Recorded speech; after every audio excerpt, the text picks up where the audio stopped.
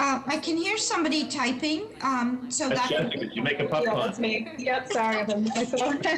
Thanks. Good morning.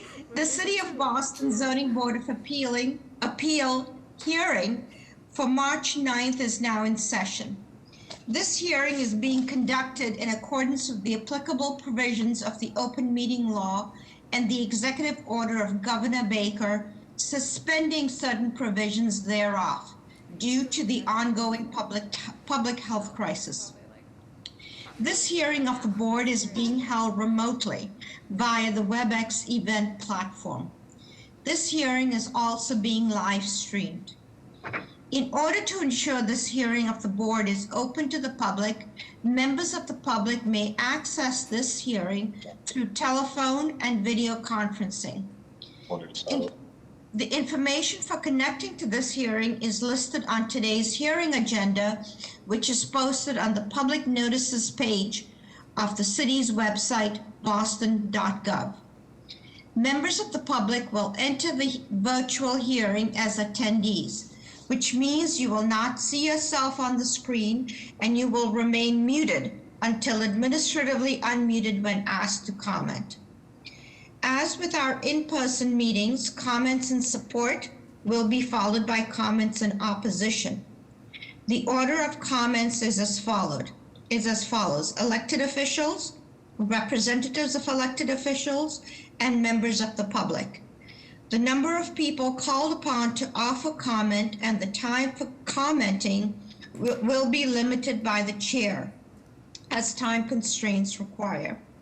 For that reason, the board prefers to hear from members of the public who are most impacted by the project. That is, those individuals who live closest to the project. If you wish to comment on an appeal, please click the raise your hand icon in the application via the WebEx platform. To raise your hand, click the participant information icon. From there, find your name, and on the lower right-hand side, you should see a hand-raising icon. Click the icon and your hand will be virtually raised. Click it again and your hand should go down. If you are connecting to the hearing by telephone, please press *3 to raise your hand. Once again, let me repeat that for people who are on the phone. Please press *3 to raise your hand when their case is called. Those called upon to comment will be asked to state their name and address first, and then can provide their comment. In the interest of time and to ensure that you have enough time to do so, please raise your hand as soon as Mr. Fortune reads the address into the record. Before we start the meeting, I'd just like to take a quick roll call. I know Mr. Fortune, I can see you there. Mr. Ehrlich? Yeah, I'm here. Mr. Ruggiero? I'm here. Good morning. Good morning. Mr. Legris? Good morning, Madam Chair. Good morning. Ms. Better, I've seen you here. Mr. DeVoe? Good morning, Madam Chair. Good morning. BPDA, Jeff Hampton, are you on? Good morning, Madam Chair. Good morning. Mr. Fortune, go ahead. Thank you, Madam Chair. Good morning to everyone. Order of business, the extensions, calling the first case, calling BOA 773858, 6 Evelyn Street. Madam Chair, this did expire on February 2nd, 2021. It would be their second if we do another extension, but they are good because under the Governor Baker's orders. Name and address for the record, please.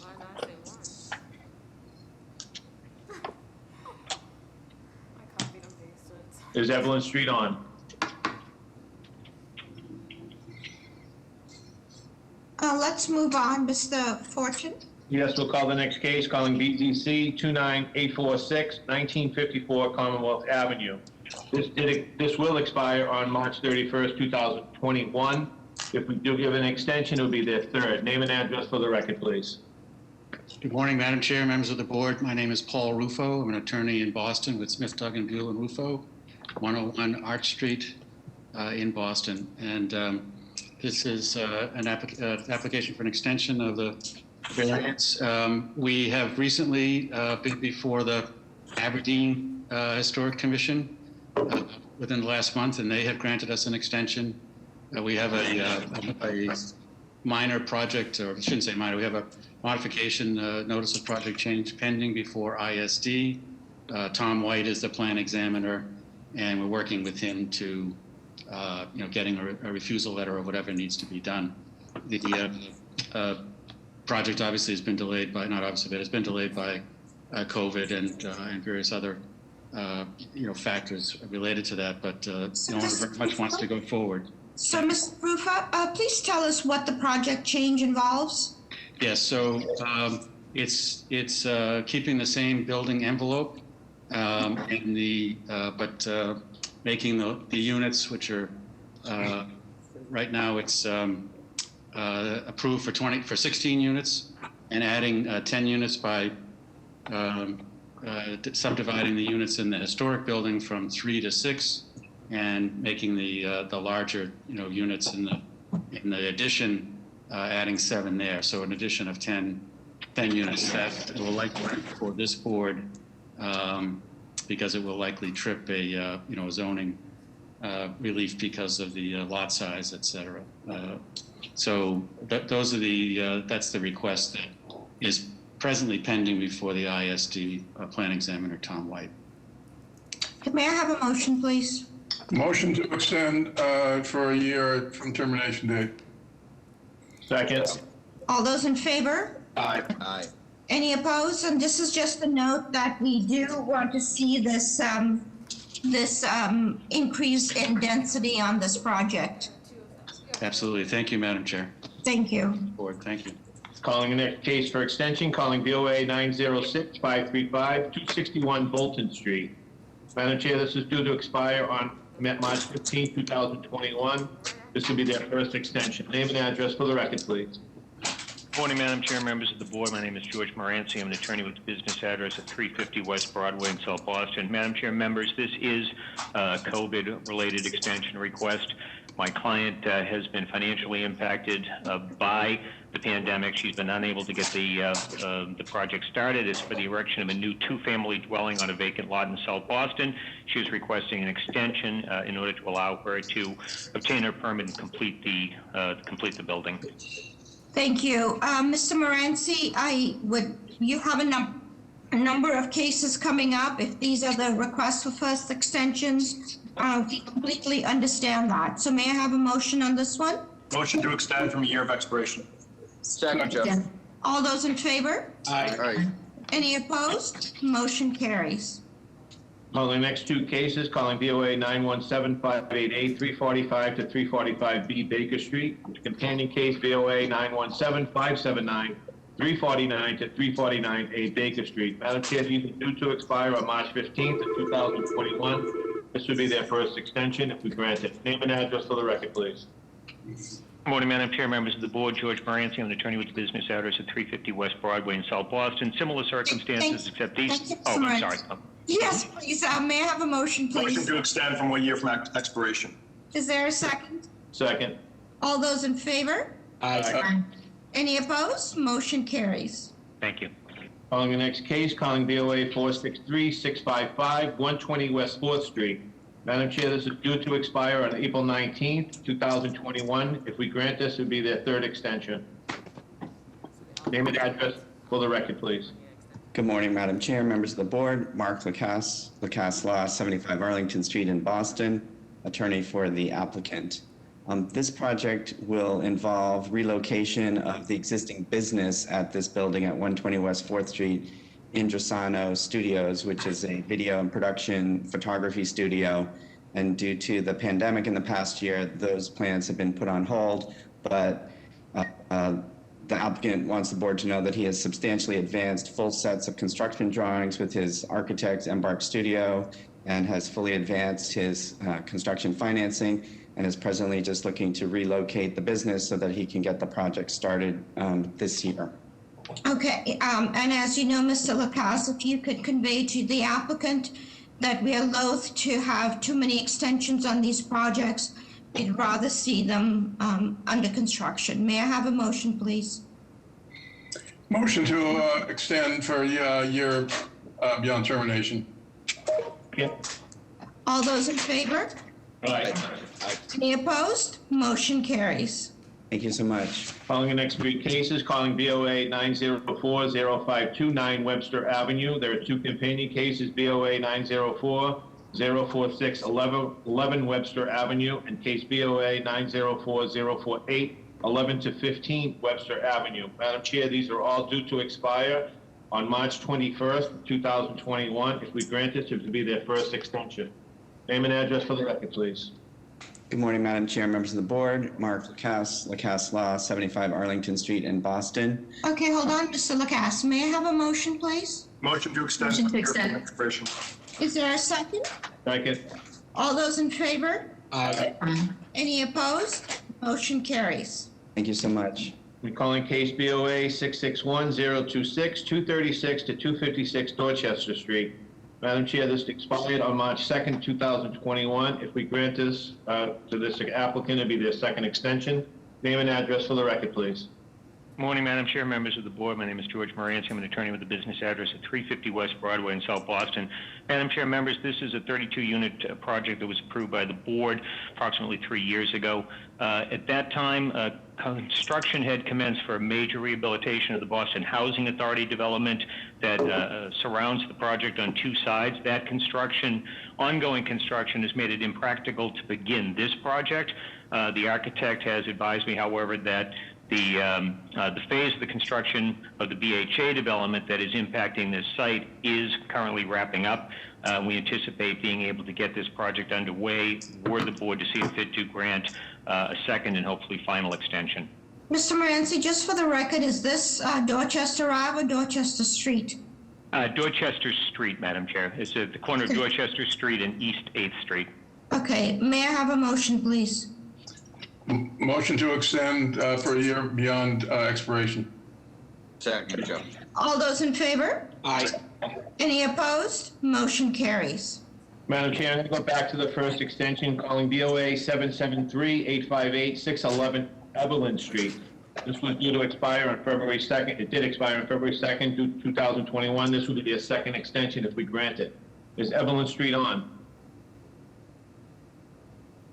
May I have a motion, please? Somebody please inform the applicant they've been extended for 1 year. I'll make that motion for a one-year extension. Is there a second? I'll second that motion. All those in favor? Aye. Any opposed? Motion carries. Now I'm going to call the 9:30 hearings for deferrals or withdrawals. If you could just give me the address before we speak. So the address for deferrals or withdrawals for 9:30 only. 254 Paris Street.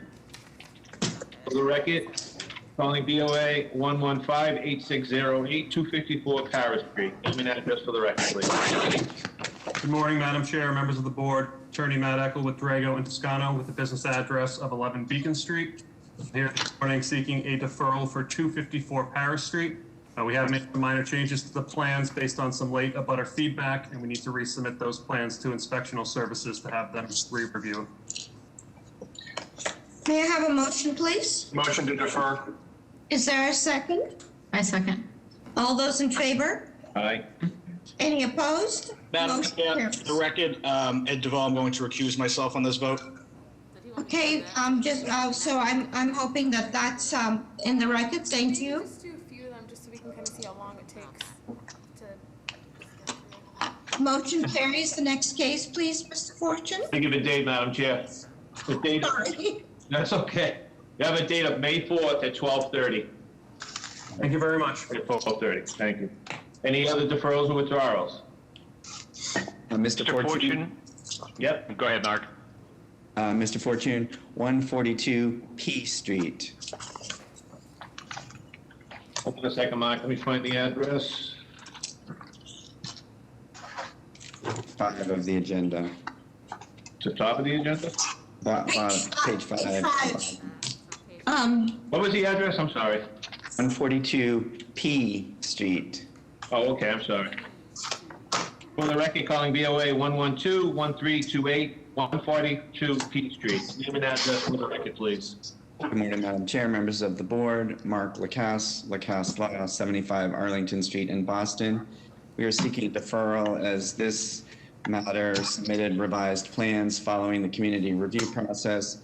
a revised refusal letter has been issued, and the board secretary has advised that we need to seek a deferral so that the matter can be re-advertised with the correct revised citations. May I have a motion, please? Motion to defer? Is there a second? Aye. All those in favor? Aye. Any opposed? Motion carries. The date, please. It's going to be April 27th, if that's fine with the applicant. I believe we can fit it for the 27th. That's perfect. Thank you so much. Okay. That would be at 12:30. Great. Madam Chair, 35 Tillman is also deferred. Pamela's on. Pamela, go ahead. Hold on 2 seconds. Okay.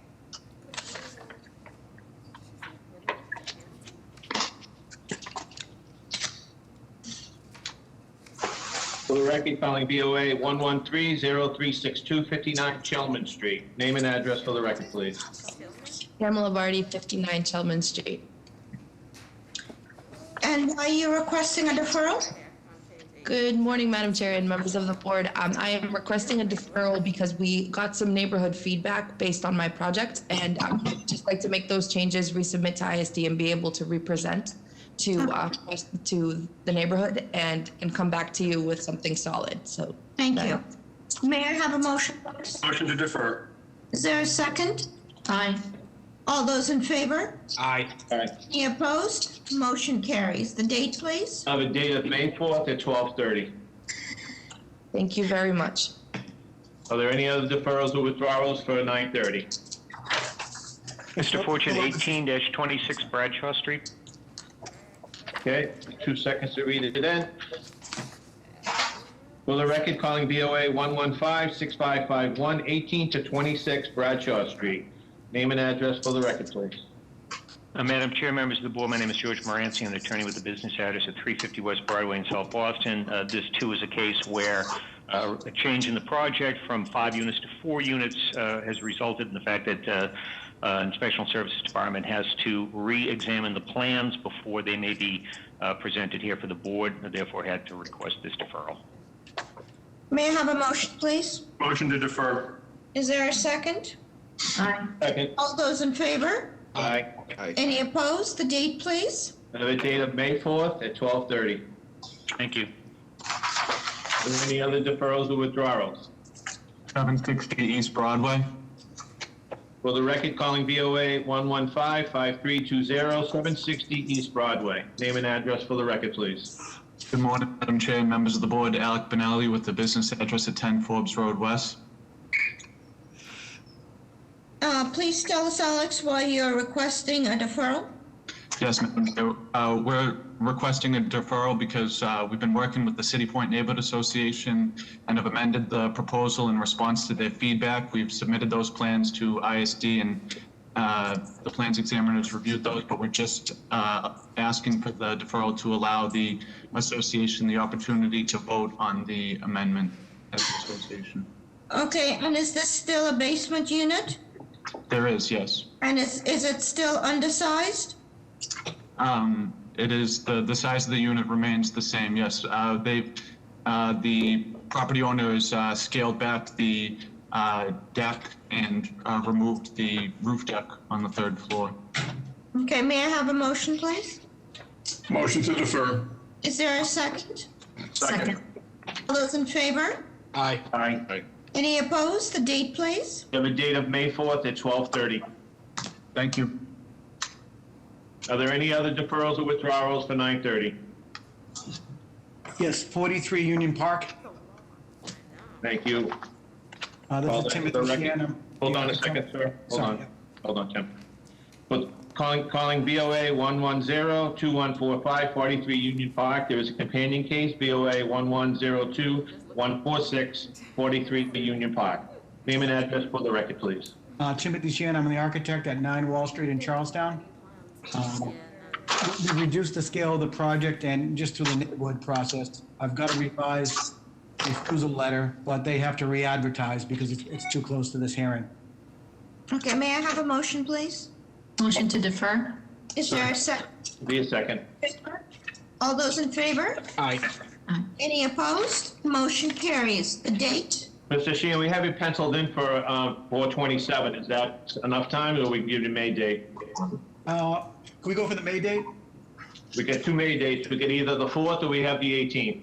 May 4th, please. All right, we'll do May 4th at 12:30. Thank you so much. Are there any other deferrals or withdrawals?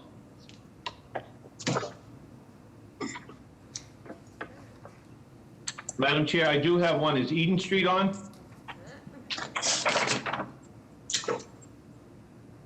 Paulini and Norton, anybody from is Alex still here? Sorry, Madam Chair, I stepped away from my desk, but I heard you. I apologize. Alex, are you moving forward on the deferral for Eden Street? I believe we're going to be seeking a vote today. So you're going to go ahead? Yes. Okay. Plans examiner hasn't finished looking at the reviewing. I believe he was in, the plans examiner, Mark Joseph, was in discussion with our architect, Tim Burke, and I'd like for him to speak on that matter in further detail regarding the rear yard setback compliance. Okay. Okay, very good. Are there any other deferrals or withdrawals for 9:30? Hearing none, I'll call the first case. Calling BOA 107-4188, 152 Trenton Street. This is to confirm occupancy as a single-family residential, change occupancy to a four-family residential dwelling, also to erect a fourth-story addition and rear additions and renovate.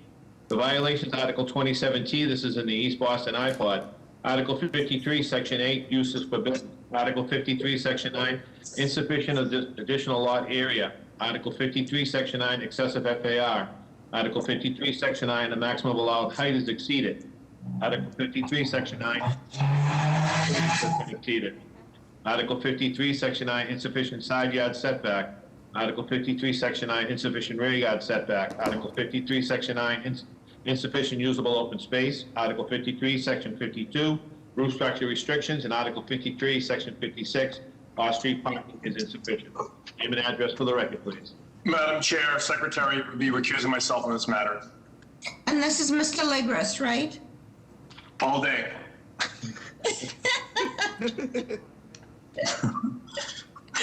Okay. Thank you, Madam Chair, members of the board. Attorney Jeff Drago with Drago and Toscano at the business address 11 Beacon Street. On behalf of the applicant, we also have Adam Glassman, the architect on the project. I just want to clarify, so the description is not accurate. It's been changed, so the new proposal and the plans that Ms. Benner have reflect this is we're seeking to change the occupancy from a one-family to a three-family dwelling. Removal of the fourth story and fourth unit was taken off. We also, the proposal includes to erect a two-story rear addition and completely renovate the building.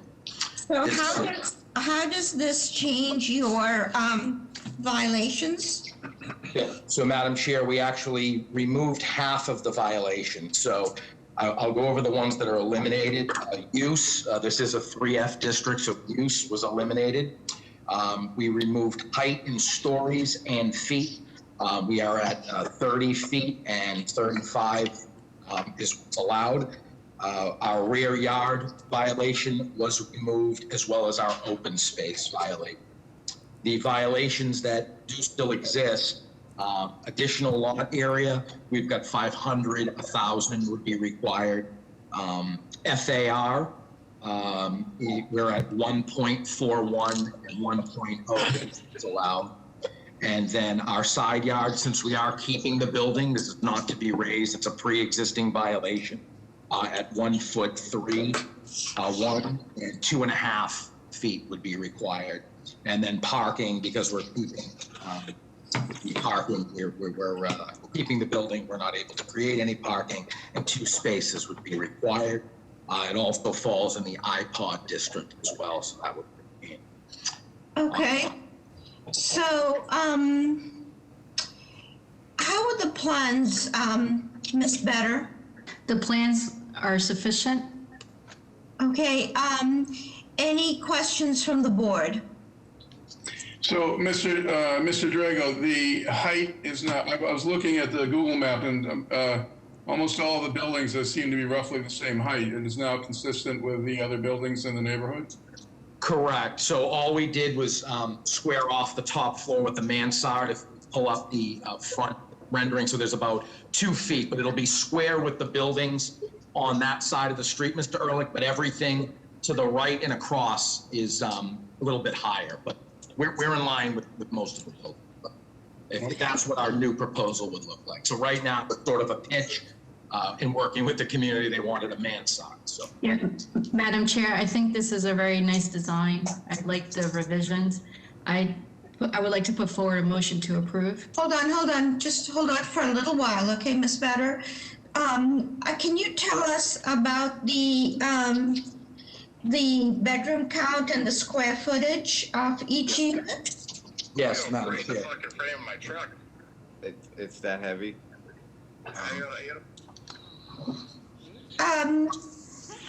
Okay. So the first unit is a Excuse me, Joe, can you please mute?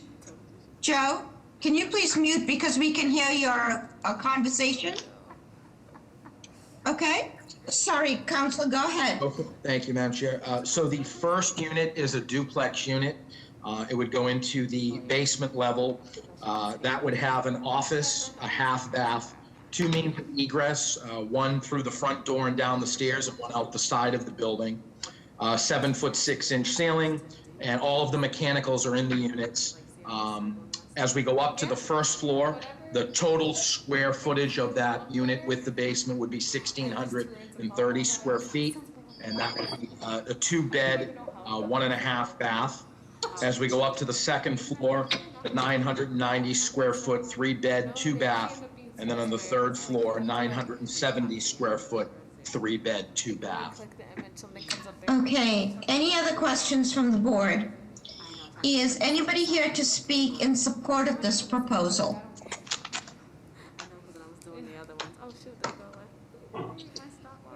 Is anybody here to speak at all on this proposal? Good morning, Madam Chair, members of the board. Ricardo Patron from the Office of City Councilor Lydia Edwards. The council would like to go on the record in support. Thank you. Good afternoon, Madam Chair, members of the board. Joe Carpenter with the Mayor's Office of Neighborhood Services. We would like to go on record in support of this proposal. Thank you. Madam Chair, I have 2 raised hands. I'm not sure if they're related to the project. Madam Chair, Secretary here, we have 18 letters of support.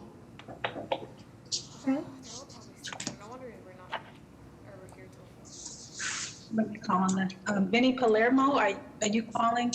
Yes, I'm here as a butter and strong supporter of City Realty's project at 152 Trenton Street. Thank you. Good morning, Madam Chair, members of the board. I'm a little late, but Karen Foley from Councilor Sabi George's office would like to go on record in support of this project. Thank you.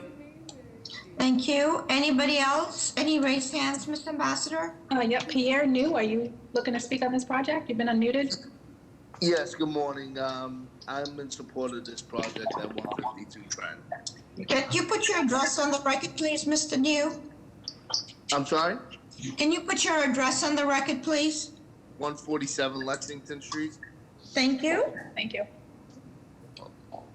And you guys can lower your hands if possible. And that's it, Mr. Ambassador. May I have a motion, please? I'd like to put forth a motion to approve. With BPDA design review, is that all right? Yes. Is there a second? Second. All those in favor? Aye. Any opposed? Motion carries. Thank you. Calling the next case, calling BOA 108-521940 Kelsey Street.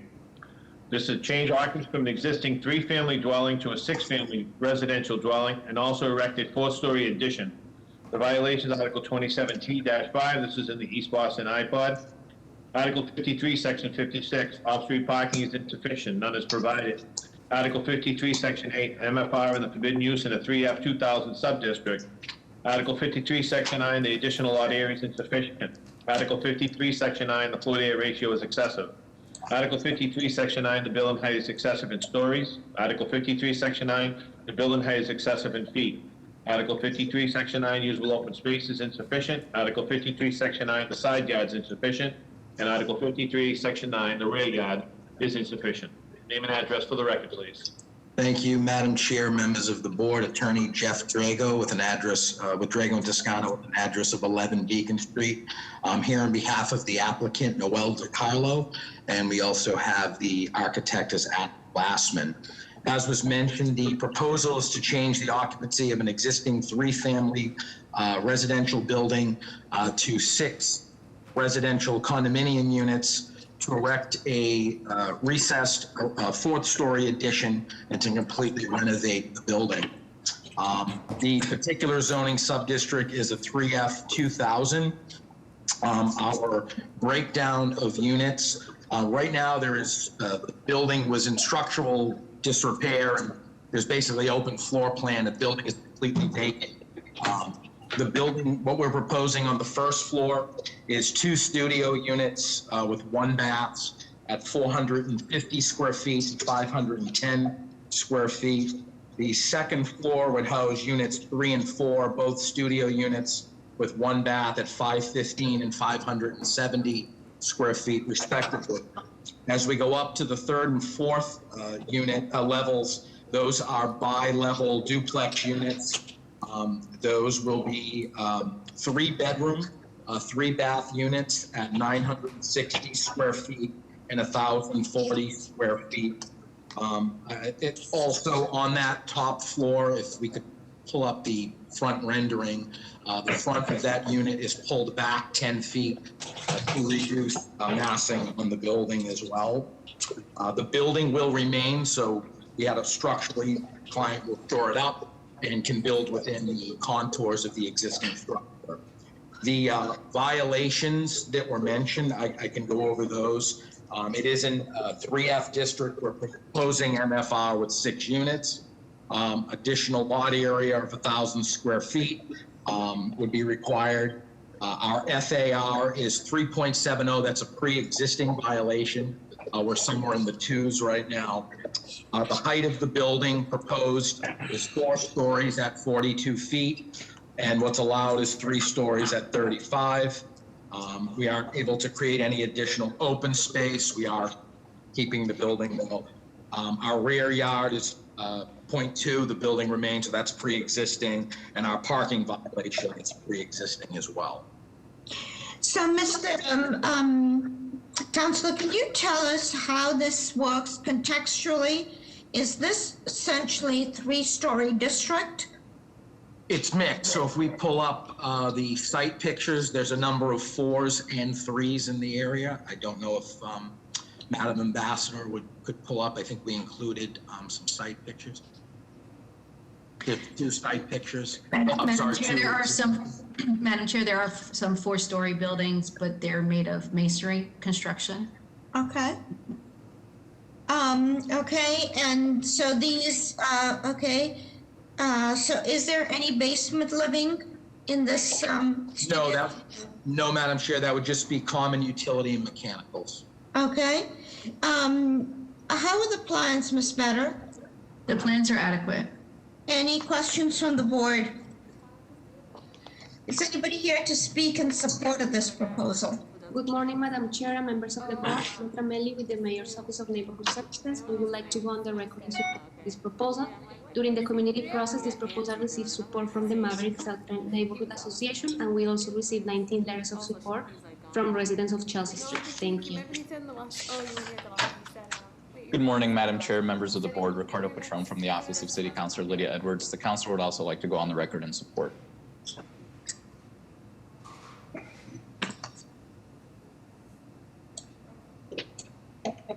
Madam Chair, go ahead. Sorry. Madam Chair, we have numerous letters of support. Madam Chair, I have no raised hands. May I have a motion, please? Motion to approve, subject to BPDA design review. A second. All those in favor? Aye. Any opposed? Motion carries. Thank you, Madam Chair, members of the board. Calling the next case, calling BOA 115-9030, 282 to 308 Bremen Street. This is to erect a new 5-story, 139-unit residential building with ground floor retail, art studio, art gallery, and community spaces at grade parking. Violations, Article 27T-5, this is in East Boston iPark. Article 53, Section 8, art studio use is forbidden. Article 53, Section 8, art gallery use is forbidden. Article 53, Section 8, local retail use is forbidden. Article 53, Section 8, a multifamily dwelling use is forbidden. Article 53, Section 9, the additional lot area is insufficient. Article 53, Section 9, the floor to area ratio is excessive. Article 53, Section 9, the building height is excessive in stories. Article 53, Section 9, the building height is excessive in feet. Article 53, Section 9, the usable open space is insufficient. Article 53, Section 9, the front yard is insufficient. And Article 53, Section 9, the rear yard is insufficient. Name and address for the record, please. Good morning, Madam Chair. This is Peter Spelios from Transom Real Estate with an address of 527 Albany Street in Boston. We are here before you this morning on 282-308 Bremen Street, a proposed 139-unit 4- and 5-story residential building with community retail and affordable artist units and workspace located at the corner of Freeman and Brooks Streets in East Boston. Rhodey Architects is the project architect. The project has been reduced in size since our last appearance before this board and has been modified to add 5 3-bedroom family units, all of which will be IDP income restricted units. Overall, Hold on. So this is combining, let's see, 3 lots into 1 lot. So what's the total lot area then?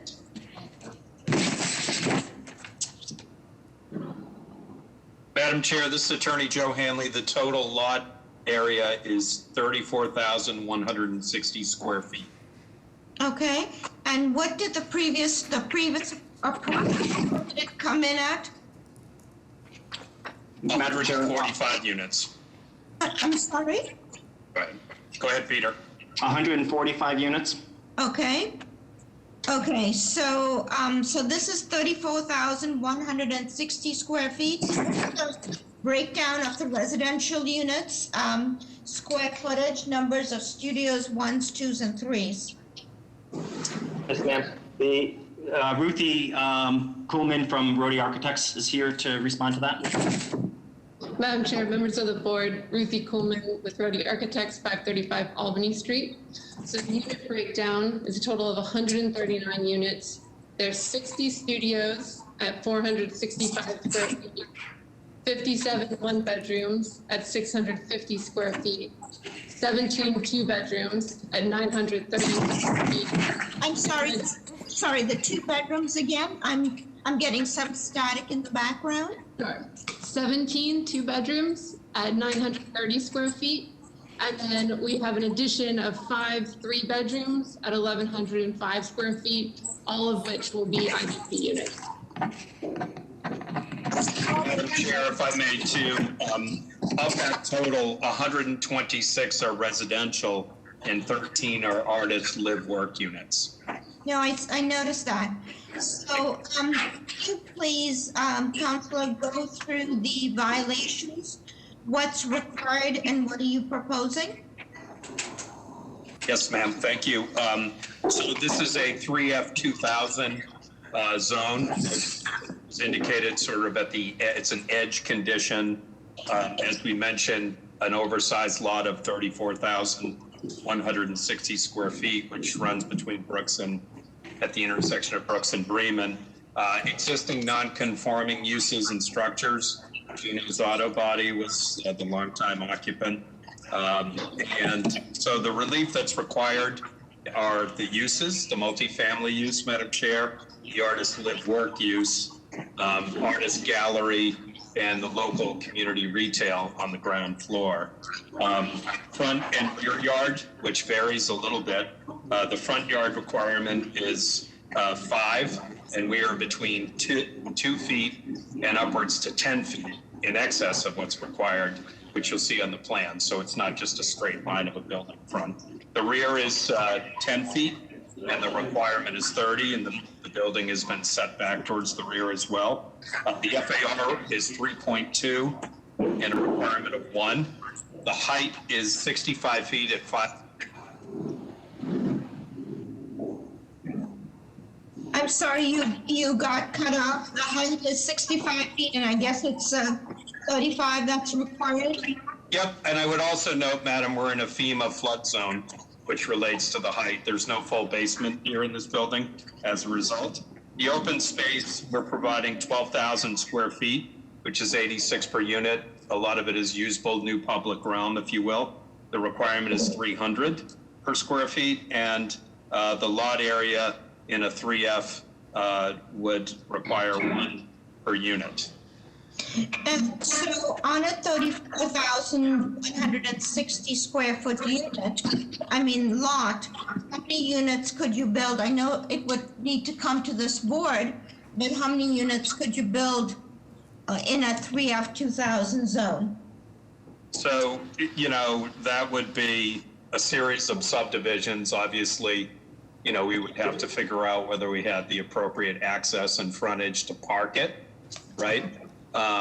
This has never been a 2F, 3F 2000 condition, and it's obviously a very long site. But if you look at that, you know, you would be able to accommodate essentially, you know, at 34, you know, 16 3 families.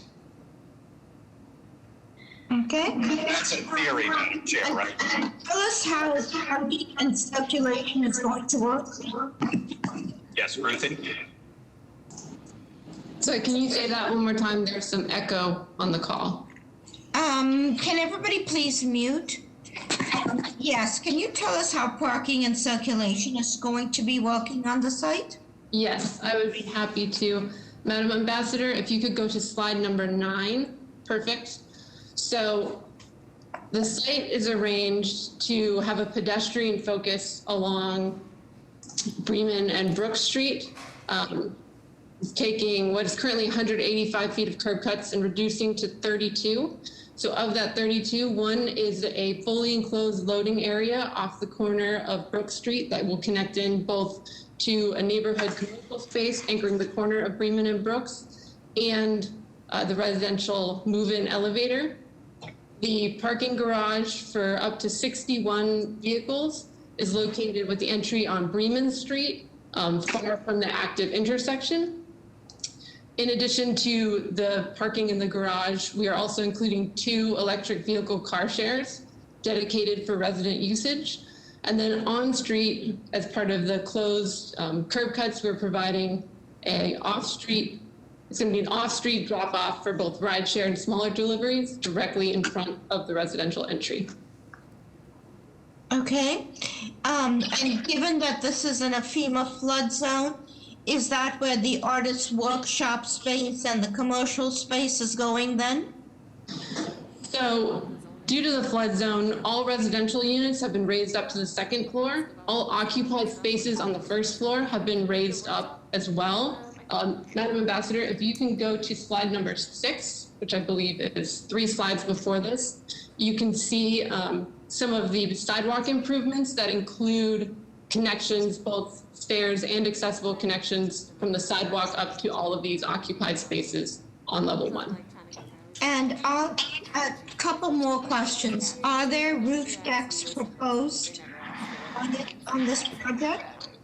So the building steps between 4 and 5 stories along Bremen Street, and we are utilizing some of those steps to create resident terraces connected directly to amenity spaces.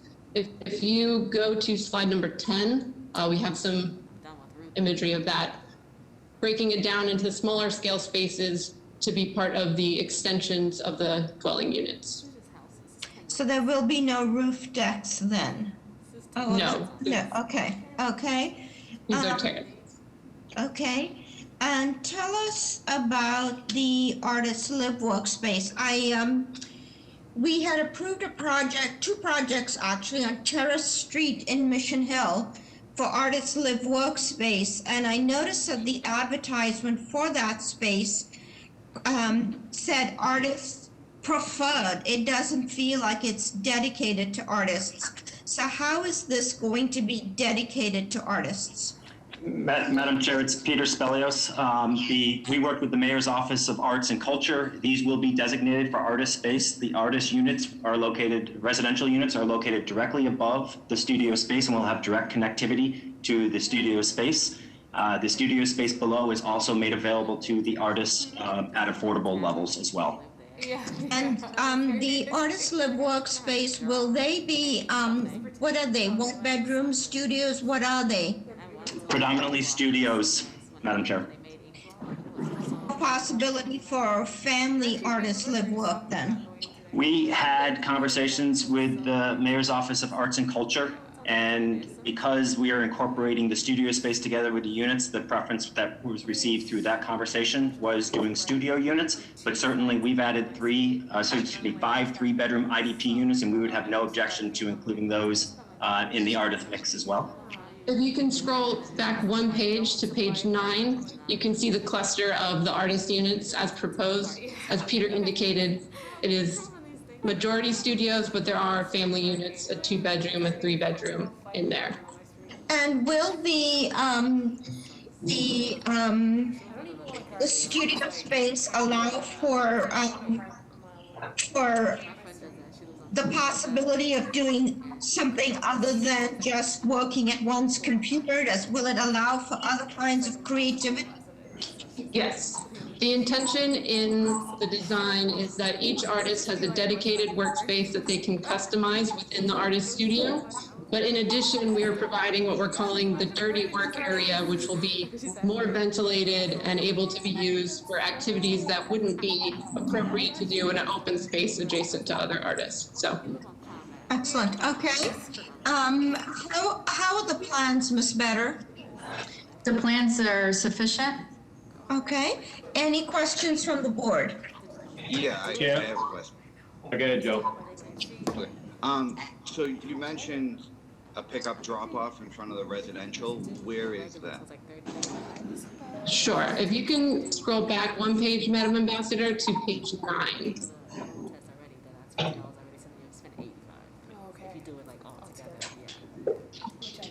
Colette, can you please go back to page 9? Thank you. So if you see at the plan in the bottom, the main residential lobby is called out in kind of a red color, and the off-street drop-off would be directly in front of that. Through conversations with the community, with the city, we are bumping out the sidewalk along Bremen Street to provide a transit hub with blue bike storage, and we're also raising and tabletopping the entire intersection at Brooks and Bremen as part of response to the community for pedestrian safety. So kind of built into that is where the off-street drop-off will be located. So it's on-street drop-off, though. It's not off-street. That's the public way, right? That's not part of your property. That's correct. It's not in the path of vehicle travel, so it will be a designated area to pull off of the path of vehicle travel into. But okay, but there's no place on site to drop. Okay. All right, thank you. Madam Chair, Secretary Bob D'Amico wanted to speak on this one, so I'm going to read it into the record. In regards to 282-308 Bremen Street, since there will be several curb cuts closed in front of the building on Bremen Street, there will be actually a parking benefit in the final number of spaces upon the completion of the project. Therefore, I would suggest that the curb cut allowing access and egress to the building be a minimum of 20 feet. This will allow safe exit and entry to the building should there be simultaneously movements to and from the parking area. Also, since the level of pedestrian traffic is extremely heavy on Bremen Street, he strongly suggests a visual and audio alarm to warn pedestrians of an oncoming vehicle or exiting the garage. This will also satisfy the requirement of those with a vision or hearing impediment. Thank you. Madam Chair, I have a couple questions. One of the slides have the reference to enhanced public activity. I believe that was the phrase. Is that the gallery for the studio? It seems like there's a number of common spaces. What are they and what's their function? Sure, I'd be happy to answer that. So the way that the building is set up, We have the community commercial space at the corner, which is being flagged for local retail, local grocer, or daycare. We have the main residential lobby adjacent to it, which has an amenity lounge within it at the window. This is directly connected to the artist's workspace, which is then connected to the second residential lobby. So the intention is that the residential lobbies could be used as part of a gallery space, that lounge area as part of a gallery space to complement the artist studios as needed, depending on the different needs of the program. Okay, and I see there's 20% of all the units are dedicated to affordability. Yes, sir. Okay, that's nice. And sort of following up the chair's question, is there a restriction in the contracts and subcontracts that would, over time, consistently ensure that they remain artist units, or how is that being handled? Mr. Ehrlich, just to further clarify, it's 20% of the project's affordable at 60% of AMI, so actually below the city required 70% of AMI. The restrictions as to artists will be contained in our affordable housing agreements with the city of Boston, so therefore it will be binding, and it will not sunset. Yeah, I would also add, Mr. Ehrlich, that's a subject of relief also that we're requesting, and will also be part of the enforcement agreements with the BPDA under Article 80. Okay, thank you. So, Councilor, this is a 6-unit decrease from the previous proposal. How is this different from the last one?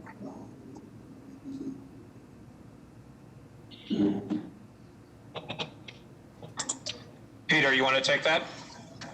Sure, happy to. Madam Chair, besides some significant public realm improvements, we've incorporated and changed the floor plans to accommodate five 3-bedroom family units within the building, which resulted in the removal of numerous smaller units to accommodate the new family size units.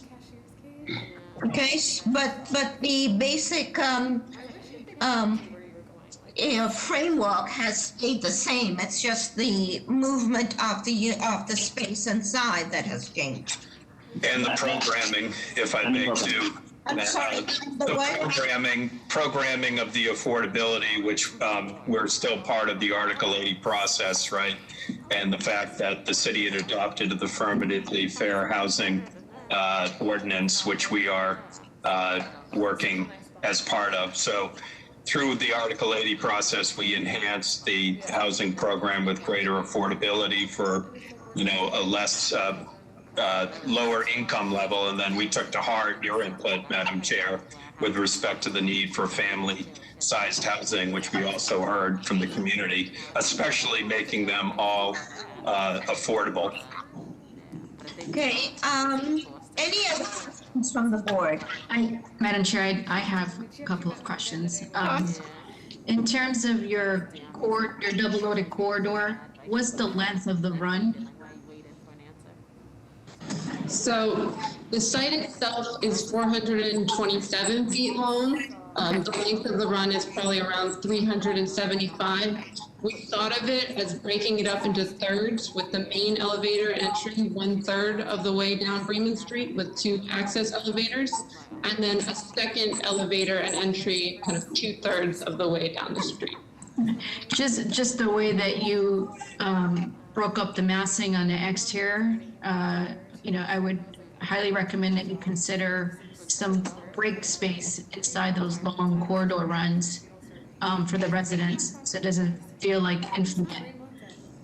In terms of your ground floor, I like how you're activating the pedestrian street, but I'm also wondering if you considered, I know it's in a flood zone, did you consider underground parking? I'm looking particularly at those 8 parking spaces adjacent to the lobby of the workshop spaces, to really activate that street right across the park. It would be advantageous to have exhibit space or commercial space or additional artist space just on those dedicated 8 parking space. So those are just my concerns, which deal with the ground floor. Like if you were to really activate it, that area should be considered. And then in terms of the rear, you have a very long facade that, faces a residential district. It would be great to also provide vertical covering, vegetation along that first floor, rear elevation. Yes. So if I can address those quickly, I agree with your points. I think, the water levels in the flood zone on the site did not enable us to put the parking in the basement. And we've been balancing, the amount of parking for this project with the intention to activate the street. So what we did on those spaces is we pushed back the ground floor of the building. And Madam Ambassador, if you can scroll back to slide number 7, we've incorporated some pocket parks that push the ground floor back. We have a rendering of them with some seating and planting to continue the activation. It's kind of a calmer activation as it gets towards the residential buildings, but is not parking kind of fronting the streets. Is it possible to go back to slide number 7? Colette, slide number 7, please. Thank Your you. parking ratio right now is 0.43, is that correct? That's correct. Okay. So that's that rendering on the bottom there, where we're kind of creating this pocket park in front of that parking zone.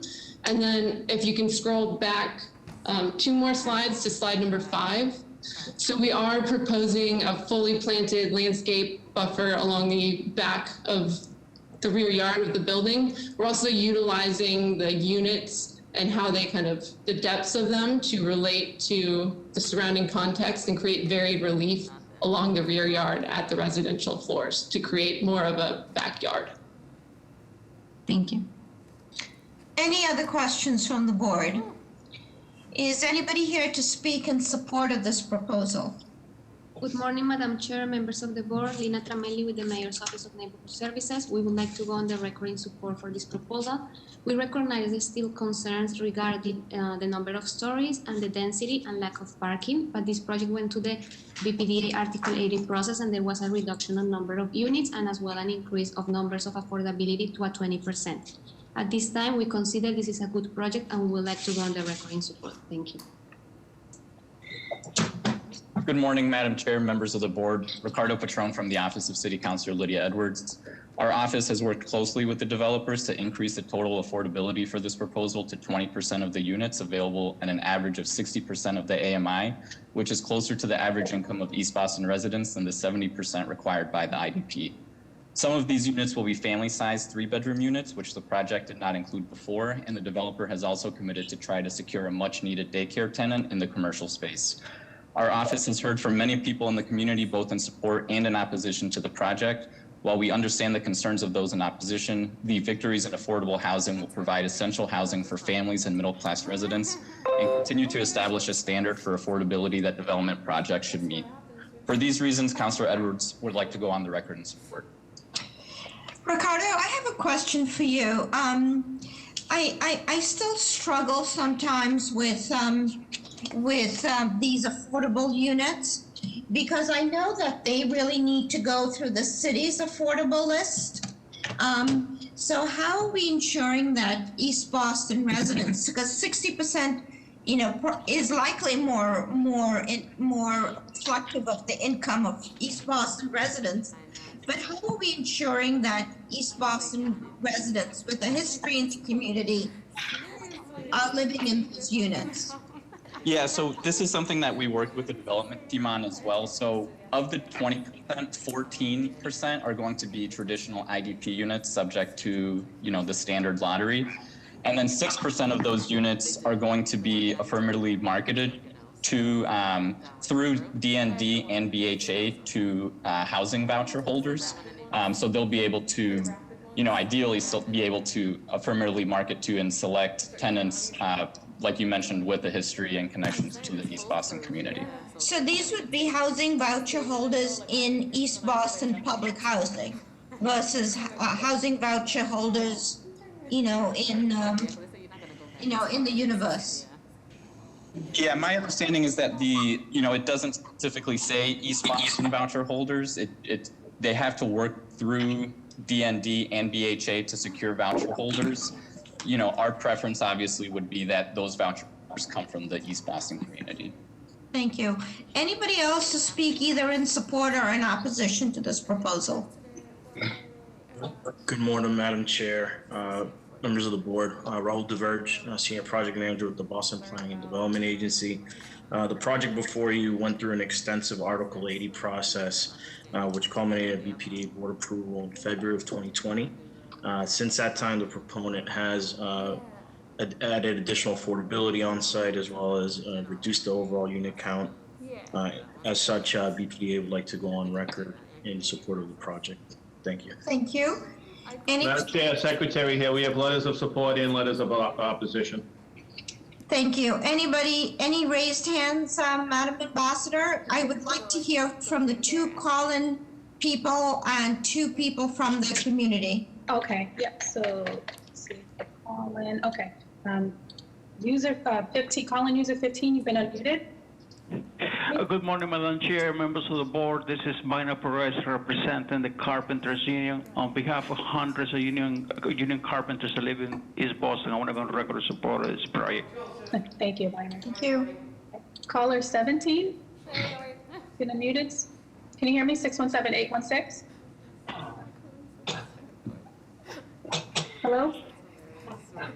Okay. All right. And then did you want to call in anyone in particular, Madam Chair, or? No, just three people. Hopefully the people are from abutters to the project. All right. So we'll start with Mary Ellen. Can you hear us? Yes, I can. Okay. Can you state your name and address? Yes, my name is Mary Ellen Dalton. My address is 165 Trenton Street, East Boston. I've been part of this process since the very beginning, and time again, they have listened to the community and come back with a plan that incorporates most of what they wish for. I am very strongly I hope that you pass this. It's a very good project, and it will be good for the community. Thank you. Thank you. Okay, and Elizabeth Weisner, can you hear us? Yes, hello. My name is Elizabeth Wiesner, and I live at 310 Bremen Street. I will admit that I was initially skeptical when I heard a building would be going in next door to us, but have been so impressed by the Transom team in their community outreach over the last couple of years. They have really listened to our concerns and responded thoughtfully. They have designed a beautiful building and set of investments that our community really needs. And I love that they have added more affordable housing than is required by them and have created this really innovative use of space for artists. I really can't think of a better way to invest in our community's vibrancy. And the added greenery and the safer intersection are just another bonus for all of us residents. I think this land presents a really unique opportunity to build something beautiful and useful. And I'd hesitate to miss this opportunity to do something that really serves this community, and would like to go on record in support of the project. Thank you. Ms. Ambassador, one more person. One more person, okay. David. Okay, David Schulman, you've been unmuted. Okay, yeah, David Schulman, 150 Liverpool Street in East Boston. I am also currently the president of the Maverick Central Neighborhood Association, and came to communicate my personal support as well as community support. We voted on this project, and basically to speak to the people that you just heard from, the abutters and the neighbors who really like the project. Thank you. Ms. Ambassador, can you call in user number 17 again? 17, okay. All right, caller 17, can you hear us?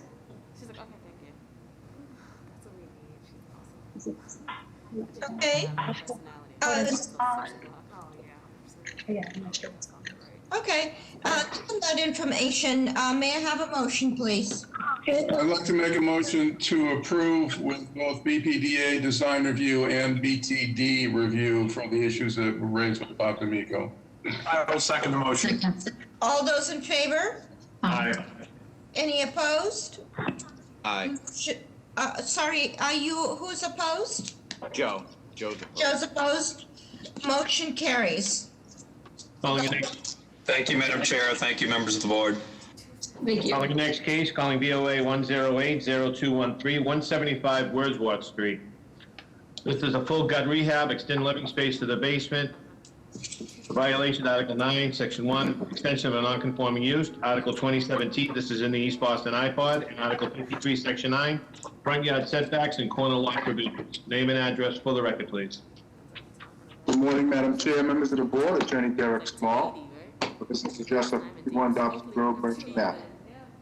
Madam Chair, we are here today seeking relief for the renovation of an existing family dwelling and to extend living space into the basement and to rebuild the rear stairs. The zoning sub-district is a 2F4000. Our lot size is 6,290 square feet. Zoning violations are extension of non-conforming use, which is pre-existing because it's a existing three-family in a 2F zone. East Boston iPod. Front yard, the requirement is 10 feet, we have 9. And the rear yard, which requirement is 40, and I think we have 25. The floor to ceiling height in the basement is 2 foot. Hold on, Mr. Small. So this is because it's an existing structure. You're not, it's an existing, okay. Okay, go ahead. So this, yeah, go ahead. Okay, I was going to say the unit sizes, the first floor unit is approximately 1,000 square feet, 3 beds, 2 baths. The basement addition to that will add an additional 640 square feet. Unit 2 is approximately 1,000 square feet, 2 bedrooms, 2 baths. And unit 3 is 850 square feet with 1 bedroom and 1 bath.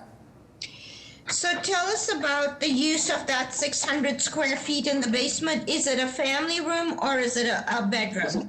It's a family room and 1 bedroom. Okay, and tell us about the egress from that bedroom. Yes, there's a rear egress through the back, through the decks, and then comes up from the basement out to the directly into the backyard, and the front egress is in the hallway of the of the stairwell in the hallway front. And what's the floor to sill height in the bedroom space? 44 inches. 44 inches, okay. The floor to ceiling is 7 sticks. So floor to sill is what again? I'm sorry. Floor to sill is 44 inches. Okay. How are the plans, Ms. Better? The plans are adequate. Any questions from the board? Is anybody here to speak in support of this proposal? Good morning, Madam Chair and members of the board. Lina Tramelli with the Mayor's Office of Neighborhood Services. We would like to go on the record in support for this proposal. The Office of Neighborhood Services held an abutters meetings of September 17, where the applicant addressed several of the concerns expressed during the community process, and we also received 8 letters of support from residents of Harborview. Thank you. Madam Chair, I do have one question for the applicant. Hold on, Mr. Ehrlich, let me just get testimony and then we'll come back, okay? That's fine. Anybody else to speak on this project? Yes, thank you, Madam Chair. Good morning, members of the board. Ricardo Patron from the Office of City Councilor Lydia Edwards. The council would also like to go on the record in support. Thank you. Good morning, Madam Chair, members of the board, Karen Foley, Boston City Councilor Nisa Asabi George, and would like to go on record in support of this project. Thank you. Thank you. Madam Chair, we have 4 letters of support. Madam Chair, there are no raised hands. Go ahead, Mr. Ehrlich. Yeah, Mr. Small, is this outside of the flood zone in East Boston? I believe it is. Okay, well, it would make a difference having a basement unit. Yeah, we weren't cited for being in the flood zone, and I had numerous conversations with the plans examiner, and it never came up. Okay. Okay. Given that information, may I have a motion, please? Motion to approve. Second. All those in favor? Aye. Any opposed? Motion carries. Thank you very much, Madam Chair, members of the board. Have a good day. You too. Madam Chair, before I call the next case, council wants to ask Ms. Better a question. Oh, Madam Chair, this is the one where there was some confusion earlier about whether or not the applicant was seeking a deferral. There were revised plans that were submitted to the board and which were then presented to the plans examiner for review. My understanding is the plans examiner completed the review and stamped those plans today. And about, I don't know, 20, 30 minutes ago, the board emailed them to Ms. Better, but I don't know if she, obviously she hasn't had a chance to review them as the hearing's been ongoing. So it seems like a deferral might be appropriate, but I would defer to you and Ms. Better in that respect. So this is on Eden. Yes. Ms. Better, have you had a chance to look at the Eden plans? I have not had a chance to review. Okay, let's make a motion for deferral. Motion to defer. I second. All those in favor? Aye. Any opposed? Motion carries. The Madam date- Chair, we kind of jumped the gun. I have to call it in so we can defer it. So But sorry, go ahead, of that's course. quite all right. Case BOA 115-2882, 9 Eden Street. Okay, there was a motion for deferral. There was a second. Everybody was in favor. The date, please. We have a date of April 27th at 12:30. Okay. Okay, 12:30. The next case, please. Calling BOA 112-6778, 1301 to 1305 Boylston Street. This is the extend the existing and launch. The applicant is requesting a zoning code refusal letter from ISD to order to file an application with the Board of Appeal to extend the existing long-standing zoning relief for the use of property for parking. The violation is Article 6, Section 4, applicant seeks relief from conditional use provisions to expire on 12/18 of 2020. And Article 7, Section 4, applicant seeks relief from forbidden use provision which expired on 12/18, 2020. Name and address for the record, please.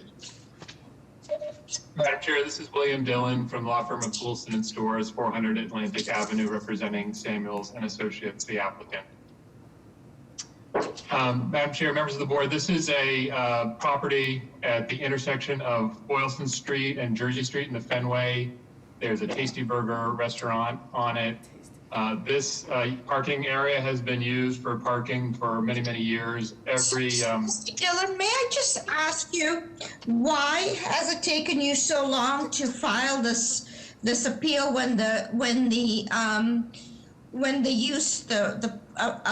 allowance for this use expired in December of last year? When did you file your paperwork for this?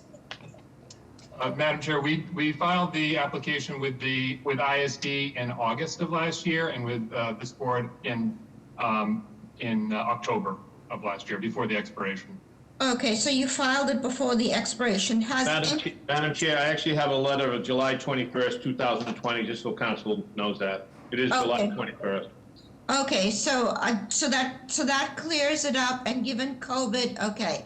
Now, has anything changed? I did drop by the other day, but I didn't notice any screening and buffering. How is that going on this lot? Madam Chair, no, we're not proposing any changes to it, to the lot as it's currently operated. It's been essentially operating unchanged for the past 6 or 7 years. No, we know that. So how many spaces? Let's just clarify that for the record. 43 spaces, no changes from existing. Okay. Okay. How are the plans, Ms. Better? Plans are adequate. Any questions from the board? Is anybody here to speak in support of this proposal? Chair, members of the board, Shanice Pimentel with the Mayor's Office of Neighborhood Services. We just want to voice our quick support. There's no concerns with this proposal. and we have no further questions or concerns. Thank you.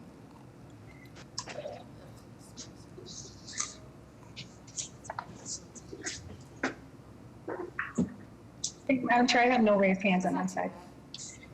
Okay, as is our usual, we need to consider, and Jeff, did the BPA weigh in on this? Yes, Madam Chair, we sent our recommendation over to you. We asked for a 3-year sunset as our usual MO.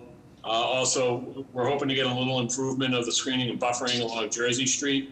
There's some, decorative fencing and trees along Boylston.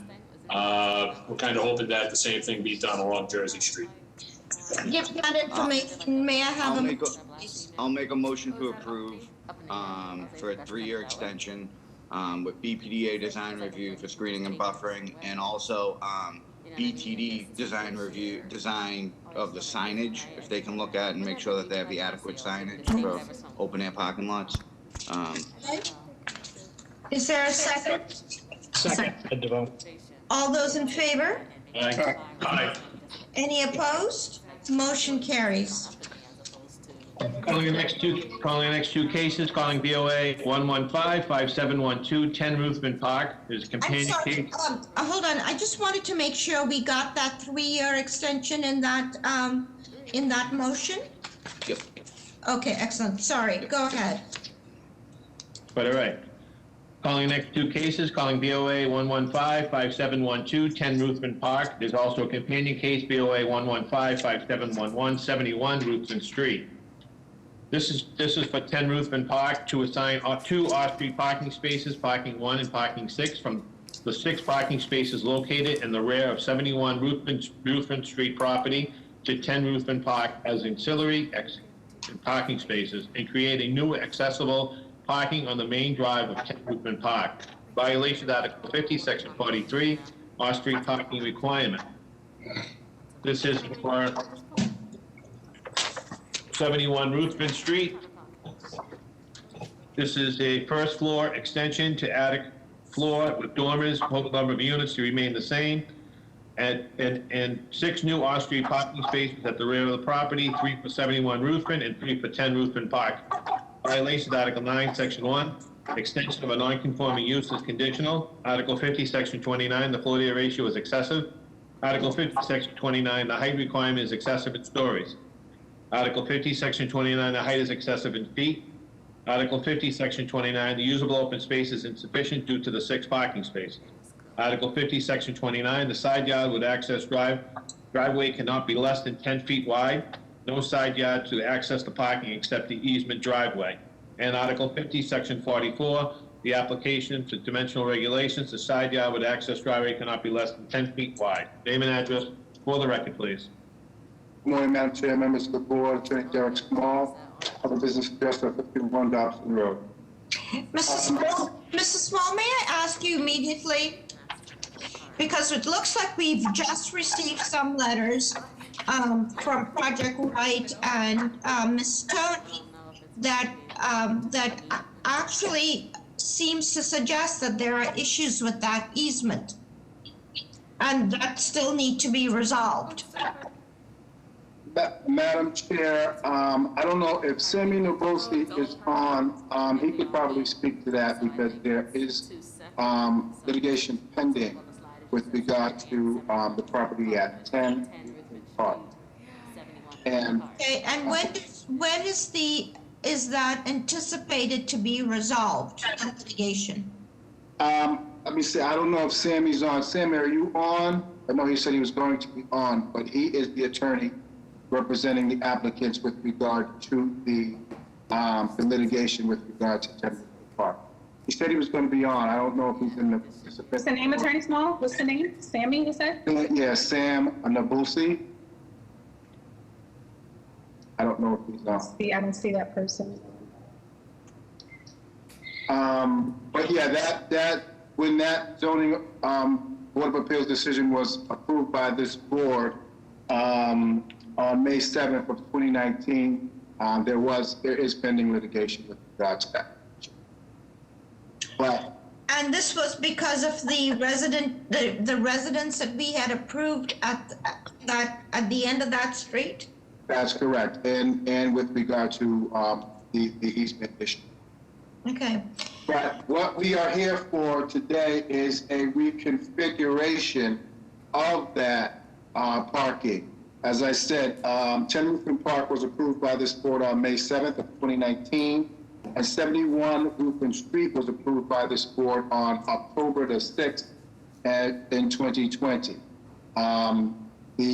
The approval for 10 Ruthven Park was to erect a three-family with the 3 parking spaces, and the project at 71 Ruthven Street was approved for the reconfiguration of the interior of the existing 4-family dwelling. And so I know at the end of the project for 71 Ruthven Street, it was suggested that we take a look at the parking in the rear of those properties, which we have done. And since this was the configuration that we came up with, which still provides 3 parking spaces for 10 Ruthven Park, and it creates 4 parking spaces for 71 Ruthven Street. As you can see on that's pulled up, Colette has pulled up, there are 3 parking spaces for 10 Ruthven Park, 3 for 71 Ruthven Street, and then there's 1 that is indicated as being partly on the easement. Colette, can you please zoom in so we can get a sense? And Mr. Small, tell us which of those parking spaces go with 71? Yes, from left to right. The first 3 go to 71, including the space that's partially on the easement, and then the other 3 are for 10 Ruthven Park. Okay, so then if we talk about the address that is 71, so how is this affecting their access to the building with parking spot number 1 and their open space?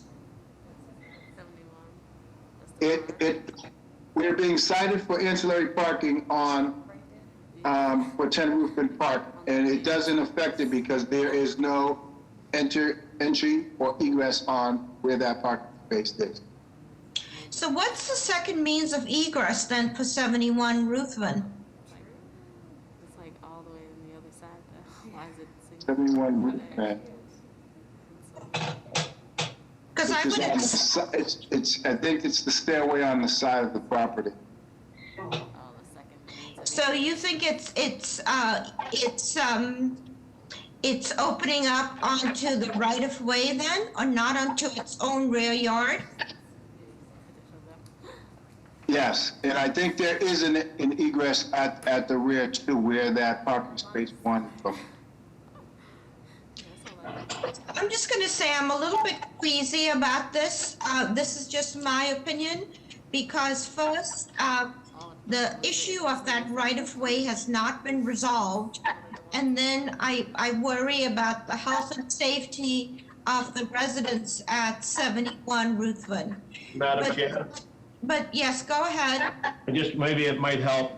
Mr. D'Amico from BTD has spoken on this one. Okay. I'd like to read it into the record, maybe it can clarify a little bit. In regards to 10 Ruthven Park and 71 Ruthven Street, he will not comment on the issue regarding zoning on the above project, but from the parking point of view, he suggests that the handicap space, is there a handicap space? Yeah, that's the space that's partially on the easement. Okay, he says that space to be enlarged and moved to another location that will allow easy and safe maneuverability for spaces 2, 3, and 4. Yeah, so this kind of all means that the synergy is just not working on this, Mr. Small. But since you've started the process, I need to ask you, do you want to continue with the process, or does it make sense for you to defer so you have some of these issues resolved before you come to this board? Or you could withdraw and come in at a later point with all these issues squared away. Madam Chair, I mean, I greatly appreciate that, and we can consider that, but I just don't know when the litigation portion of it will end. That's the issue. I mean, we are, you know, seeking the 3 parking spaces for 10, which were approved, and then the additional 3 spaces for 71 Ruthven. And if it also pleases the board, we could take the handicap space out of the easement, and that would eliminate the easement issue altogether. Well, okay, so I'm just going to recommend, Mr. Small, that we go through a deferral so that, you know, we're not designing spaces, especially handicap spaces, on the fly, that we give it some attention, especially if it's in the right of way. Okay, so may I have a motion for deferral? So moved. Is there a second? I will second the motion for deferral. All those in favor? Aye. Any opposed? Motion carries. The date? Mr. Small, I don't know how much time you need, but we have dates into May. Why don't we get we'll have a May date. We'll give you the last date in May, May 18th will be the next board meeting for full board, May 4th and May 18th. So we'll do the 18th at 12:30. Okay, thank you very much. We'll try to resolve those issues. Okay, in the meantime, I would like to see if there's a couple of board members who can just go out and do a site visit, because this does seem that it might need a site visit. I mean, I can go out there. I can do that. Okay, so Mr. Ehrlich and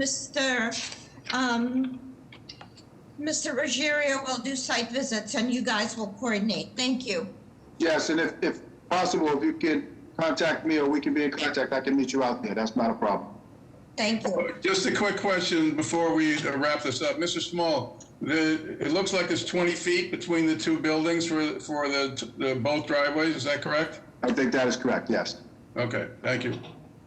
And if there's somebody from the community who should be there, we should make sure that their voice is heard too. Okay, thank you. Madam Chair, can I also just make a concern that there's no open space? You just turned the whole rear yard to parking. Yes, thank you. Yes, and that was after the redesign of it. We were triggered for open space because we had heard from the community that parking was an issue, which is why we tried to create the additional parking in the rear. Thank you. Calling the next case, calling BOA 113-1510, 35 Cushing Avenue. This is a proposed dormer extension to an existing dormer. The violations, Article 9, Section 1, extension of a non-conforming use is conditional. Article 65, Section 9, the floor area ratio is excessive. Article 65, Section 9, the height requirement is excessive. 2.5 stories is the max. Article 65, Section 9, the side yard setback is insufficient. Name and address for the record, please. Yes, hi. My name is David Freed. I'm an architect located at 23 Salcombe Street in Dorchester, Massachusetts. So tell us what's being proposed, sir. We are proposing to extend an existing rear dormer with an addition of 16 linear feet to create an actual master bedroom, owner's bedroom in the condominium. So how many units in this building? It's an existing 4-family. And what's the addition? How many square feet is this proposed addition? Is 83 square feet. Okay. How are the plans, Ms. Better? The plans are sufficient. Any questions from the board? Is anybody here to speak in support of this proposal? Good morning, Madam Chair, members of the board. Joe Coppinger with the Mayor's Office of Neighborhood Services. We'd like to go on record in support of this proposal. It's a modest dormer addition with abutter support. So we'd like to go on record in support. Thank you. Thank you. Madam Chair, members of the board, Joe McGeckman, City Council, Frank Baker's office, like to go on record in support. Good morning, Madam Chair, members of the board. Karen Foley, Counselor Asabi George's office. We'd like to go on record in support of this project. Thank you. Madam Chair, Secretary, here we have one letter of support from the Jones Hill Association. Can I have a motion, please? Motion to approve. Is there a second? Second. All those in favor? Aye. Any opposed? Motion carries. Good luck. Thank you very much. Calling the next case, calling BOA 113-7459, 19 Hansborough Street. This is a curb cut, a sidewalk curb cut to access the driveway. Violation Article 10, Section 1, limitation of off-street parking area, 5-foot buffer requirement is a requirement of side yard. Name and address for the record, please.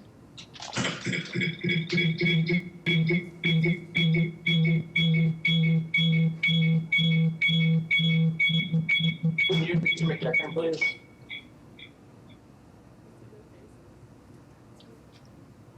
Is Hansborough Street on? Is Hope White? Is Hope White on? Okay. Yes, can you hear us?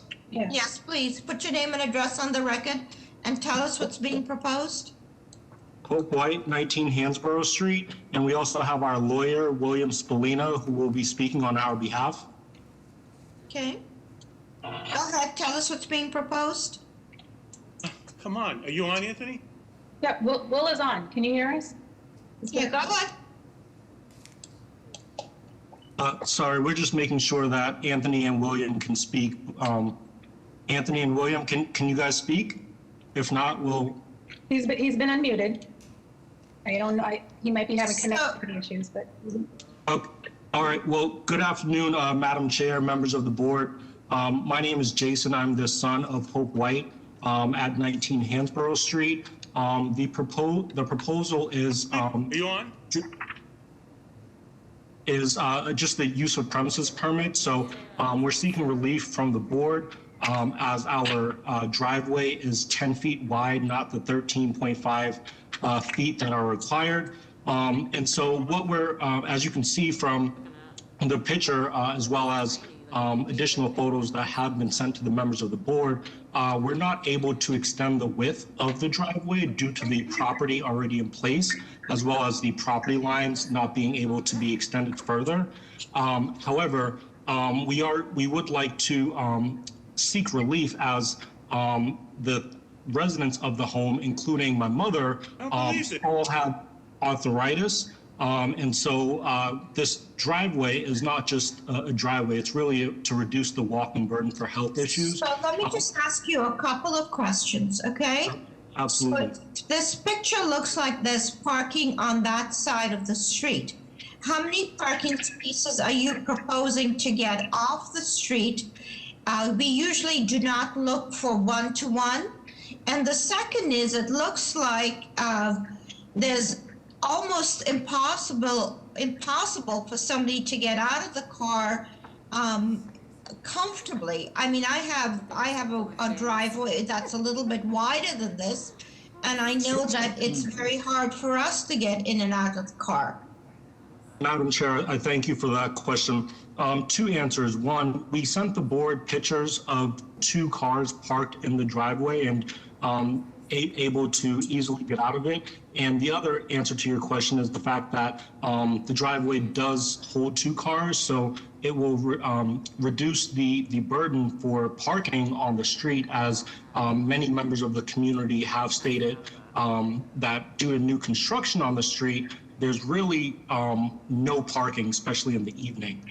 We also have letters of support from our local community. Honestly, we are looking at this from a technical basis. Okay, so, Colette, go ahead. Madam Chair, I just wanted, Bob D'Amico has spoke on this one as well. He said it's front yard parking and that it should be denied. Okay. Can you go please to the fourth photo, Colette, for the 4th page? Okay. So you heard what the technical review by the Boston Transportation Department came up with about this proposed parking. Miss Vedder, how are the plans? Plans are adequate. Any further questions from the board? Yeah, it appears to me that to avoid front yard parking, you could only park one car because then you get to the bump out, so that then it becomes one for one. Exactly. And we- it looks like there's already a handicap spot right in front of the house from the first photo. So we've sent additional documentation, and this is not the final documentation. We've sent it to the email. No. It's that we have experience in this, so we understand what you're trying to propose. Is anybody here to speak in support of this proposal? Good afternoon, Madam Chair, members of the board. Joe Coppinger with the Mayor's Office of Neighborhood Services. We would like to go on record in support of this proposal. Thank you. Madam Chair, members of the board, Dustin Gardner on behalf of City Councilor Andrea Campbell's office. We'd also like to go on record in support.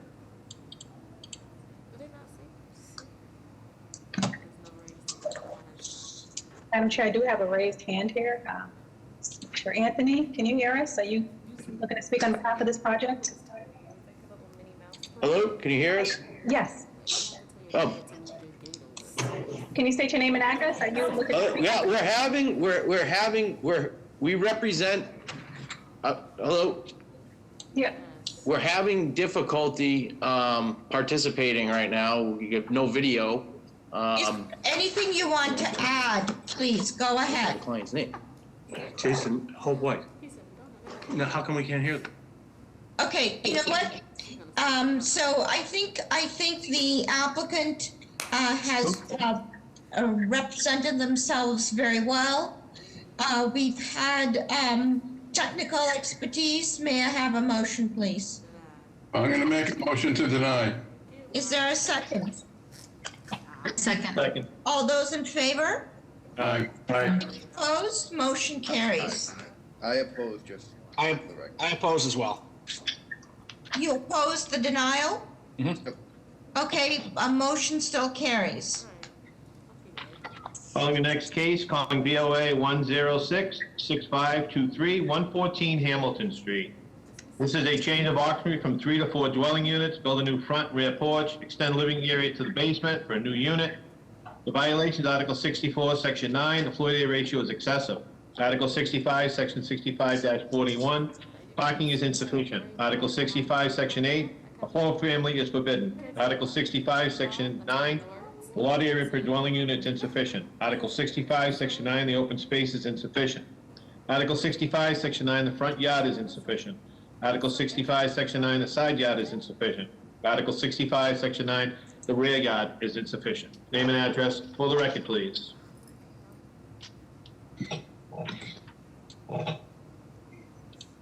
Before you, Okay, go ahead. Sorry, you're muted. Can you start over? yes, my name is Chima Adiele. I'm the owner of the property. I proposing to change occupancy from 3 to 4 units, to review the front and the rear porch, and to extend living space to the basement for the new unit. So the new unit is going to be a proposed basement unit? Correct. So tell us about the floor to ceiling height in the basement. Tell us about the floor to window sill height, and tell us about the square footage of that unit proposed in the basement. Okay. The proposed unit will be 760.09 square feet. And how many bedrooms would that be? Three bedrooms, and each of the bedroom has a good size window, each of them. And what's the floor to sill height? The floor to the window height is about 3 feet. The windows are 55 by 36 standard window. Okay. There's can you do me a favor, please, and walk through the units? It looks like you have unit 1 as a 3-bedroom. How many square feet is that? this is the proposed unit in the basement. I see, but I still we still all need to understand how the building works, you know? So can you tell us about Unit 1? How many square feet is that? Sure. Unit 1 is, let's see here. It's 1,029 square feet. Okay. The unit 1. So unit 1, 2, 3 remains the same as existing. And are they all 3 bedrooms? They are all 3 bedrooms, correct, madam? And they're all about 1,029 square feet, and you're proposing a 3-bedroom in the basement of 760 square feet. Correct. Where are the utilities for this building? There's a section here is where are you seeing the arrow? This area is where the utility building is. This is where the boilers and everything's gonna be. There's gonna be a sprinkler system to service the entire building, and the Boston Water and Sewer Commission will pipe in the water. And what is the zoning district for this property? It's 3. It's a 3F district, and you want to go to 4? Yes, madam. Okay. How are the plans, Ms. Better? The plans are okay. I'm missing a survey plot plan. Okay. I will send that, but I have one that was done a while back, 2003. I can. Yeah, you don't show the proposed. You only have existing footprint. Yes, I will get it updated and sent to you later. But the copy I have now is the one I had when I bought the building. Ms. Better, are there elevations that show the relationship to grade? Yeah, so, what I'm seeing, I'm just seeing elevations, but the majority of the living unit underneath is below grade. It's like a dungeon. Okay. That's why he has these wells. Yeah. And it looks like the building already has 9 bedrooms in it. The 3 units upstairs has 3 units. Yeah. And these are the windows for the proposed unit. This one here. So, Madam Chair, if I could, so the proposed unit is also 3 bedrooms with a reduction of almost 300 plus square feet? Yes. I'm having a hard time seeing the plans. Okay. Yes. Okay. Yes, it's true. But a plot plan is hard to really understand what the rear yard violations are or side yard violations.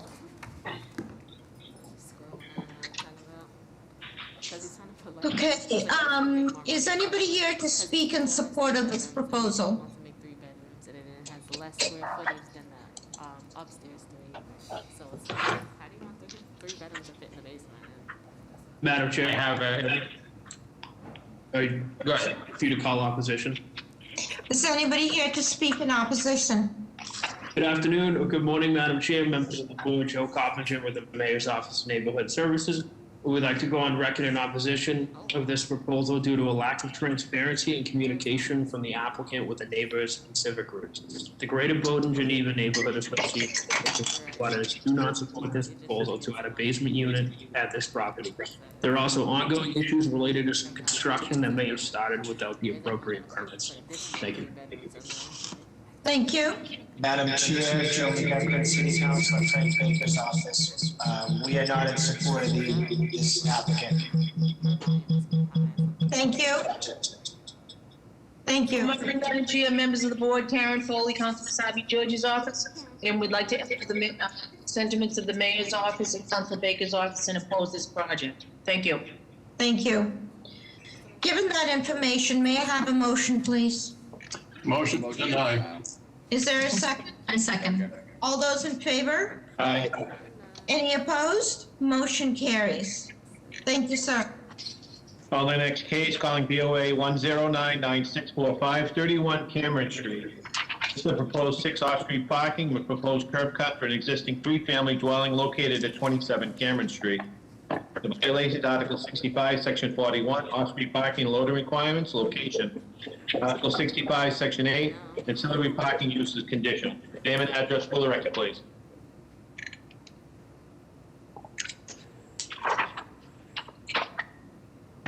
Okay, 1 second, he's on. And Kevin, you've been unmuted, can you hear us? So funny, it's like trees and like a couch. Kevin Campbell? That's so funny. Hi, Kevin. Yeah,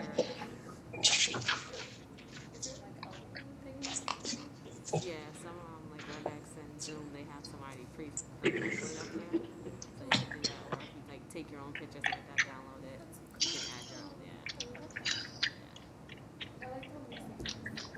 The flowers, yeah. Only thing I don't like about them is I hate when you move and like the shadow that comes up. Wow. You can see through, yeah. Kevin. So it bothers me. I just want like a solid one.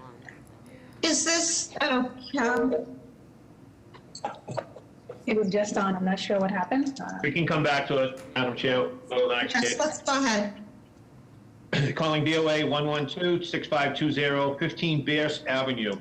This is a change of occupancy from a 2-family to a 3-family, create a third dwelling unit in an existing 2-family by renovating and expanding into the attic, full floor. Add dormers, extend up with an existing bay window.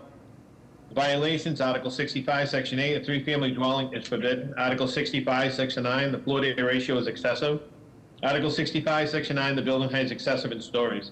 Article 65, Section 9, the side yard is insufficient. Article 65, Section 9, the rear yard is insufficient. And Article 9, Section 2, change from a 2-family to a 3-family dwelling, change in non-conforming use.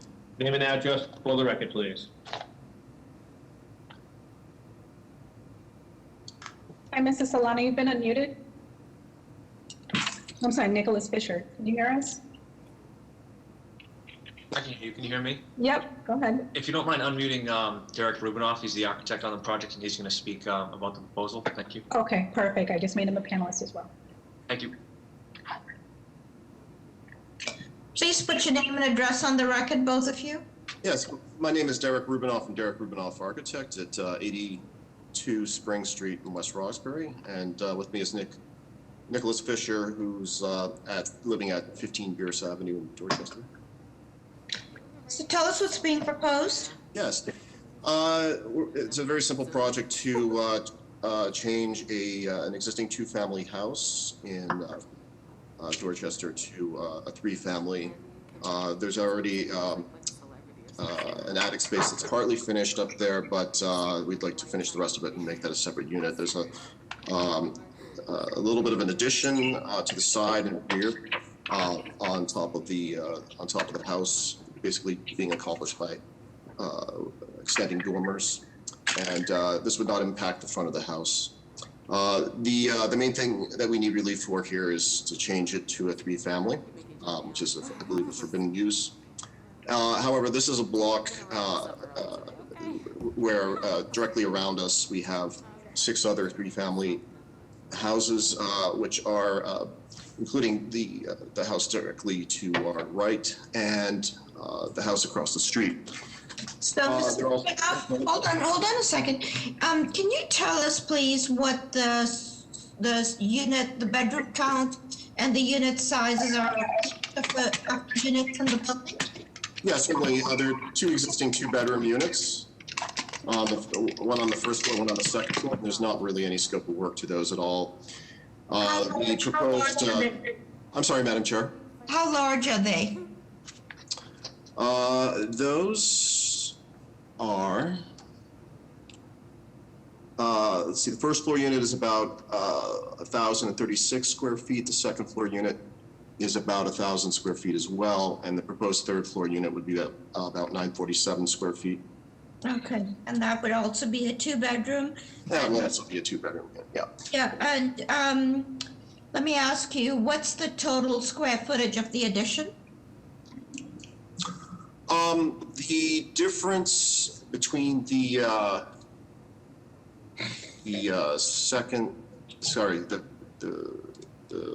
existing gross square footage and the proposed is about 947 square feet, because we're not counting the existing third floor. And tell us about the parking. Yeah, the existing parking is 3 spaces in the rear, which is sufficient per zoning for a 3-family. So we already have sufficient parking on site. And then it talks about side exterior decks. Yes, in the rear of the building, we're proposing to have 3 stacked decks. Those will be shielded by the building, so they won't be visible directly from the street. We have very minor side and rear yard infractions of, I believe, under a foot for each of those. Okay, thank you. Yeah, sure. How are the plans, Ms. Better? The plans are sufficient. Any questions from the board? Is anybody here to speak in support of this proposal? Good morning, Madam Chair, members of the board. Patrick Vandell, Mayor of Neighborhood Services. This completed a community process within a Butters meeting hosted online and outreach to the Lower Mills Civic Association. There were no concerns raised at either meeting, and we'd like to go on record in support. Thank you. Madam Chair, members of the board, Joe McGarrett, City Councilor Frank Baker's office, would like to go on record in support. Good morning, Madam Chair, members of the board. Karen Foley, Councilor Sabi George's office, would like to go on record in support of this project. Thank you. Madam Chair, members of the board, Paul Sullivan, City Councilor at Large Michael Flaherty, Council like to go on record in support. Jeff, did the BPDA offer an opinion on this? Yes, Madam Chair, we recommended approval with design review. Okay. Given all that information, may I have a motion, please? Madam Chair, can I just make a comment and put forth a motion? Sure. In terms of the typology, Derek, it would be good for you to look at whether there are both fronts that intersect dormers. So I would like to put a motion forward for approval with BPDA design proviso to look at that both front intersection of the dormer. You might need to consider just removing the dormer extension, the both front extension on the 3rd floor. I think a dormer expansion should be sufficient. Yeah, we're extending the existing dormer on the front side on the left, and we're extending that back and just slightly toward the front to accommodate the stair a little better for egress. We're also extending the side bay window up as part of that. But thank you. Okay, thank you. Is there a second? Second. All those in favor? Aye. Any opposed? Motion carries. Thank you very much. Thank you. Madam Ambassador, is Kevin Campbell on for Cameron Street? I'm sorry, yeah, Cameron Street. Yes, sir. Yep. Kevin, can you hear us okay? He's on and he's been unmuted. Kevin Campbell, can you hear us?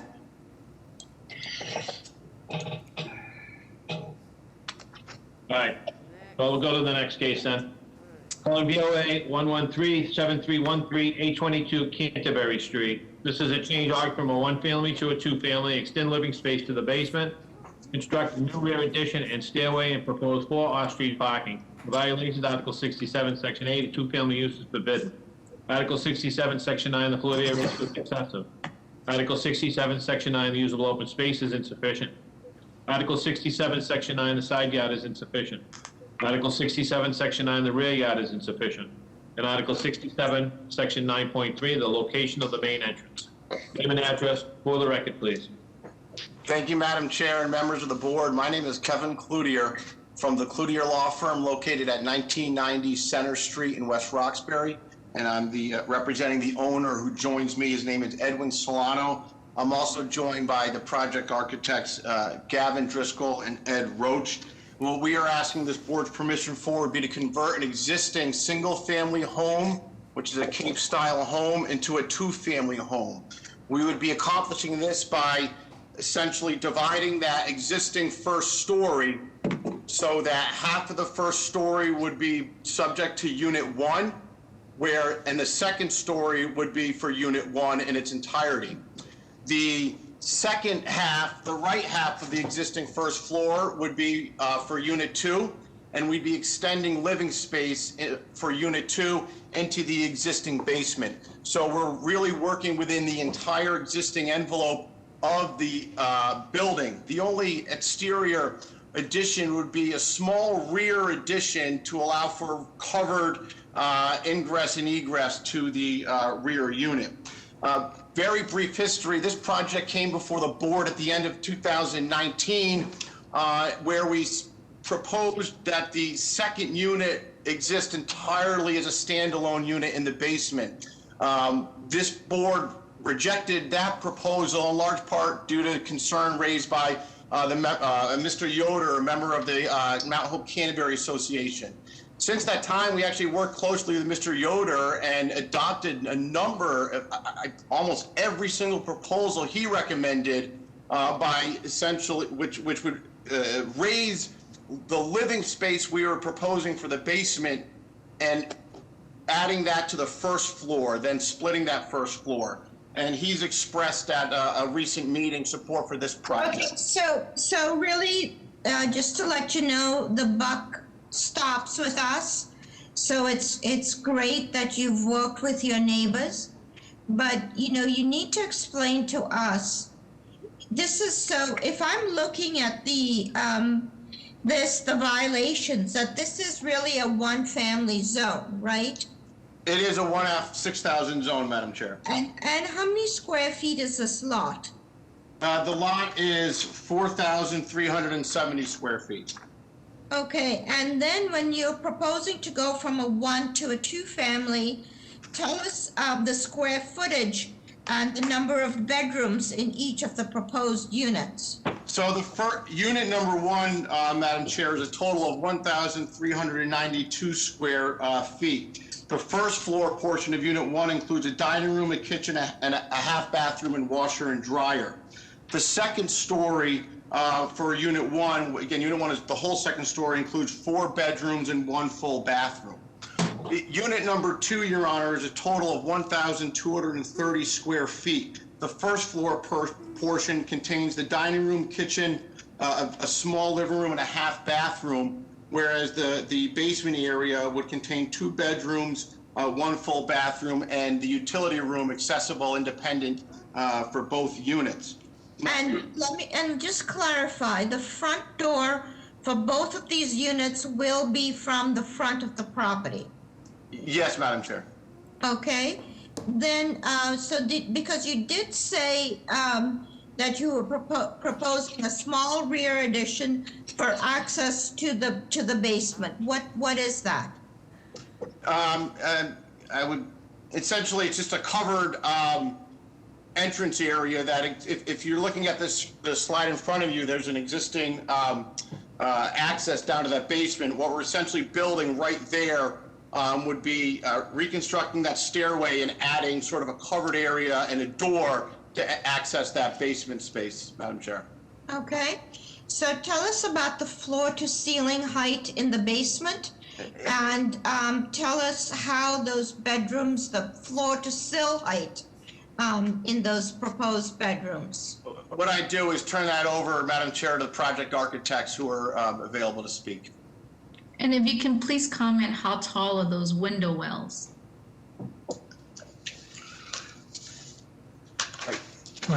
Hello, Madam Chair. My name is Gavin Driscoll. I'm working with Kevin Cloutier. The ceiling height in the basement is 8'2", and we did put bigger size windows down there that are 30 inches off the floor that meet all the light and air requirements. We actually did the window wells 4 feet by 3 feet, so it actually give those bedrooms in the basement additional light so that they wouldn't be so dark down there. How tall are they? I believe they're 5'1". So you'll propose a ladder?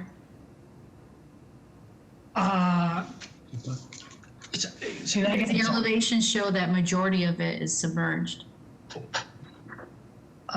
It's open.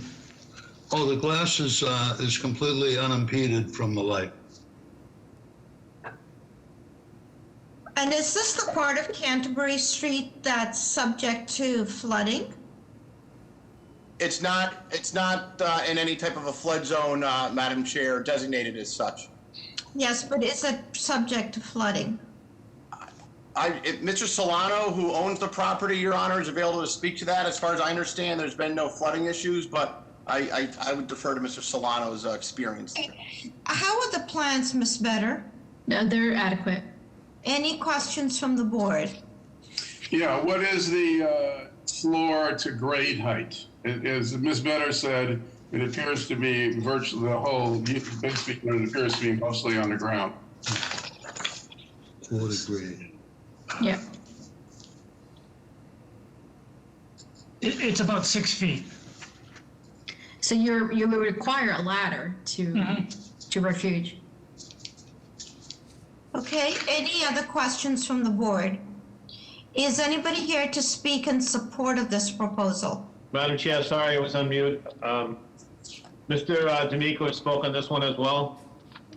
Just in regards to 822 Canterbury, he says reduce the number of spaces from 4 to 3 and design the parking plan to reflect the angle parking pointed towards the house to allow safe and independent access and egress. Thank you. Anybody to speak either in support or in opposition of this proposal? Good afternoon, Madam Chair, members of the board. Joe Coppinger with the Mayor's Office of Neighborhood Services. We would like to go on record in support of this proposal. This project did go through an extensive community process over the last couple of years where the applicants were able to work with the abutters and the Mount Hope Canterbury Neighborhood Association to make this second unit a more livable situation. So we commend them for that and we would like to go on record in support. Thank you.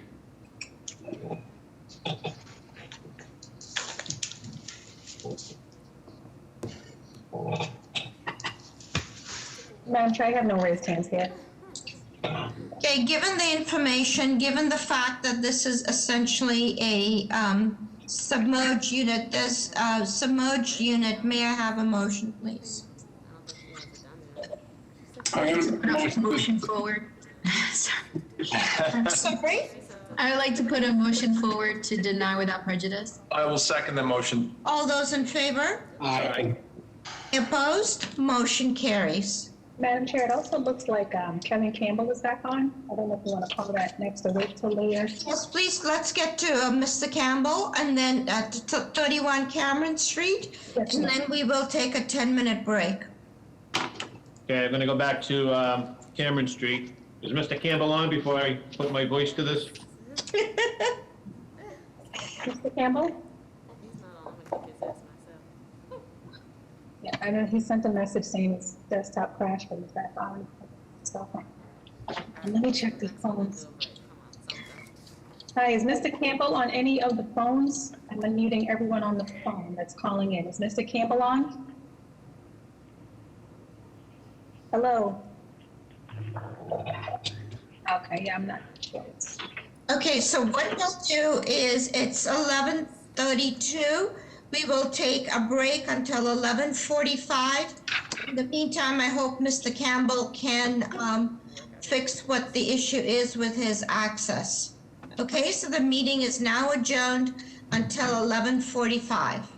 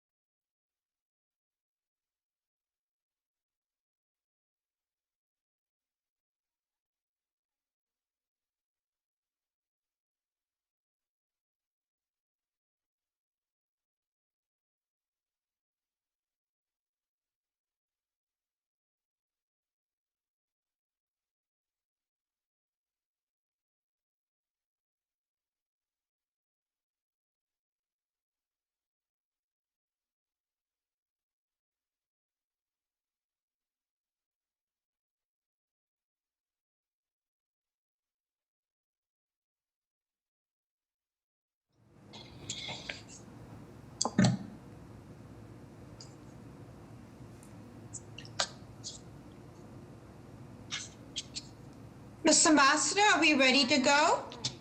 Yes. Okay. The board meeting for March 9th is back in session. Mr. Fortune? Yes, we'll give Mr. Campbell another chance. Is Mr. Campbell on?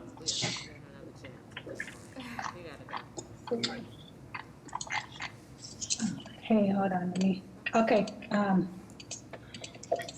okay, Kevin, can you hear us? Kevin Campbell? I could, can you hear me? Yes, we can hear you now.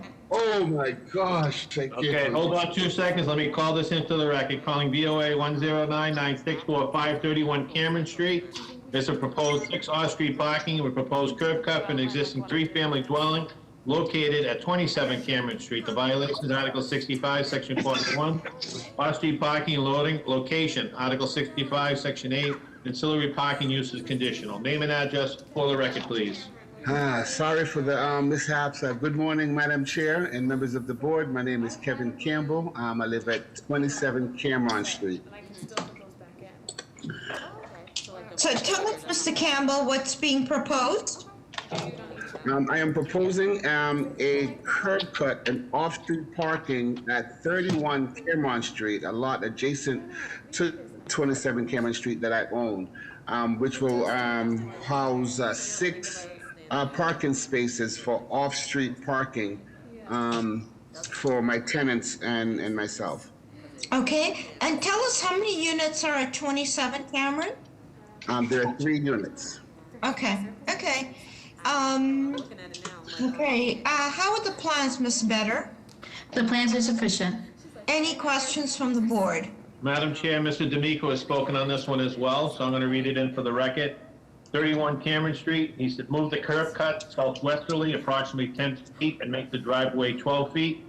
Also, angle parking would make the design much more effective, more efficiently. Okay. Any questions from the board? Is anybody here to speak in support of this proposal? Is anybody to speak at all on this proposal?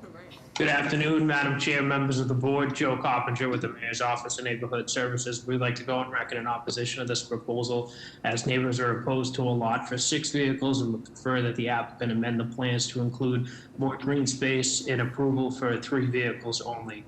Thank you. Madam Chair, members of the board, Joe McEachran, City Council, Frank Baker's office would also like to go on record in non-support. Madam Chair, Secretary here, we do have letters of support. Okay. Ms. Ambassador, anybody else with raised hands? Madam Chair, I see no other raised hands here. Okay, so it sounds like this could be doable with design review for screening and buffering and BTD review to look at the curb cuts. So may I have a motion to that effect? Yeah, I'll make that motion. I mean, if you look at the Google Maps, it's already in place. The only question is whether there's a curb cut or not, but the parking is already happening there, so. And I think screening and buffering would help with yes. BPD sports. So I make a motion to approve with BPDA design review for screening and buffering and BTD review for efficient parking. I will second that motion. All those in favor? Aye. Any opposed? Motion carries.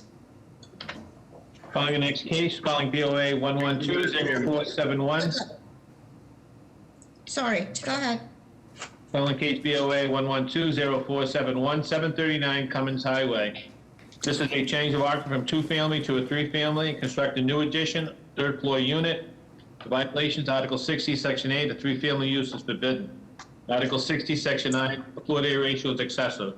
Article 60, Section 9, the building height is excessive in stories. Article 60, Section 9, the usable open space is insufficient. Article 60, Section 9, the front yard is insufficient. Article 60, Section 9, the rear yard is insufficient. And Article 60, Section 9.3, dimensional regulations, location of the main entrance. Name and address for the record, please. Good morning, Stuart Schreier from 1005 Dorchester Avenue in Dorchester, representing the owner of the property.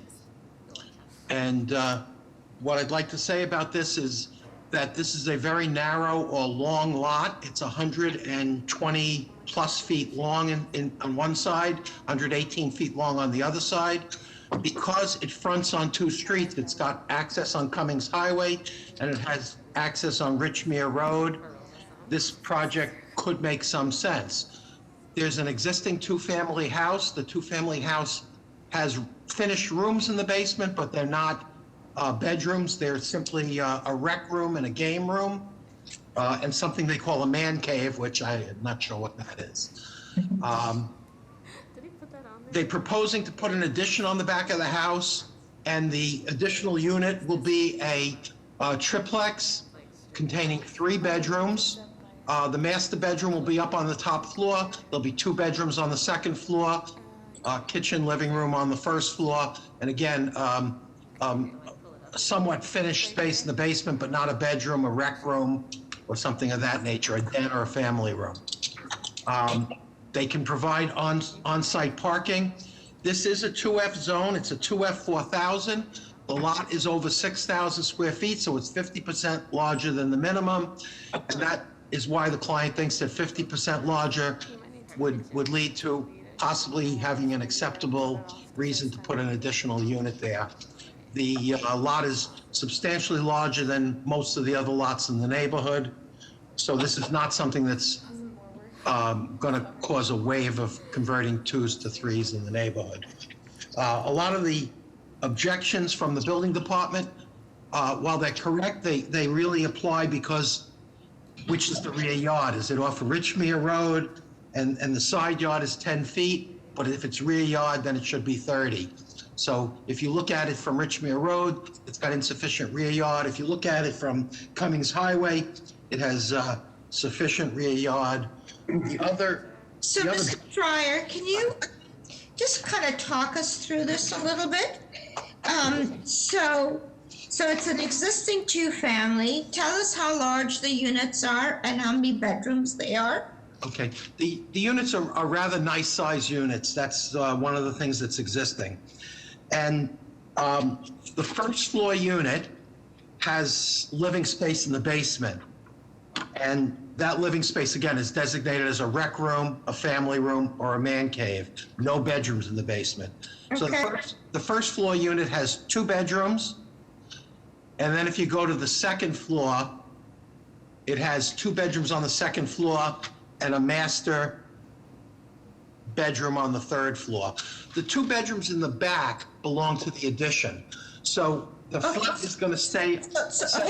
So the first unit has a rec room in the basement, and it's a 3-bedroom unit. No, the first floor is a 2-bedroom. Okay, and tell us about the second unit. The second unit is also 2 bedrooms on the second floor. The back 2 bedrooms are part of the addition. Those would be the triplex back unit. In other words, it's not going to be a Decker-style 3-unit. It's going to be the first floor and the basement is 1 unit. The second floor and the attic is a unit. The back of the building will be a triplex, and that's what leads to the question. So tell us about the size of the triplex. How many square feet is that? It's going to be approximately 1,700 square feet. It's rather large. Okay, and so if I'm looking at if I'm on Edgemere Road, what's the distance between that wall and the property line if I'm looking at the building on Edgemere? It's Richmere. Richmere. It's 11.5 to the building that's there now. The addition will be 10.5. So the distance between that proposed wall and the property line is what? 10.5. 10.5 feet, okay? And then let's see, so the proposed front yard is going to be an extension. Where is parking going to be accommodated? If you go to Plan Z1, thank you for searching for that. Z1, maybe the last plan you look at always, right? apologize, I don't know where Z1 is. It's, Z1 shows the parking, and the parking is at the back of the house, and the entrance to the parking will be off of Richmere Road. I'm not sure what order your plans are in, but maybe if you go back up before 1514, there should be a site plan in there. And how many spaces are proposed? Three parking spaces. Okay. Okay. How are the plans, Ms. Better? There is the parking now. I apologize, it says Z1. You see how So that's a pretty wide curb cut. it's possible to move the parking back a little, make a narrower curb cut. If the board finds that not to be ideal, we could move the parking back where it says Lot 3, and then have a smaller driveway that fans out into the 3 spots. Okay. We could adjust Chair? that with design review. Okay, Mr. Better? The drawings are not great. I have a question for you in terms of, on Google, it shows there's a garage. Is that no longer the case? I don't know if it's there, but if this is allowed, the garage will be gone. Can't put the addition with the garage. Right, because on a survey plot plan, it doesn't show that the garage is existing, but on the Google, there's a garage where you're proposing the curb cut. Yeah, I don't know if that garage is still there, but that'll be gone if this is approved. Okay, so the drawings are not great. In the basement, the living space is not counted towards the gross area. Drawings have no dimensions at all. How tall is the basement? The basement is supposed to be 7 feet 6 inches. Okay, how tall is the height on the attic floor? The attic floor is also 7 feet 6 inches. Okay, and then drawing A1H and A1G shows doors shown between the ground floor, the basement, and the first floor. I'm not sure what you're looking at. So if we go to drawing A1H and A1G,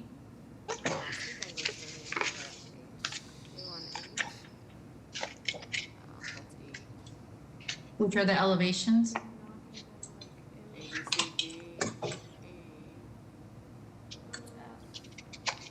Keep going. Mm-hmm.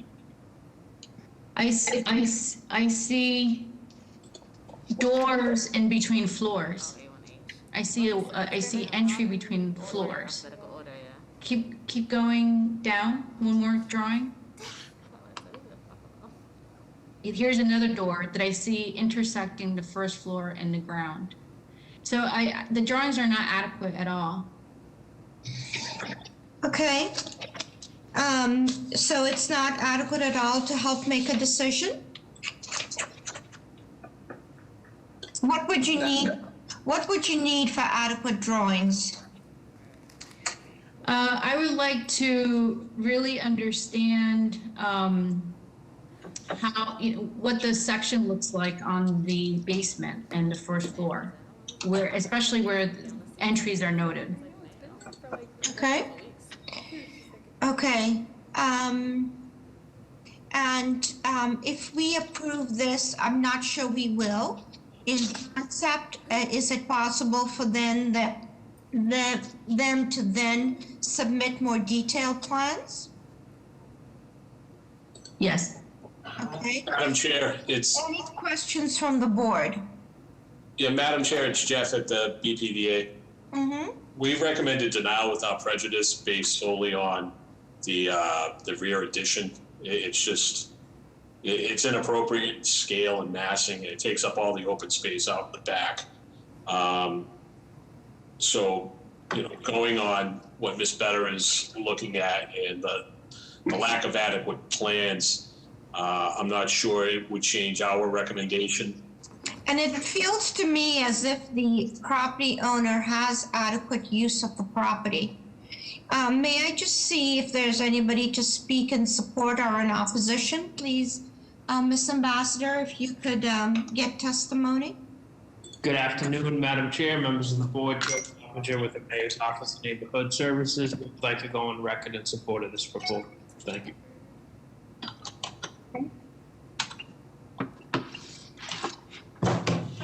Madam Chair, I do have one raised hand, but I could wait for electeds if needed. No, let's go to the raised hand, please. Okay. All right, Fatima, you've been unmuted. Hi, thank you. Fatima Ali Salam, 34 Burma Street, Mattapan. The abutters most recently wrote to the GMNC and they let us know their opposition. Their opposition reflects exactly what your board member Better mentioned about the doors on the first floor, and also that at our original zoning committee meeting, they told us that the basement was strictly going to be a mechanical room and that it would not be used for any personal usage. The other concerns are that in the backyard, when you were coming from Cummins Highway onto Richmere Street, the actual spacing of the vehicles that would be coming out is very narrow. He's already gone and demolished the garage. He's already told us that he intends to take off the entire backside where the stairs are currently and attach the third unit. That's how he has described it. Although right now there is a for sale sign for 2 condominiums in front of the building. Thank you. Thank you. Okay, given all that information, given the state of the plans, may I have a motion, please? I put a motion to deny without prejudice. I'm going to second that motion. All those in favor? Aye. Any opposed? Motion carries. Your next case, calling BOA 114-6926, 134 Poplar Street. This is to construct a new 2-family house, new foundation framing, violation of Article 67, Section 9, lot width is insufficient. Article 67, Section 9, the building height is excessive in stories. Article 67, Section 9, usable open space is insufficient. Article 67, Section 9, side yards insufficient. And Article 67, Section 9, the lot frontage is insufficient. Name and address for the record, please. Good morning. My name is Timothy Burke. I'm the architect for the project, and I have a business address of 142 Berkeley Street in Boston. I'm representing, and the owner is with me today, Elias Awad. He has lived in the existing house on this property for 26 years and owned it for longer. And he's looking to, the existing house is not in great condition, so we're looking to replace it with a new 2-family structure. A lot of the variances are due to the very narrow width of this lot. It's 190 feet long, but only 43 feet wide. The proposed building would have on the first floor a unit of 2 bedrooms that would be 1,530 square feet. And then the second and third floor would be the owner's unit. He's going to live there. It would have 4 bedrooms and would be 2,570 square feet. We had a very good abutters meeting on January 19th. Mr. Burke, can you tell us, this is an interesting street. Can you tell us how parking will be accommodated? Yes, there is an existing curb cut and driveway on the east side of the property. So we're going to maintain that. And there will be a new driveway along the house, and then the garage is at the back. And this is currently a single family? It's currently a 2-family, and we're asking to remain a 2-family. And what's the zoning district here? We are in a, I believe it is a 3-family. 2F. 2F, yep. 5,000. 2F 5,000, and what's the square footage of this one, Mr. Burke? Of the lot? Yeah. The lot is 8,169 square feet. So it's a deep lot. It's very long and narrow, yes. Yeah. And so one of your violations is the height. What are you proposing? Well, it was the half story.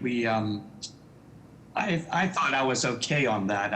ISD didn't agree with me, so it's very close. I could probably tweak it and get it to a half story, but they wanted to include that as one of the. And is there any living space proposed in the basement? Storage and parking. Excellent. Okay. How are the plans, Ms. Better? Plans are adequate. Any questions from the board? Is anybody here to speak in support of this proposal? Good afternoon, Madam Chair, members of the board. Joe Coppinger with the Mayor's Office of Neighborhood Services. We would like to go on record in support of this proposal. It was well received by the abutters in the local neighborhood association. The only concern is that the parking, the access to the driveway remains from Poplar Street and does not get changed to Wilkins Place. Thank you. Thank you.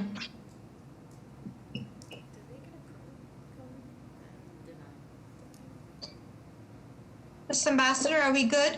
Yep, no. Madam Chair, members of the board, Paul Sullivan for City Council at Large, Michael Flaherty, the council to go on record in support. Thank you. Thank you. May I have a motion, please? Madam Chair, just an observation on the Google Maps, there is front yard parking taking place, which is not a reason either to approve or support, but the applicant should know that that should not be there's a picture of the car in the front yard. So. Yes, I've explained that. That's going to be removed, yes. So may I have a motion, please? Motion to approve. Do we sign you? Yes. Yes. To take a look at the front yard, just given that the context has a very kind of regulated setback from the front, and this would be an anomaly if it's pushed back. Okay, and the second thing is to ensure that Wilkins Place is not impacted in any way. So Jeff, you're hearing that? Yeah, so are you telling me you want the parking access off of Poplar and not Wilkins? Exactly. Okay. Okay, is there a second to this? Second. All those in favor? Aye. Any opposed? Motion carries. Thank you very much. Calling the next case, calling BOA 115-2924, 30 Dighton Street. This is a change order from a 3-family to a 4-family. Construct a new 3-story addition. The violation, Article 51, Section 8. A multifamily dwelling is forbidden. Article 51, Section 9, the lot area for additional dwelling units is insufficient. Article 51, Section 9, the front yard is insufficient. Article 51, Section 56, off-street parking is insufficient. And Article 51, Section 56, off-street parking design and maneuverability. Name and address for the record, please. Good afternoon, Madam Chair, members of the board, Attorney John Fulgini, 10 Phillips Road in Braintree. With me today, I'm joined by Tanya Carrera, who is the team architect. Councilor Costa Legris, I'm going to recuse myself on this property matter. Thank you.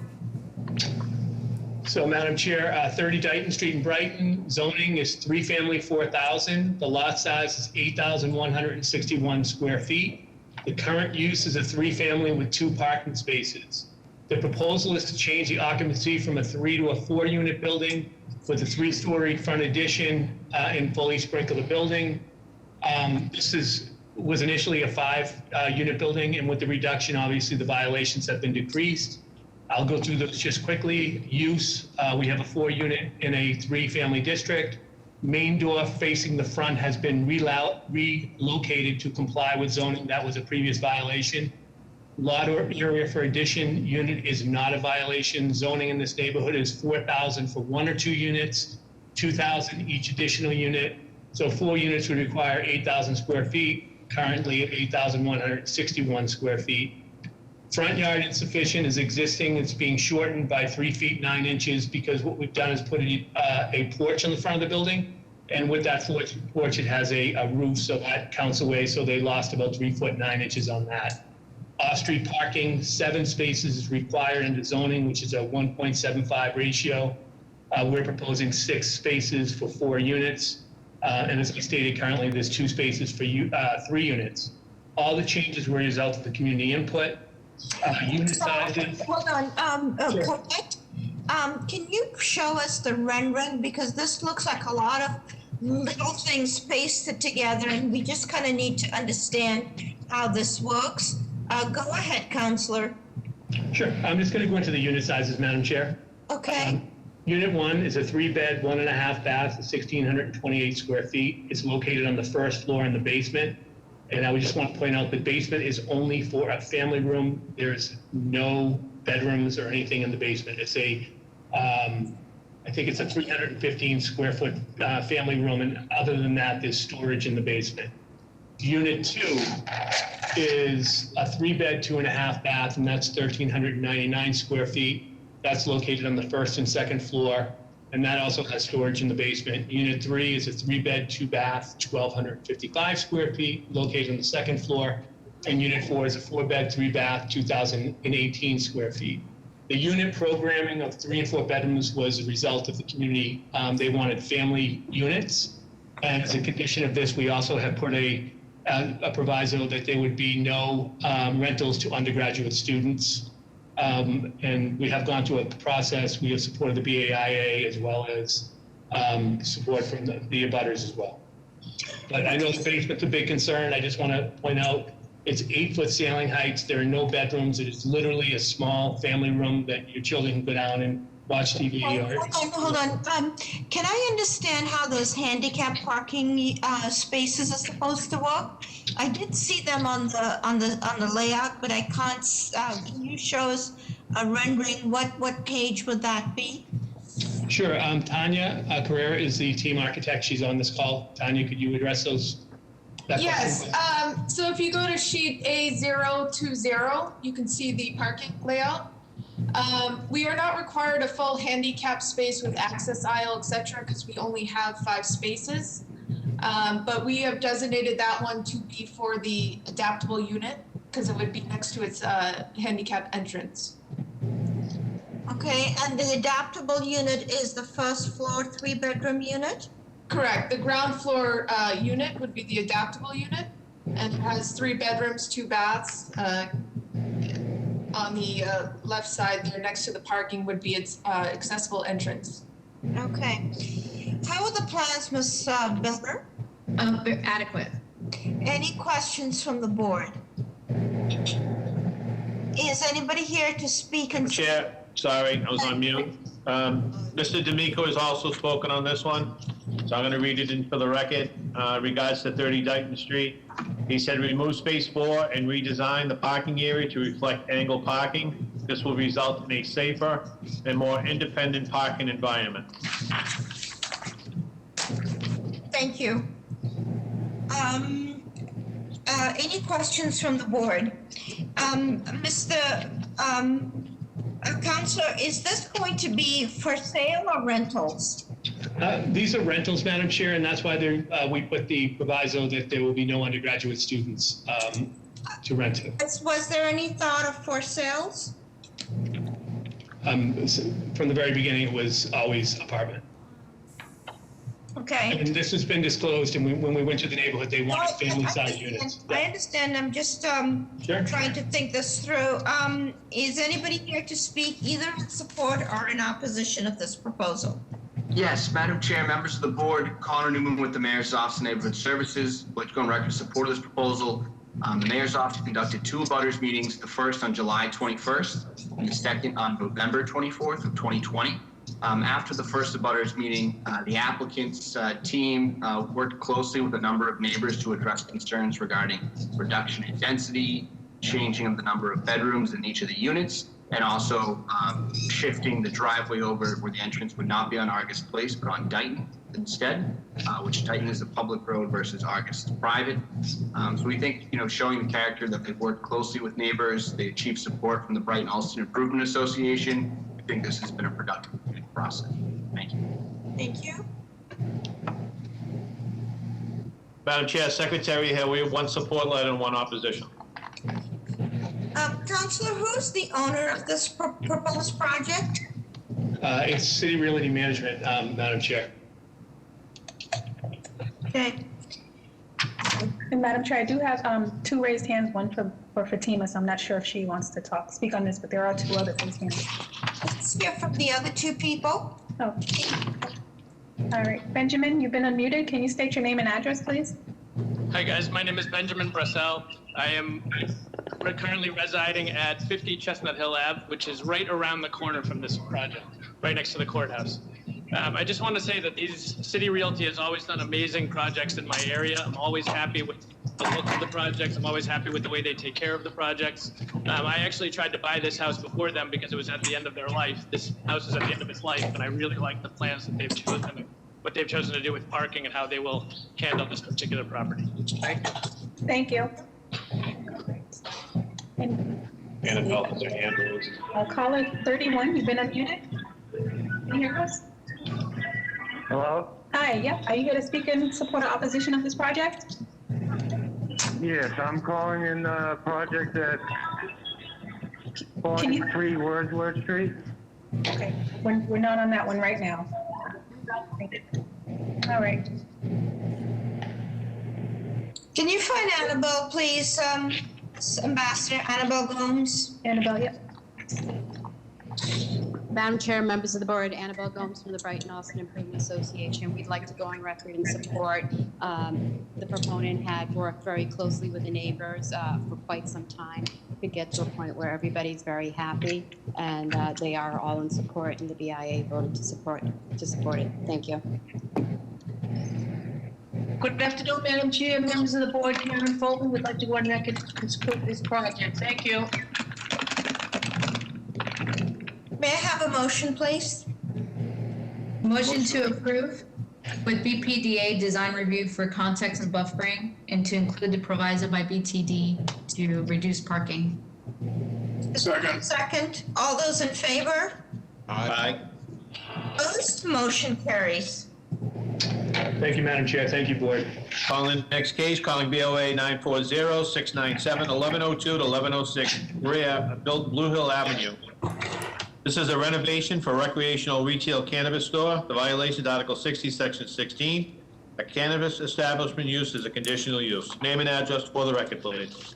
Hello, Madam Chair, members of the board. This is Mike Ross with a business address of 1 International Place. My law firm is Prinslow Bell. I'm here with the applicant, Cleon Byron, and members of his team, as well as Dan Linsky, our security consultant, and Matt Skelly, our engineer. This is an equity applicant that's before the board today. Madam Chair, members of the board, Cleon Byron grew up blocks from this location. And the plan here, as the secretary mentioned, is to seek a conditional use permit in this neighborhood shopping sub-district of the Mattapan neighborhood. There are no buffer issues with this property. On this plan, on this survey, you can see that it's half a mile from, it's more than half a mile from the nearest operator, and there's no schools within 500 feet of this application. The site plan on the next page shows you kind of a good overview of what we're trying to do here. It's basically a just over 5,000 square foot dispensary. And at the rear of the building, there are 14 parking spaces that would serve the use. There's also indoor loading for deliveries of product as well as pickups of cash. And that is in a secure garage that the door rolls up and rolls down to, so it's really the most optimal for security purposes. The next slide shows you a floor plan just to give you a sense of what it looks like here, where Blue Hill Avenue is on the right-hand side of the screen, and that is the main entrance for the dispensary. There's a man-trap door, meaning that one door won't open until the other door is closed in order to optimize security. The proposed hours for this particular dispensary will be 10 a.m. to 8 p.m. for 7 days a week. We predict about 12 to 15 employees at this site, and we are encouraging both our employees and our customers to use transit demand management to get to the site in order to minimize the number of cars. But like I said, we do have 14 parking spaces in the rear. Maybe So, can you backtrack a little bit and tell us how the parking will work again? Yeah, sure. So one would drive down the side street and pull in. Ashton? Yeah. Let me see if we can go up there. Ansel Road. So Ansel Road is a two-way street. We actually have our traffic engineer on the call. So that's one way to get to Ashton. There are other ways. And you would, once on Ashton, you would enter the parking lot on Ansel through an existing curb cut that will probably make smaller.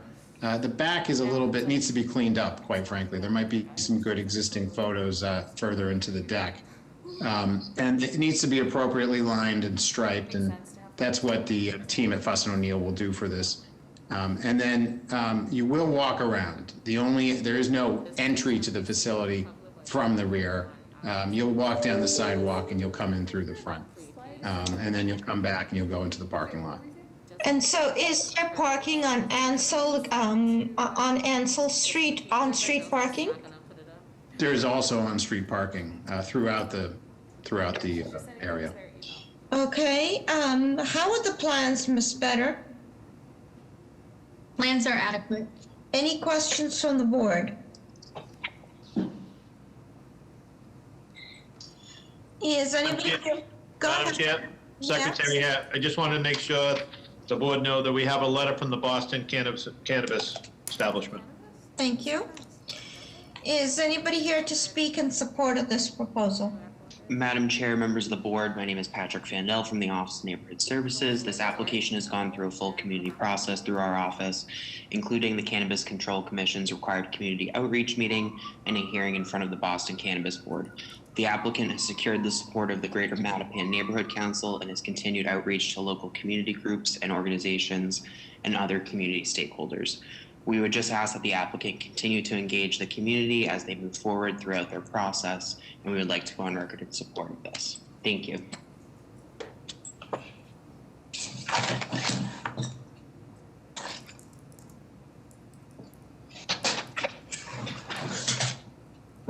And Madam Chair, I had no other raised hands. Is there a call-in user with a raised hand? Yeah, I called him earlier. He's here for a different project. Okay. May I have a motion, please? Motion to approve, do we need BPDA design review? Yes, for signage. For signage. Yeah, second. And who made that motion? Costa, Ligris. Oh, Costa. Yeah. Okay. There's a second. All those in favor? Aye. Aye. Any opposed? Motion carries. Thank you. Madam Chair, it's only 12:22. I can't start the 12:30s. Oh, okay. We will take a break until 12:30.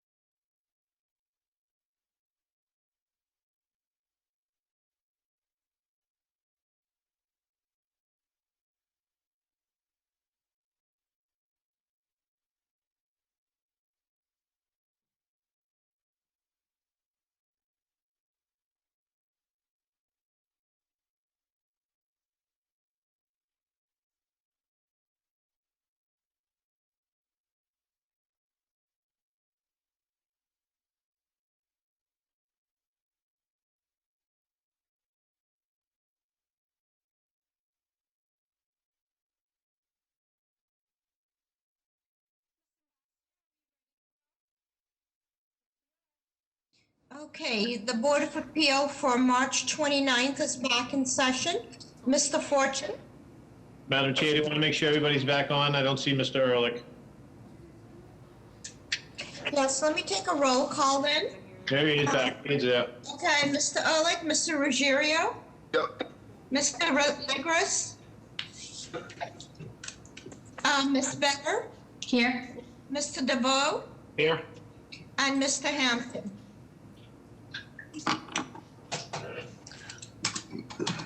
Jeff, are you on?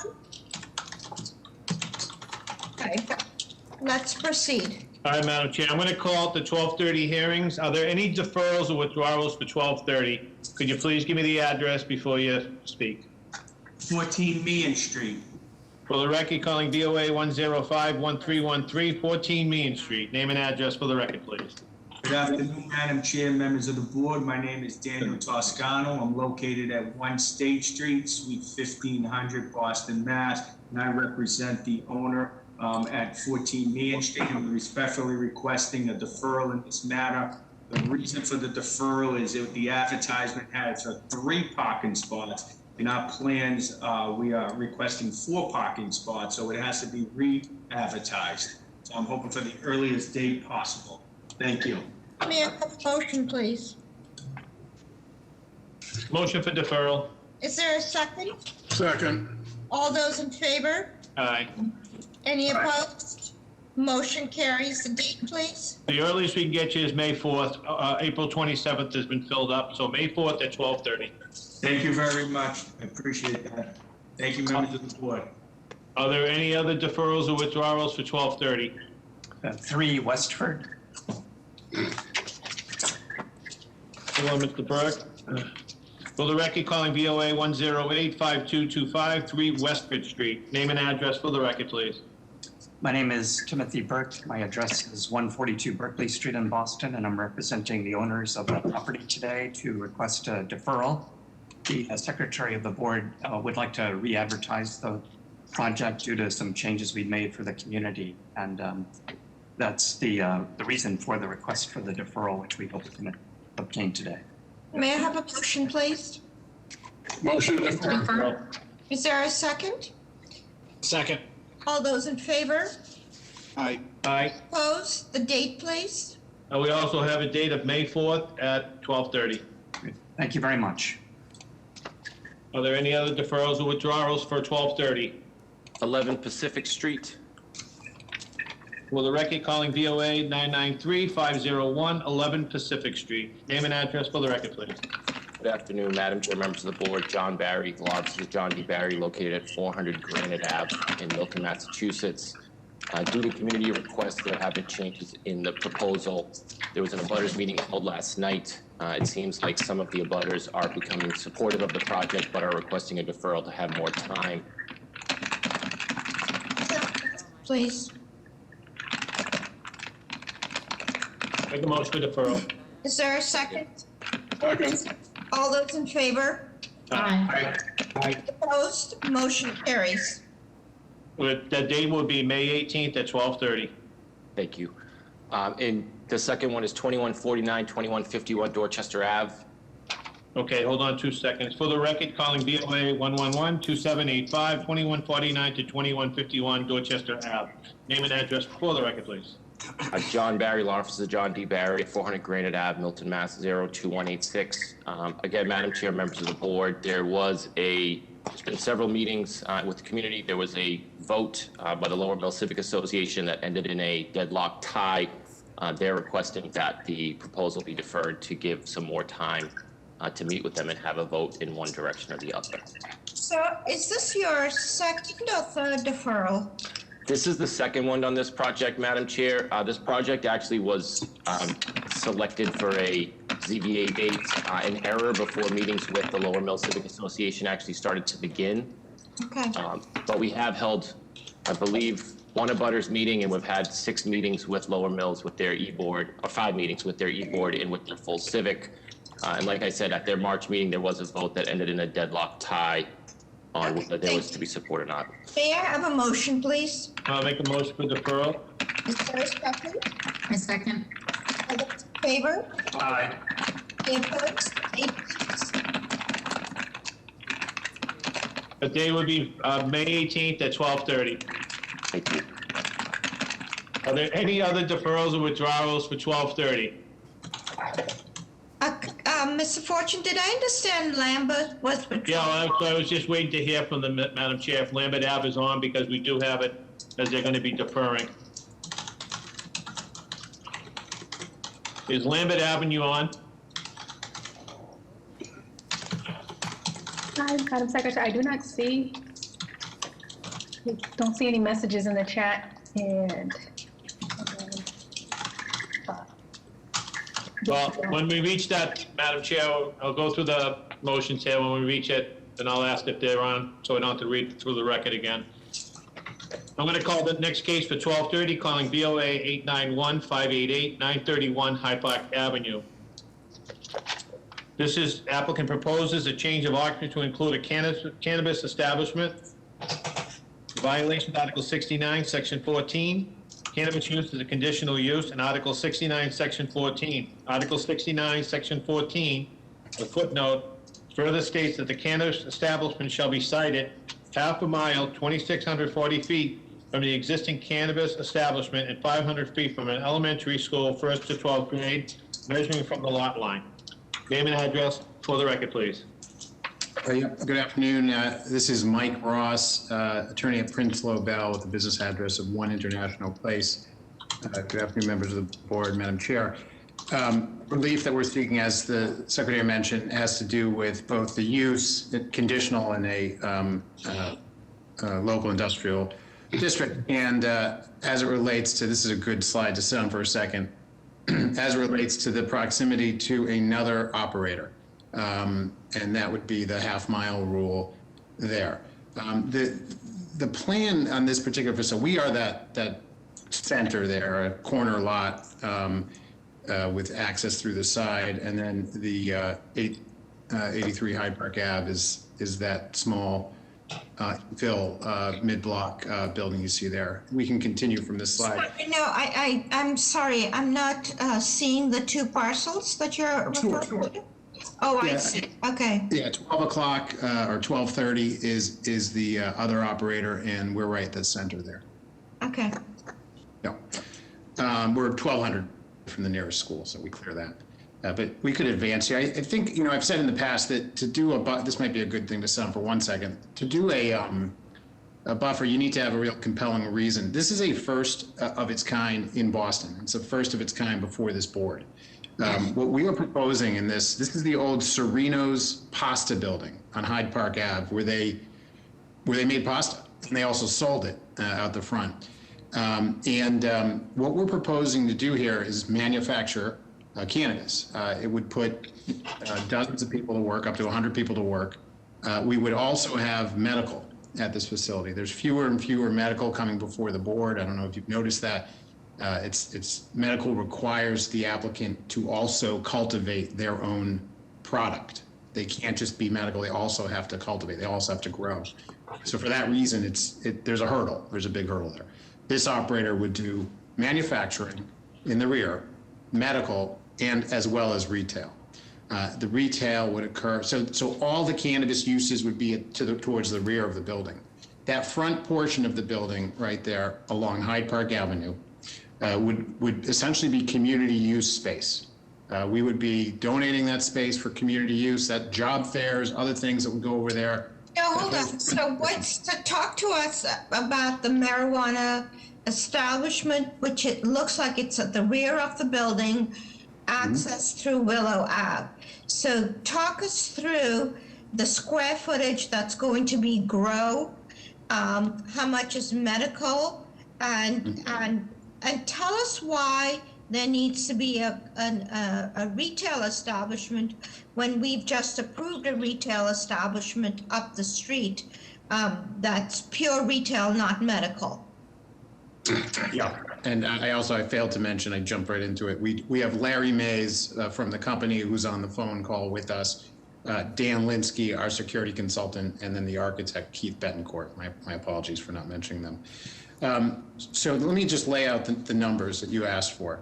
The retail facility is the smallest component of this entire thing. It's 3,200 square feet. That's that gray area right there. And I have better detailed plans, but this is a good plan to just hover on for a second. 3,200 square feet for example, that's smaller than the one you just approved, which is over 5,000. The rear of the building will have 15,500 square foot of manufacturing. That's a sizable area where we'll be able to put people to work. And the front area is about 3,000 square feet. That's going to be our community use that we give away. The reason why we also need to sell and have retail as well as manufacturing is that it all works together in order for us to do all the things we want to do. The least of which is to pay a minimum of $18.50 an hour. That's the highest number I've seen so far in the industry. We're going to have these are going to be all labor jobs at this facility. We've had a partnership with UFCW. And so, and then I would say finally, the parking in the back of the building, the 34 dedicated parking spaces, dedicated loading, allow all of this to work as it once did in 2003 when it actually appeared before this board and became asked to manufacture and sell pasta and was granted variances to do the same.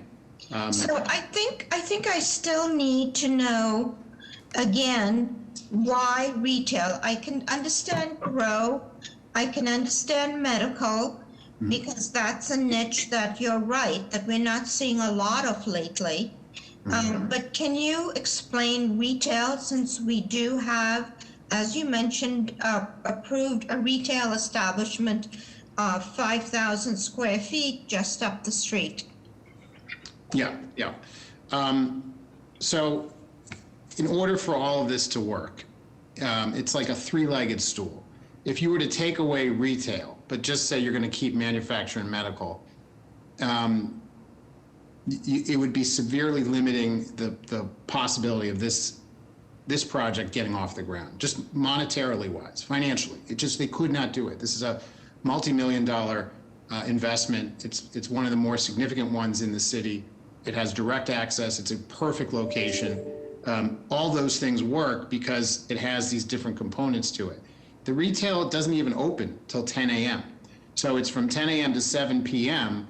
The retail is open. The manufacturing area opens at 8 a.m. and workers will get right in and begin working.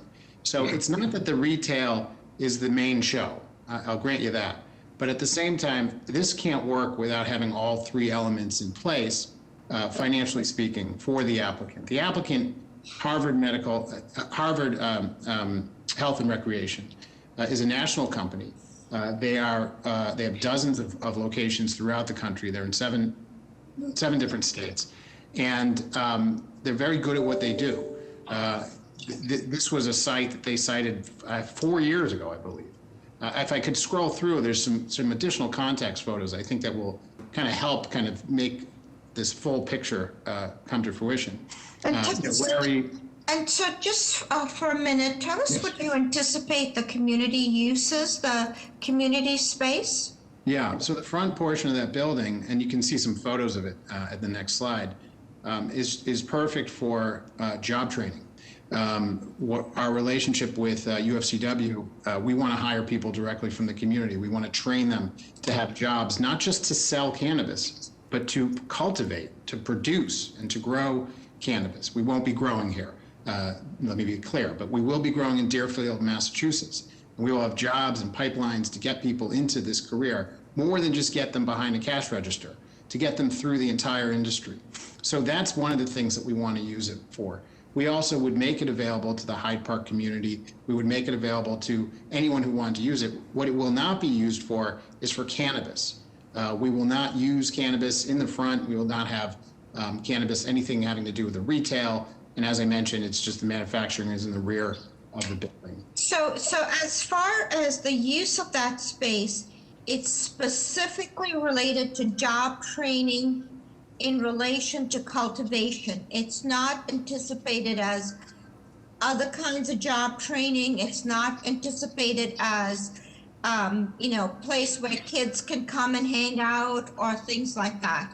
I mean, I think it's fair to say that restricting it for minors and kids is probably makes a lot of sense. But other than that, there's no reason why other organizations within Hyde Park or within Boston can't use it. There would be no restriction for that. But we know for a fact that the UFCW wants it to train their workers and to train people in this exciting new industry. We also have commitments to hire 60% people of color from this community and to hit other goals that are laid out in the Boston Cannabis Board's memo. And I will note that the Boston Cannabis Board chair, Kathleen Joyce, specifically said that the reason why they like this and they voted unanimously to approve it is because of the fact that this is just a different proposal altogether. And it allows us to do something we're currently not doing in the city. So what confuses me is that, you know, the other project, why wasn't there was there an attempt made to work with the other projects so there was a combined application? Yeah, Madam Chair, we both went at it separately. So the only efforts to cooperate have occurred really over these last, I'd say 6 months, when we knew that there was going to be a conflict. And I've reached out to the other side repeatedly. And what Harvest has offered the other side is robust. They said that they would work with them on parking. They don't have direct parking. They may have a few spaces in the back of their building, but there's nothing direct. They're sandwiched in between. It's a tough location. We would be willing to provide them with parking from our building. When these retailers open, there's this notion that everyone's going to have cannabis. In fact, that's not the case. There's a lot of empty shelves the first couple of years during the industry. We would be willing to provide them with wholesale product should they want that. And we entered into those conversations, but unfortunately, you know, if I'm the other side, do I have those conversations or do I wait it out and hope that we get denied? I'm not sure. That's going to be their calculus. But we've spent the last few months reaching out to them repeatedly to try to work with them. We're both members of the UFCW union. That's rare now because not a lot of people have signed up with them. We have a labor peace agreement with them. There's no reason why we can't work together. Sereno's used to own this building, and I believe the other building was a Sereno's restaurant too.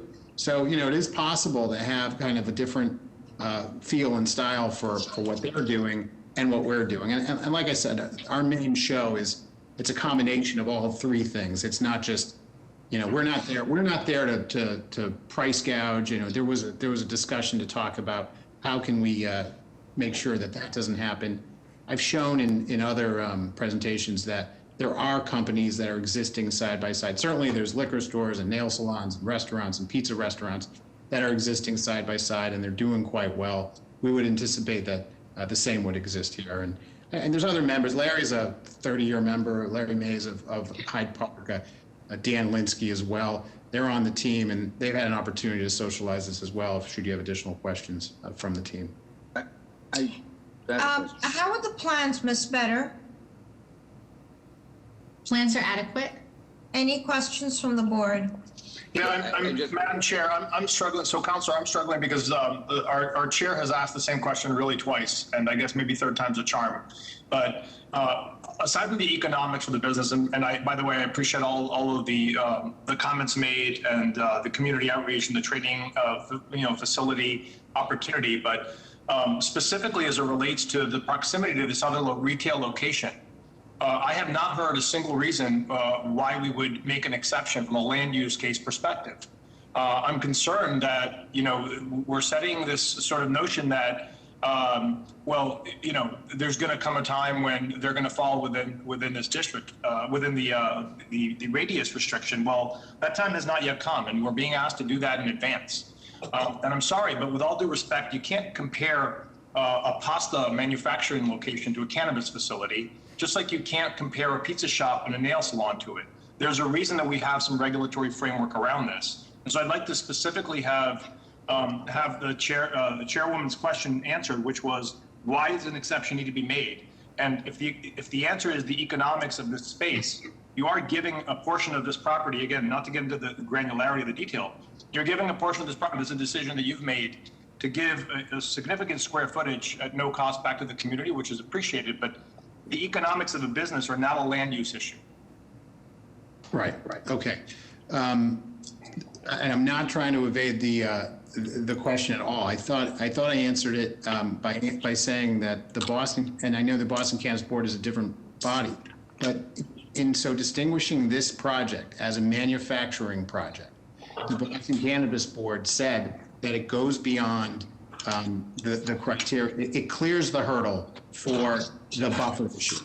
And so that being manufacturing, putting together, being an industrial use like that right now, and replacing an industrial use that has been shuttered, and the loss of the dozens of jobs that came with that, is the reason, is the hurdle that we're asking consideration for this buffer. Both parties approached these applications pretty near and close to each other around the same time. This would not let us move next to some existing operator. These things happen simultaneously. They just happened to get in the door before we did. And there was a dispute about that. We don't need to get into it at the board here. What we're offering is something different. And that's what I think that the purpose of the buffer is. I would agree with you if these were two standalone companies standing right next to each other, we would have to answer that question. I would point out that the board, its last meeting, approved 3 operators that were within a buffer zone with each other. And none of those operators could distinguish themselves the way that we're seeking to distinguish ourselves here. Mr. Ross, can I follow up on that?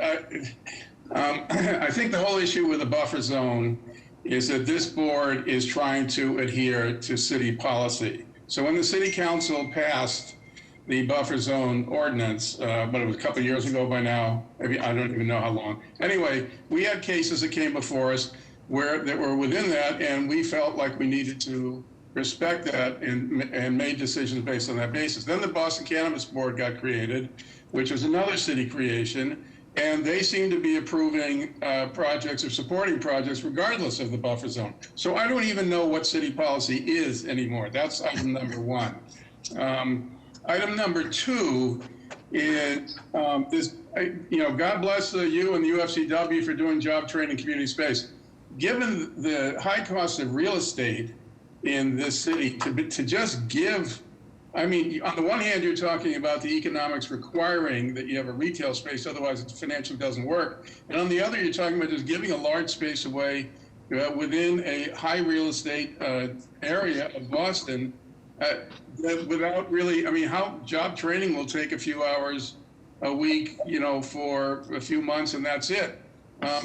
Just see the whole, I'm just sort of baffled by the whole proposal. I don't understand why not, if you're going to argue against a buffer zone, why not use the whole space for some, this is a profit-making operation for some, it just, I don't want to be cynical, but it just there seems too many pieces that don't make any sense to me. Okay, I think, let me try on both. I think there's a good answer for both. If we went back to the site plan, I'll take your second question first. The other reason why the front doesn't work for us, we can, any one of those actually. Actually, you could go one more up, please, Madam Ambassador, or 2 more, or 3 more. Yeah. 1 more, I'm sorry. 1 more, last time. Yes, this one right here. This is a case of a building straddling 2 different zoning districts. One is a 2F 5000 and one is a local industrial 1. The front portion of this building is within a 2F 5000. So by definition, we cannot use cannabis in the front. So that answers that question. Okay, thank you. Okay, sure, and I'm sorry, I probably should mention that in the beginning, so I apologize. I wasn't trying to hide the ball there, but I think it's important to mention it, put it on the record. The other issue here. Just on that, you could ask for a variance on that. Yes, we could, and Serenos did. But as Mr. Ligris said, there's a difference between pasta and cannabis. And the other reason, frankly, that we did that buffer, if you will, is because it was out of respect to this community, that if they're driving down Hyde Park Avenue, they don't necessarily need to see a cannabis store screaming out at that corner lot, and they won't. We are going to be entered at Willow Street, and it's not putting that right on the front door of Hyde Park. And we think, given now and where we are in the times, even though they voted for it in Hyde Park, there are some people who don't approve it. The other thing I would agree with you, Mr. Ehrlich, is that you were on your own for a good year and a half on this item with only the zoning that was put in place. Since then, the board was created, and the board did put into their regulatory framework specific language around the buffer and how they can get around it in their own right. And they don't pass every buffer. They certainly have not. I know that the attorney for the board, Leslie Hawkins, is on the call too, and probably could speak to what they're doing much better than I could. But now that this board is in place, you have a different regime, an additional regime, looking at this very issue. And you're right, from time to time, they will be in conflict. And I'm here to say that it's a variance. And I'm asking the board's consideration because of some of the reasons I put on the record, as well as the other reason that Mr. Legris mentioned, that we do have to get to 52 eventually. And yeah, that might not be ripe today. And I'm not making that's not how I came in on that argument. He raised it, not me. But that could be another reason why someone might consider going to that variance. So those are reasons. Just to be clear, because this has you've pointed this out, Councillor. This is not a precedent-setting board, so what has occurred in the past is irrelevant. I would say though that when you look at the buffer zone definition, it sounds to me like the narrative around the exception that's being requested here is the fact that this is a manufacturing facility in addition to a retail facility, as opposed to a standalone retail facility up the street. But the BCB definition of an existing cannabis establishment, and this is out of the regs, includes a license to operate a retail facility, a product manufacturer facility, a cultivation facility, an independent facility, or any other type of cannabis establishment approved and regulated by the BCB.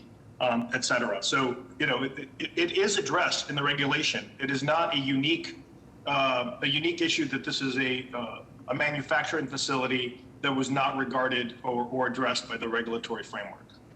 Well, I mean, just with respect, I'm not trying to, be argumentative here, but by that definition, cannabis establishment is the only item you have in the zoning.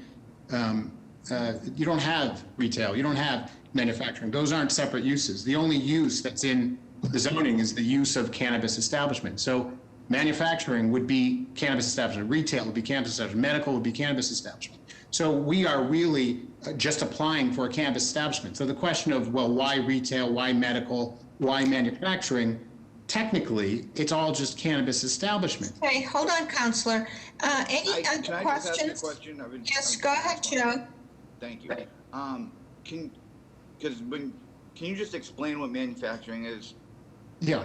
Like what equipment's needed? Is there like a commercial kitchen in there? Like what Yeah. This is where the loose leaf product itself is extracted, and the oils and the essential oils and the cannabinoids and the items within are extracted and put into some sort of concentrate, and then made into whether it's a lozenge or an edible type, like a gummy or something.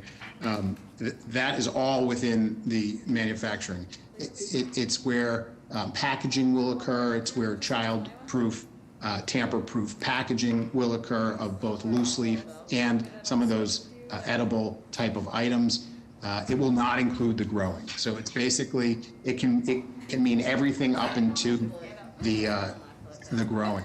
The reason, I mean, these are very technical. There's going to be a lot of interaction with the fire department and the special services and construction documents to really make sure it's done correctly and safely. And so it's right now it's kind of depicted just as an open space. But clearly, if we're approved, there's going to be a lot of work to get to construction document level. Okay, so this is 15,500 square feet of manufacturing. What kind of emissions can we expect, and what kind of delivery of product, and when is delivery of product anticipated? Yeah, I mean, the architect is on the line. He can go into extensive detail as to the mechanicals and the equipments that are put into this to make sure that there is zero smell that emanates from the facility. In terms of delivery, that will be coordinated, by Dan Linsky and his team, and they're both on the phone, and I'd be happy to have them weigh in on this. But I mean, typically the number of, we say that a retail store is going to have 3 deliveries a week. This is someone that's actually going to be producing, so it would probably be more like 5 deliveries going out of the facility a week. Our manufacturing, we're intending to have up to 100 workers in here. I'd say about 2/3 of those might be within the manufacturing area. And the idea is to keep them busy and to create jobs and to create product for the Boston area. And so that Boston can support Boston by bringing in these types of products into all these dispensaries that are being approved by this board. Okay, and I just want to clarify this discussion, is that the Cannabis Control Commission looks at it from a different perspective than we do as we look at something from a land use and land use impact perspective. So we need to just make sure that our lines and our perspectives are kept that way. One last question. Anybody else from the board have any additional questions? Madam Chair, Secretary here, we do have the letter from the Boston Cannabis Board. Okay, so now I'd like to hear from people in support and in opposition. I'd like to hear from all the call-in users first, please, Ms. Ambassador. After we hear from elected officials, hear from the call-in users, and then from 3 additional people who may have raised their hand. Thank you. Good morning, Madam Chair, members of the board. My name is Patrick Fandel from the Mayor's Office of Neighborhood Services on behalf of my colleague Danielle Fonseca, the Hyde Park liaison. This application has gone through a robust community process, including the Cannabis Control Commission's required community outreach meeting, and the applicants have continued outreach to the community and area stakeholders. This has been heard by the Boston Cannabis Board and appropriately vetted for operational concerns in the context of the area.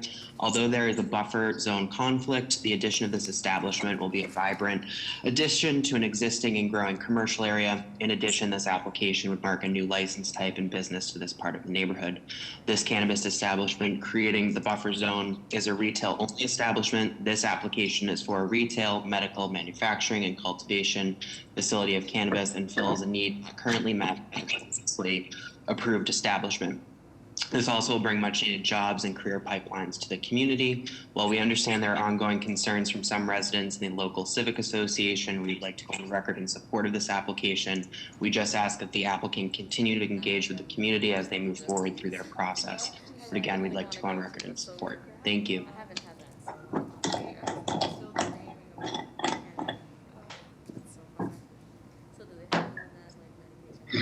Any other elected officials or representatives of elected officials? Madam Chair, members of the board, Paul Sullivan speaking on behalf of City Council at-large Michael Flaherty. The council would like to stand with the neighborhood and speak in opposition to this petition for getting relief from the buffer zone. The council understands that this body has granted relief for buffer zone in the past, but understands the industry is going to continue to grow. The buffer zone was written to ensure that we are sitting cannabis establishments in an equitable, predictable, and transparent way, so no one neighborhood becomes inundated with locations. Granting relief to this non-equity application, allowing them to locate less than 600 feet away from an already permitted equity-owned applicant, EVG Farms, would be a violation of the spirit and intent of the law in our efforts to ensure equity in the cannabis industry. Thank you. Madam Chair, Jordan Frias is on as an attendee, but go ahead, he's one of the part of the Excuse me, can I speak? Oh, yeah. Jessica? Sorry, Karen Foley, Councilor Sabi Georgie's office, and would like to echo the sentiments of Councilor Flaherty and oppose this project. Thank you, Paul. Madam Chair, Secretary here, we have numerous letters of opposition, numerous letters of support as well. Good. Thank you. Jordan from the councilor's office is on. Jordan, go ahead, you've been unmuted. Good afternoon, Madam Chair, members of the board. On behalf of District 5 City Council Ricardo Arroyo's office, we'd like to go on record opposing this. Thank you.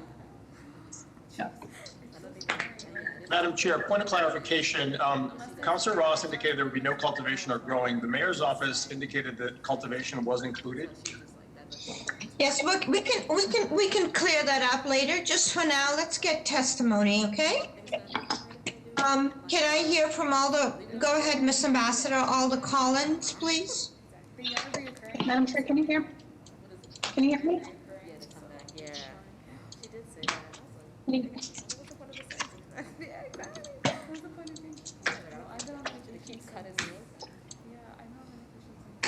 okay, can you hear me?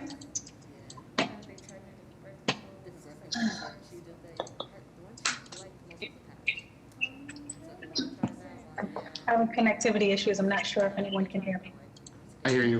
We can hear you. Okay. Don't allow me to call on any of the users. Colette, can I?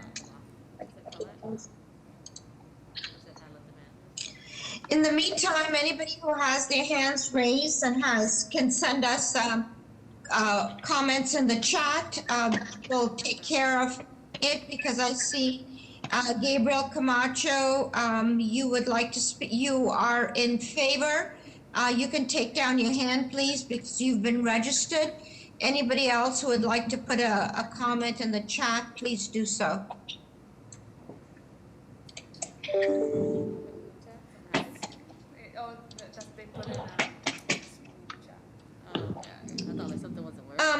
Can we hear from Mr. Kirker?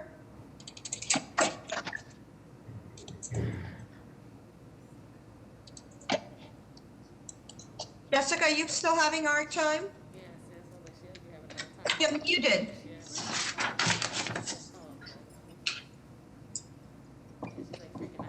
Jessica, you're muted, so we cannot hear you.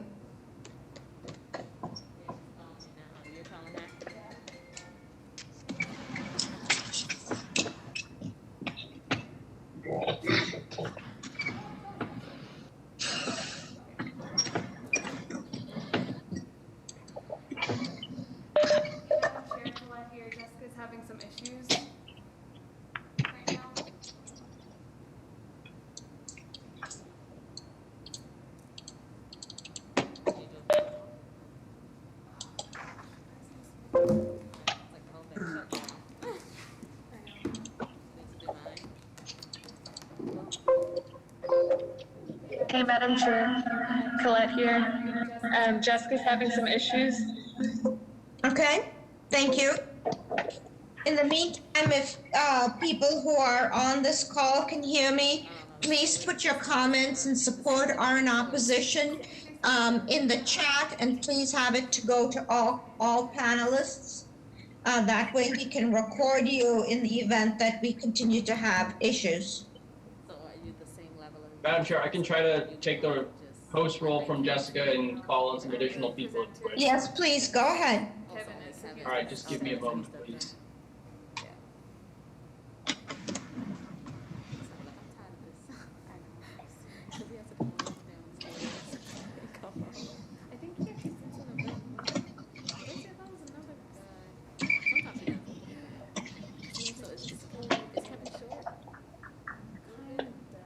Armani White, you're unmuted. Hi, can you hear me okay?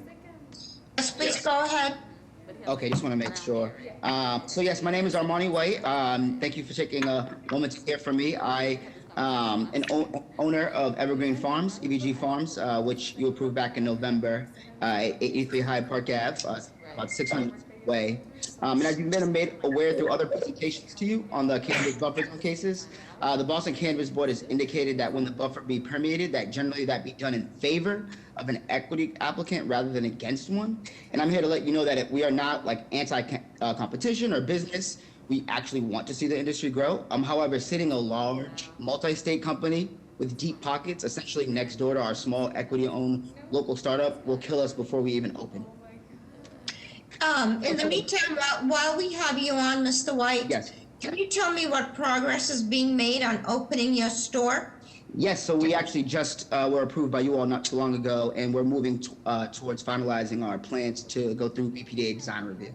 And Toscano can, who I think is here, is also on our team, can maybe talk more about that, or Sean, who's also on the team. No, that's okay. I just wanted to know that progress is being made and that it's just not a pocket approval that you're just holding on to. Oh, no, yes, we are excited to open, which is why I'm here today to stand in opposition, because. Okay, and tell us what efforts have been made by this applicant to combine forces so that in fact it's, you know, a more overall equitable project. Yeah, well, the city council, the mayor, and the BCB established a one-to-one ratio and rules and regulations. So I'm asking you, this applicant, has this applicant reached out to you, and what efforts have been made for you guys to perhaps work collaboratively? I hear you. Okay, yes, we are unable to survive with a giant, you know, business right next to us.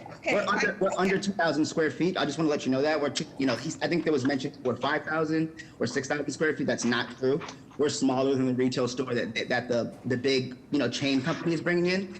And so, yeah, we just can't survive together. I'm not sure what is able to be done to make that. There isn't anything that can be done to make that possible, unfortunately, ma'am. Okay, thank you. Can I hear from Mr. Kirker, please? Yes. Thank you. Jim Kirker here, President of Hyde Park Neighborhood Association. The Hyde Park Neighborhood Association took a vote. It was unanimous that we are opposed to granting the variances for many reasons. For one thing, the neighborhood is really against it. There was a member of HPNA that did do a petition. I believe it's over 200 signatories on that at this point. So we're in an area that's not a real touristy area, and we just don't feel that having two retail pot distribution places right next to each other in this kind of small area is good for the neighborhood. There is an area down the street that I did try to negotiate something with Harvest to get them to move, and they rejected it. So, but this is we would like to have the buffer upheld, the buffer zone upheld, and again it was unanimous. So thank you. Thank you. Can I hear just now from a couple of Colin users? Jessica, Ms. Ambassador. I'm still controlling it, Madam Chair, but. Okay, go ahead. Go ahead then. Couple more.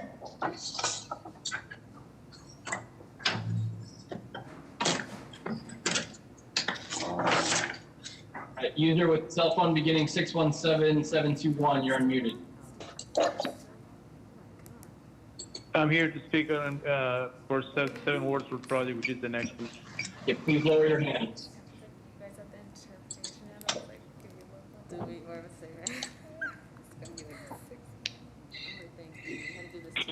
Cell phone 603362, you're unmuted.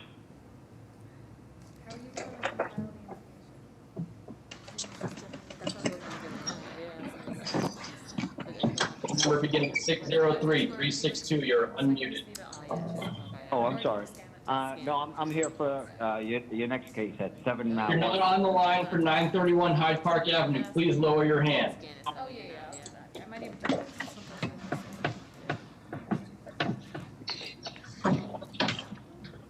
Phone number beginning 781-969-696. You're unmuted. I think that's me. I'm actually sorry. I didn't know how to lower my hand. I'm for the next one. Okay, let's just see, because I just want to make sure we're getting a good, let's just see if there is anybody else. No, so I think we have enough information. Did somebody have one last question that they wanted to ask of the applicant? I wanted just some clarification around the cultivation. Yeah. Okay. So I think that was a misstatement on the part of the mayor's office. There will be no cultivation at the site. And Madam Chair, may I just point out for the record that over 500 Hyde Park residents have written letters and have been in support and have attended meetings for the project. We understand that. Counselor, this is sometimes is viewed as a battle of the signatures, but it really isn't. Something that we look at carefully in the context of land use. I just also would point out that there are dozens of people who have called up, and they wanted to testify as to the job. Thank you. Yes. Thank you. Okay, so given this wide array of information that we've received, may I have a motion, please? I'm going to make a motion to deny. Is there a second? Second. All those in favor? Aye. Any opposed? Aye. I'm opposed. So there's 3 people opposed, so it's not denied. It's been, may I have a new motion? I'm going to reluctantly make a motion to approve with BPDA design review. I'll second. All those in favor? Aye. Opposed. Who's opposed? Aye. I I will oppose as well. Can't see. Lakers will oppose. Hansi's opposed. Who else is opposed? Ed is opposed. Lakers is opposed. Ligris is opposed. So the motion doesn't carry. It's been denied. Madam Chair, I know that you're still, I don't know if you're still looking for motions. I could offer a proviso that might help the situation if you're willing to hear it. Thank you. No, I mean, it's just the way our process works. It's been denied. Thank you. Can I make a motion to approve with a proviso that no retail? No, it's at this point, it's just been straight denied because that motion didn't carry, okay? Is that So, considered is that without prejudice? I'm sorry, because the motion to approve failed, so I'm sorry, I should know this, but does that automatically put us in the denial camp, or is that without prejudice, or? it's a straight denial, but if you come in with, so denial means we don't want to see the same thing. You can't come in with something else in the within the year, but something else, not the exact same thing we saw today, okay? Can I make a comment? Is it possible to make a comment?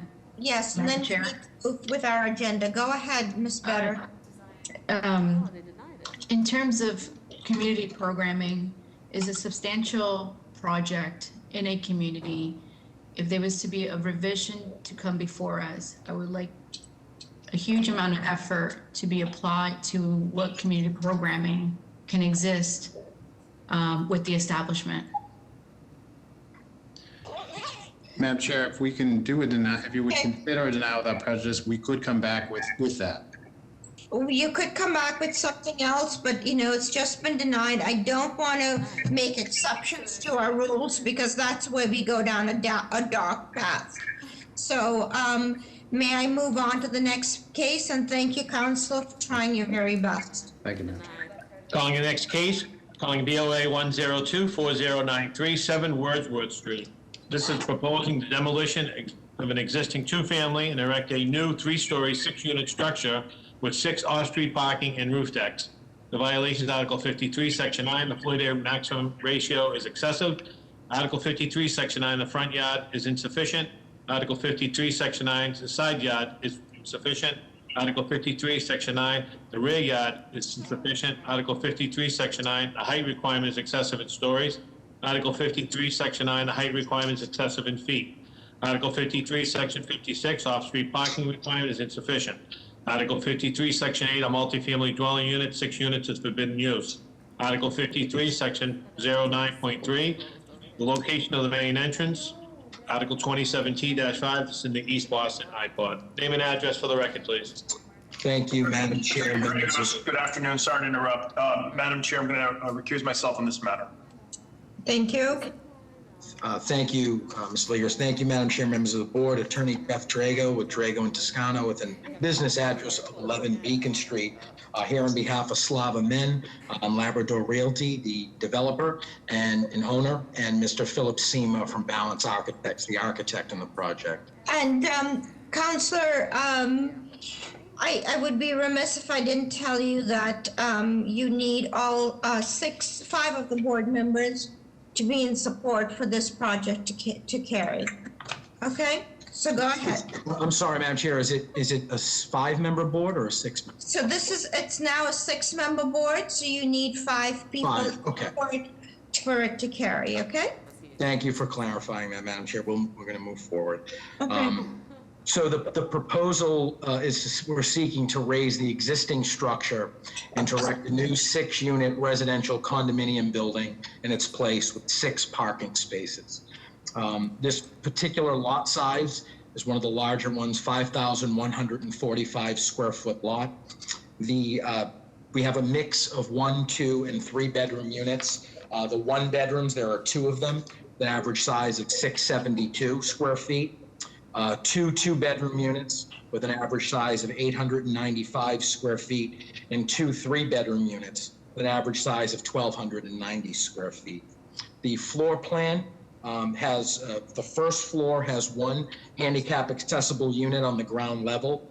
That's unit 1. It can be accessed 2 ways, through the front door entrance on the Wordsworth Street side of the building, or on the Pope Hill side, there is a handicap accessible ramp that allows for entrance that way. Also house our parking garage door along the Pope Hill side where there's no housing. You enter through that garage, there's 3 interior spaces and then 3 exterior spaces in the back of the building. As we go up to floor 2, we have units 2, 3, and 4. There are a 2-bed, 2-bath unit with a balcony, a 1-bed, 2-bath unit with a balcony, and a 2-bed, 2-bath unit with a balcony, respectively. We then go up to our 3rd floor, our top floor, and we have units 5 and unit 6, and those are both 3-bed, 2-bath units with balcony, and they both have 2 exclusive roof decks that are accessed by hatch. Those roof decks are 200 square feet approximately. I can go over the zoning violations that were read. Yes, because I do want to understand that, because these are a lot of violations. And to me, it appears that this might be, given that you have side, rear, inadequacies and height excessive, it feels like that your butters might end up feeling boxed in by this proposed development. So please talk that through. Sure. So just to, if we do have the site pictures, you will see every building on our side matching our height. So it is common as you go down the street. The use, it is a 2F district, although every building in our side is a 3-family as you go down the streetscape. And the buildings next to us on the smaller lot actually have a 6 that was subdivided a few years back. So MFR is a violation. FAR, what's allowable is 0.8. We're at 1.19. Our height, we meet the height in feet, so we are below the 35-foot requirement, but we do have a 3-story building, and 2.5 is what's allowed. Our front yard is modal, but we're at around 3 to 5 feet as you go sort of down the streetscape. Our side yard violation, what would be required is 7. We are at 5 and 5. And you can see just as we go off, part of that is because of the overhang. We are fortunate we do not have a side abutter. We're on a corner lot, and the building directly next to us that's attached is higher than ours, and we designed this purposely.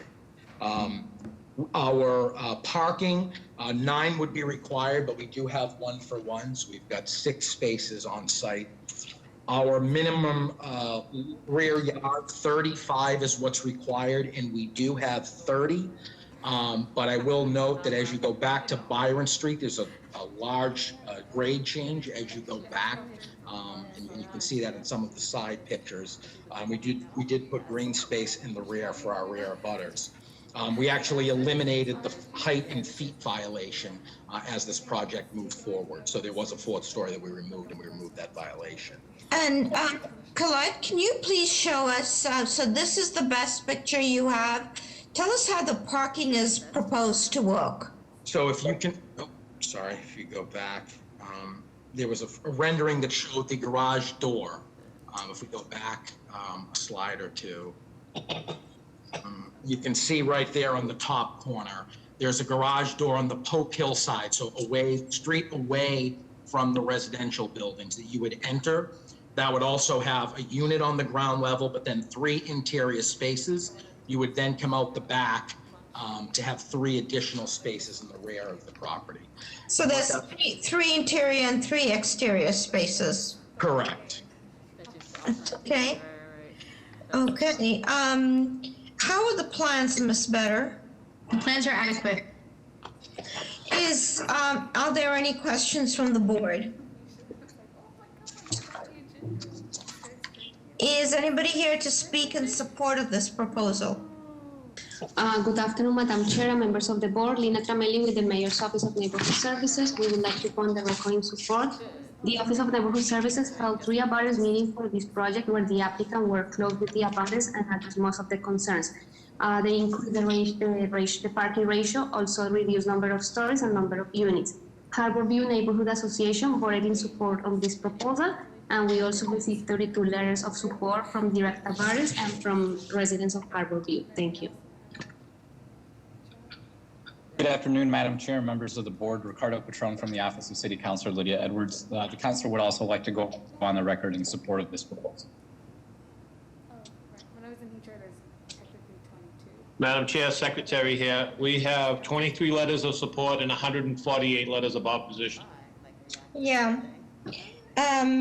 Please, Kevin or Miss Ambassador, whoever has the mic, please can we hear from the Collins, and then just randomly anybody else, 4 other people who've called in or who have their hands raised.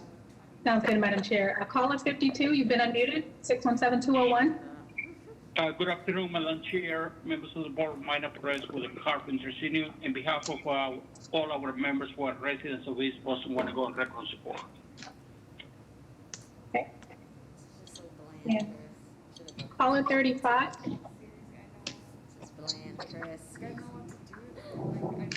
Uh, 617-721, you've been unmuted. Can you hear us? Yes, I have Jose Ramos. Jose, you can talk now. Hi, my name is Jose Ramos. I'm the owner of 9 Wordsworth Street. Jaime va a traducir en inglés porque mi inglés no es muy bueno, pero. Can somebody translate whether he's in support or opposition, please? Yes, ma'am. My name is Humberto. Jose is the neighbor next door on 9 Wordsworth Avenue, and he's in support of the project. He specifically asked us to mention that he appreciates the fact that there are parking spots within the 6 parking spots within the building, and for the record, his property sits 5 feet away from this proposed project. Thank you. Can I hear it from him in Spanish? I just want to confirm that que usted apoya el proyecto. José, sigue adelante en español, por favor. ¿Me lo puedes decir, por favor? Sí, yo estoy de acuerdo con el proyecto. Es un proyecto muy bueno para que están haciendo ahí para la comunidad. Es más viviendas y está haciendo espacio con parqueo. Tiene parqueos, es muy bueno. Estoy de acuerdo. Okay. ¿Y usted vive al lado de la propiedad? Sí, yo vivo en la propiedad 9 La Wordsworth. Al lado. Okay. Soy Gracias. el dueño. All right. Thank you. Just wanted to confirm that. Thank you. Go ahead, Ms. Ambassador. Caller 44, you've been unmuted. That's 781-696. Can you hear us? Yes, I can hear you. Marie, are you still there? I'm here. Great. Can you state your name and address? 48 Byron Street in East Boston. And your name? Excuse me? What's your name? Marie. Okay, go ahead. Are you looking to offer comments? Yeah, I just, I'm a buffer. I'm right behind them. In fact, I'm in my kitchen looking at the building right now. The building is not in good shape. Slovak man, he's just trying to up the neighborhood, to make this neighborhood better. He's changed everything to try to accommodate everybody around here. I don't have a problem with the building. In fact, I really wish they would let him through. And I'm also talking about my next door neighbor, which is Anna Pavluka. She's all for it too. She's not feeling very well today. But I'm all for it. I am a buffer. I can see the whole building, what I'm looking at. Ma'am, thank you so much for. Oh, my God. Okay, so may I hear from somebody else, please? Sure, yeah. All right, Leonard Olson, can I unmute? Can you? I think he's already put in comments. Can we, Okay. in the chat, so can we hear from somebody else? Okay, Boris? Yes. Hi, Boris. Hi, how are you? Hi, thank you. Can you state your name and address, please? Absolutely. My name is Boris Mortkovich. I'm a property owner at 51 Bennington Street. And I just wanted to voice my support for this project. I think it's quite thought out. I think it improves the neighborhood and it brings the much needed housing to the neighborhood. So I'm in full support. Thank you. Anyone else, Madam Chair? Did we hear from City Councilor, the East Boston City Councilor? Check the chat. Yes, I think Ricardo, sorry, Madam Chair, did speak. Yes, Madam Chair. Hi, this is Ricardo from Mr. Edwards' office. The councilor is in support of this project. We worked with the development team to ensure that they would be making a contribution to the East Boston Housing Stabilization Fund, as well as setting aside one of the units as an affordable unit for sale. Yeah, you know what? I kind of don't want to know that, that relief can be bought. So, you know, that's nothing, that's not something we can pay attention to. Okay, thank you. So, can I have a motion given the information that we have? I like to make a motion and also a comment on the accessible ramp. It seems that the accessible ramp is not a 12-to-1. Can you just confirm that? Hi, this is Philip Sema, the architect from Balance Architects. It would be a fully, MAAB accessible 12-to-1 with the landings and correct slope. That's the way we've designed and modeled it. Okay, so that's how far it extends out? Correct, yeah, because streets. So what I would recommend, I would recommend a motion to approve with a proviso for BPDA to look at the exterior and specifically look at the accessible access. My recommendation would be to inset it and to do a lift versus it projecting onto the street way. Yeah. Madam Chair, if I could, I know there's no way to obligate the proponent from doing it, but if this were to pass, I would ask that they take a look, particularly at the Pope Hill section. It's just a little beat up in that area, and I think could use some streetscape.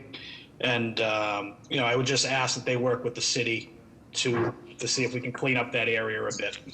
Yeah, So are you talking about the public realm, about the street, or their building? The public realm. If they would just take notice to be good neighbors, I guess, that area could use some work. So we have a motion. Is there a second? I'll second. All those in favor? Aye. Aye. Any opposed? Motion carries. Thank you. Calling the next case. I'm sick. Calling BOA 111-9326, 51 Jeffrey Street. This is a full gut renovation, installing a roof deck for Unit 3, replacing fire escape, and a new 3-story porch system, egress stairs to the ground, an extension to the living space into the basement. The violations, Article 53, Section 9, insufficient side yard setback. Article 53, Section 9, excessive FAR. Article 53, Section 9, insufficient rear yard setback. And Article 53, Section 52, roof access. Name and address for the record, please.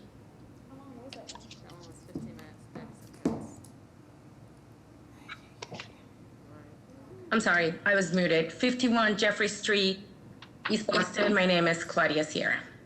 So tell us what's being proposed. So this is an existing three-family, is being fully renovated and fully sprinkled. The current building has a fire escape as a mean of egress that will be replaced with a porch. As per indications from our plan reviewer, he asked me to do my rear porches in metal as opposed to PT wood to incorporate the abutters, which is 53 Jeffries Street fire escape into our rear porch. Sorry, let me just get an understanding. So it's a three-family, it's going to stay as a three-family? Yes. Is there any occupancy in the basement? So this building had an existing basement. I don't think it was legal, but it had a full basement with a kitchen, a bathroom, and a bedroom. I am looking to incorporate the basement space, part of the basement space, as living area for the first floor unit. And what would that include? Would that include a family room or would that include bedrooms? Currently, the plan said one bedroom. So it has one bathroom, one full bathroom, one bedroom, and a closet. So we just need to know then what the floor to ceiling height is and the floor to sill height. So we want to know that anybody in that basement would not be, if in the event of a fire, could exit without any problem. So floor to ceiling height, please, and floor to window sill height. So floor to ceiling height is 7'6", and floor to window sill is 44 inches. There's also a letter clarifying this from my architect that was submitted as well to the board. Okay, and then tell us about the square footage of the units. So second and third floor unit are one bedroom, one bathroom, 475 square feet. It's a pretty open concept.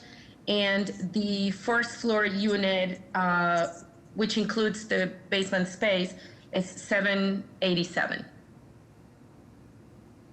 Okay, and then the roof deck, what's the access to the roof deck is from the rear stairs? Correct, and it's exclusive use for the third floor.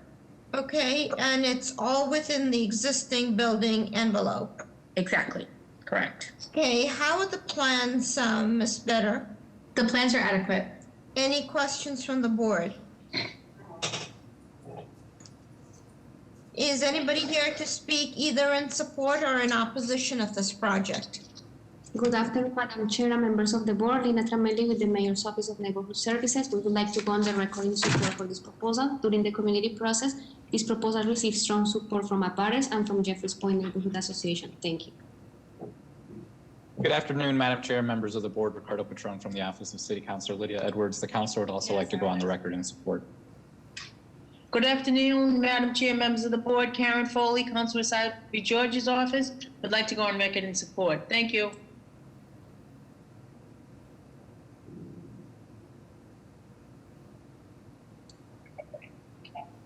Madam Chair, I do have some raised hands. I don't think they're, but let me just check on Jordan. Jordan, did you want to speak on support or opposition of this? Oh, no, sorry. I didn't realize my mic was on. I apologize. Okay. No, it's fine. Can you just lower your hand? Thank you. And Doreen's here for another call. Okay. Given that information, may I have a motion, please? I'd like to make a motion to approve. Do we need a design review on a back porch? No, right? No, we don't need it for this. Is there a second? Is there a second? I'll second that. All those in favor? Aye. Any opposed? Motion carries.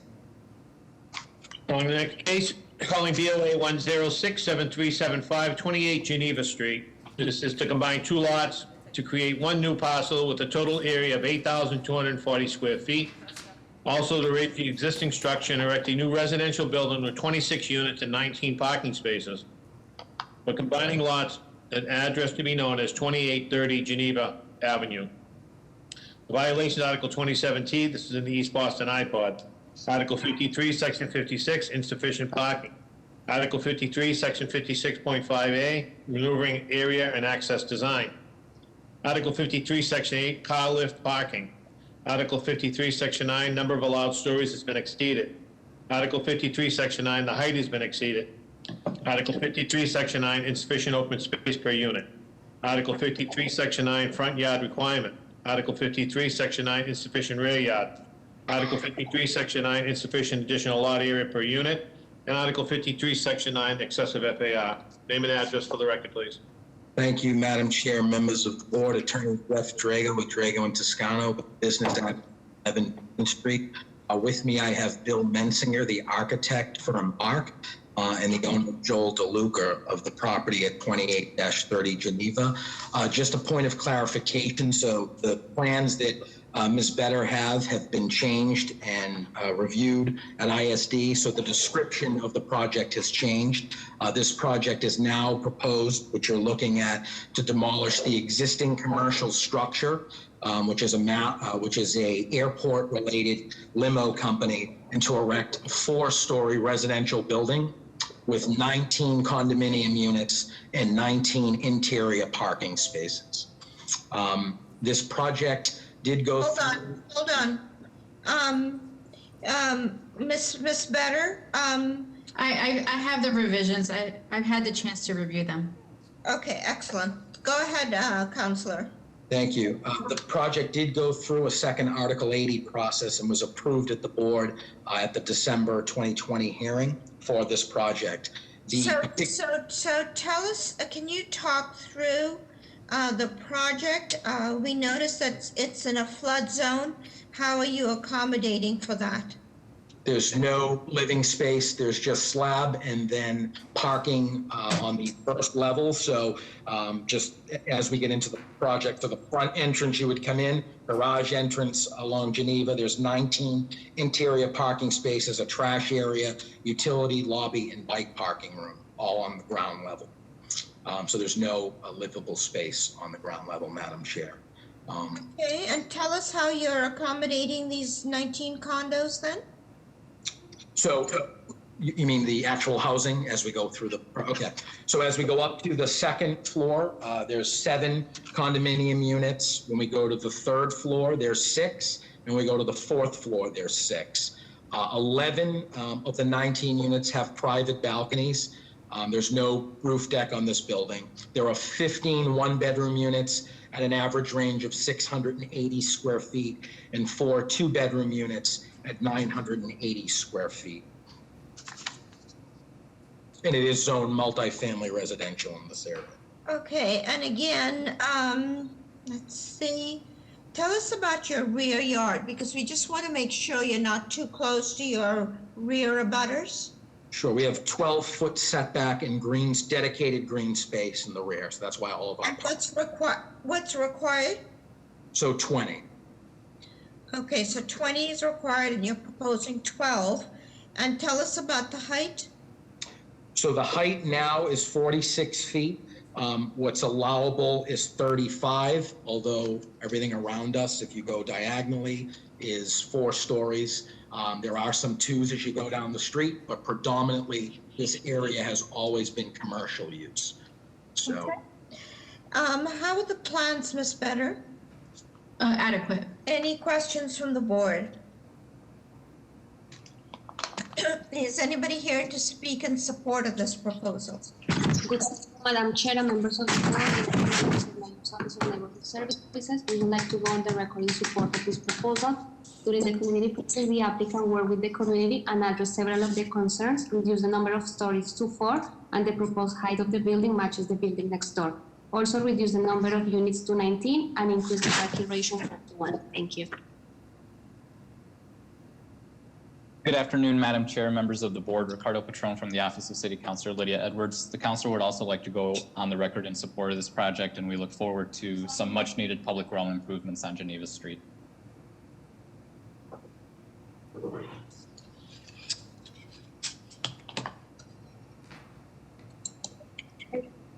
Madam Chair, I have a few raised hands here. Caller 67, you've been unmuted. Hi, caller 67. Okay, caller 53, you've been unmuted.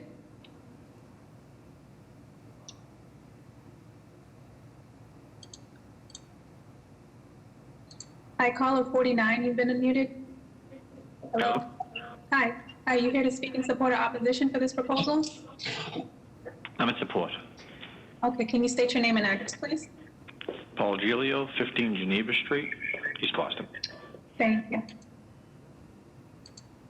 Yeah, sorry, Nick. Hi, Nick, you've been unmuted. Hi, thank you. Thanks, Jessica, Madam Chair, members of the board. Nick Pundit from 14A Geneva Street, down the street. We like the fact that they've gone down to 4 stories and have 19 parking spots now. We still reiterate our concerns with this street as residents, that every project is so dense. The density of this project is pretty substantial, and right now, you're not supposed to park on Geneva Street in front of the Massport lot, et cetera, but people do. There are typically about 65 cars per day that are parked there. So as development comes in, those cars are going to be displaced, plus people that are buying, 2-bedroom units at over $500,000 are likely to have multiple cars. So we just fear for the parking situation in an already crowded neighborhood, as well as, like we talked about, the density. So we appreciate the improvements here. We just would like to echo those concerns on this project. Thank you. Madam Chair, I have no other questions. Okay, may I have a motion, please? I'd like to put forward a motion to approve with BPDA design review. I'm going to second that motion. All those in favor? Aye. Any opposed? Motion carries. You're all set. Thank you. Calling the next case, calling BOA 105-6729, 171 Newbury Street. This is changing from a retail store to a tattoo parlor. The violations, Article 8, Section 7. Right, use item 43A, body art establishment is conditional. Name and address for the record, please.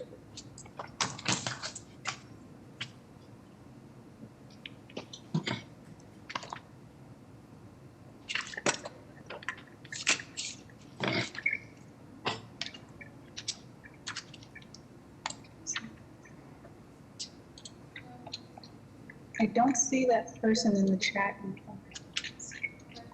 I can hold it off to the side. Okay.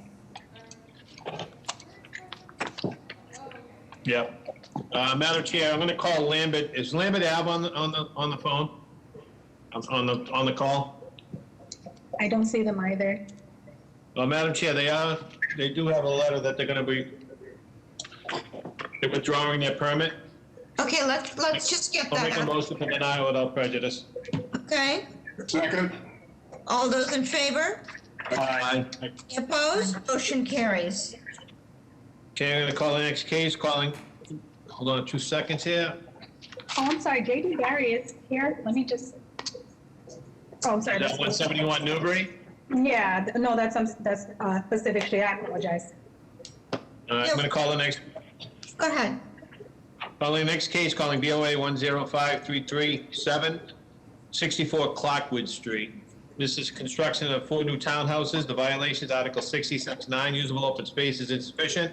Article 60, Section 11, the use is forbidden. And Article 60, Section 9, the lot area is insufficient. Name and address for the record, please.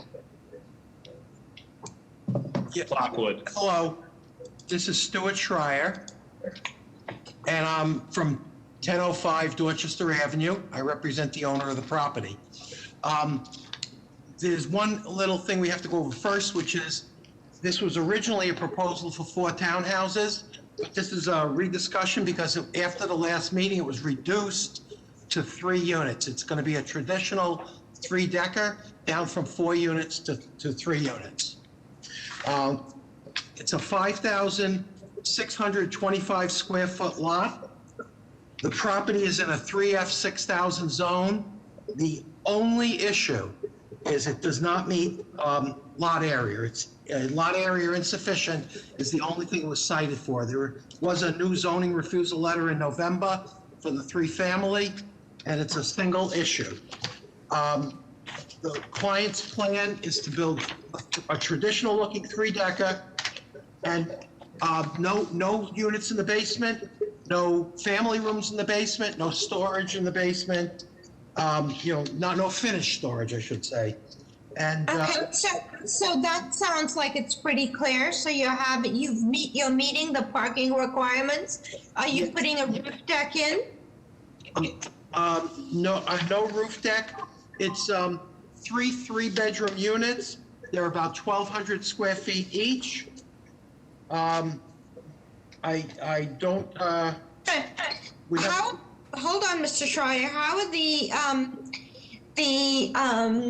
plans, Ms. Better? They're adequate. Any questions from the board? Is anybody here to speak in support of this proposal?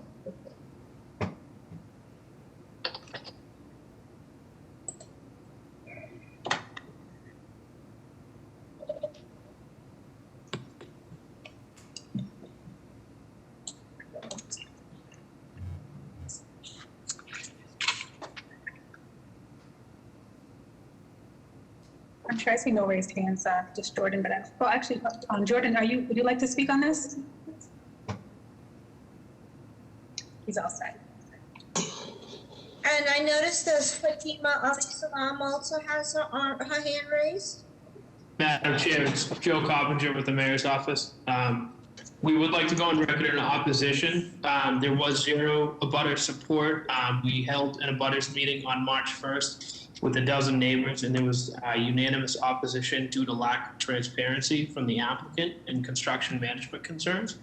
We understand that the sole item of zoning relief is related to the lot size, so should the board choose to approve, we ask that a proviso be added that the basement and attics are forbidden for the use of living space. Two, the applicant continues to work with the neighbors on construction management and parking and provides monthly updates to neighbors about construction management. And three, BPA design review to make sure design is in line with the neighborhood character. Thank you. So Stuart, it sounds like you have a trust issue there, or the applicant does. I don't know why. What I do know is that the neighbors asked him to put a pitched roof on top with an attic. He would have done a flat roof. So, to make it look more like the houses in the neighborhood, his design added on a pitched roof. There's no living space. There's no finished rooms in the attic. He would be happy to take the attic off and make it a flat roof 3-decker if that would, for everybody, just to be no living space in the attic. Okay, may I hear from Fatima, and then I don't know if there are any other raised hands? Yeah, there are. Yes, Fatima, go ahead. The people who are sending messages in the chat, please raise your hand. So go ahead, Fatima. Okay, thank you. I'm Fatima Al-Islam, 34 Burma Street, Mattapan, Greater Mattapan Neighborhood Council. The council received extensive emails from all abutters, direct abutters. Their concern came from, for the last 6 months, they have had no direct communication from the applicant. They are also concerned about the lack of adequate space for parking. When questioned about what the type of use it was in the building, it was only on March 2nd that they learned that 2 of the 3 units would actually be for condominium sale and not rental, which they had made the assumption. And overall, we are in agreement with the Office of Neighborhood Services that there has been poor project management and a lack of communication overall with the direct abutters and other residents. Thank you. And we are in opposition. Thank you. Hi, Jordan from Councilor Ricardo's office. Go ahead. Good afternoon, Madam Chair, members of the board. With the previous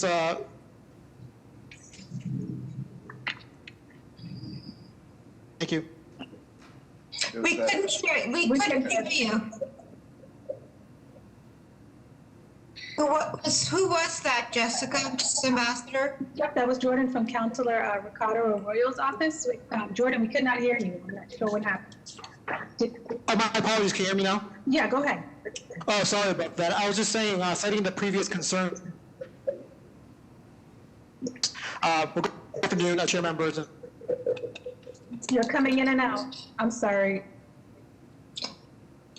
Madam Chair, tomorrow. So please put your comments in the chat, Jordan. In the meantime, let's look at the raised hands. Okay, yep, a second.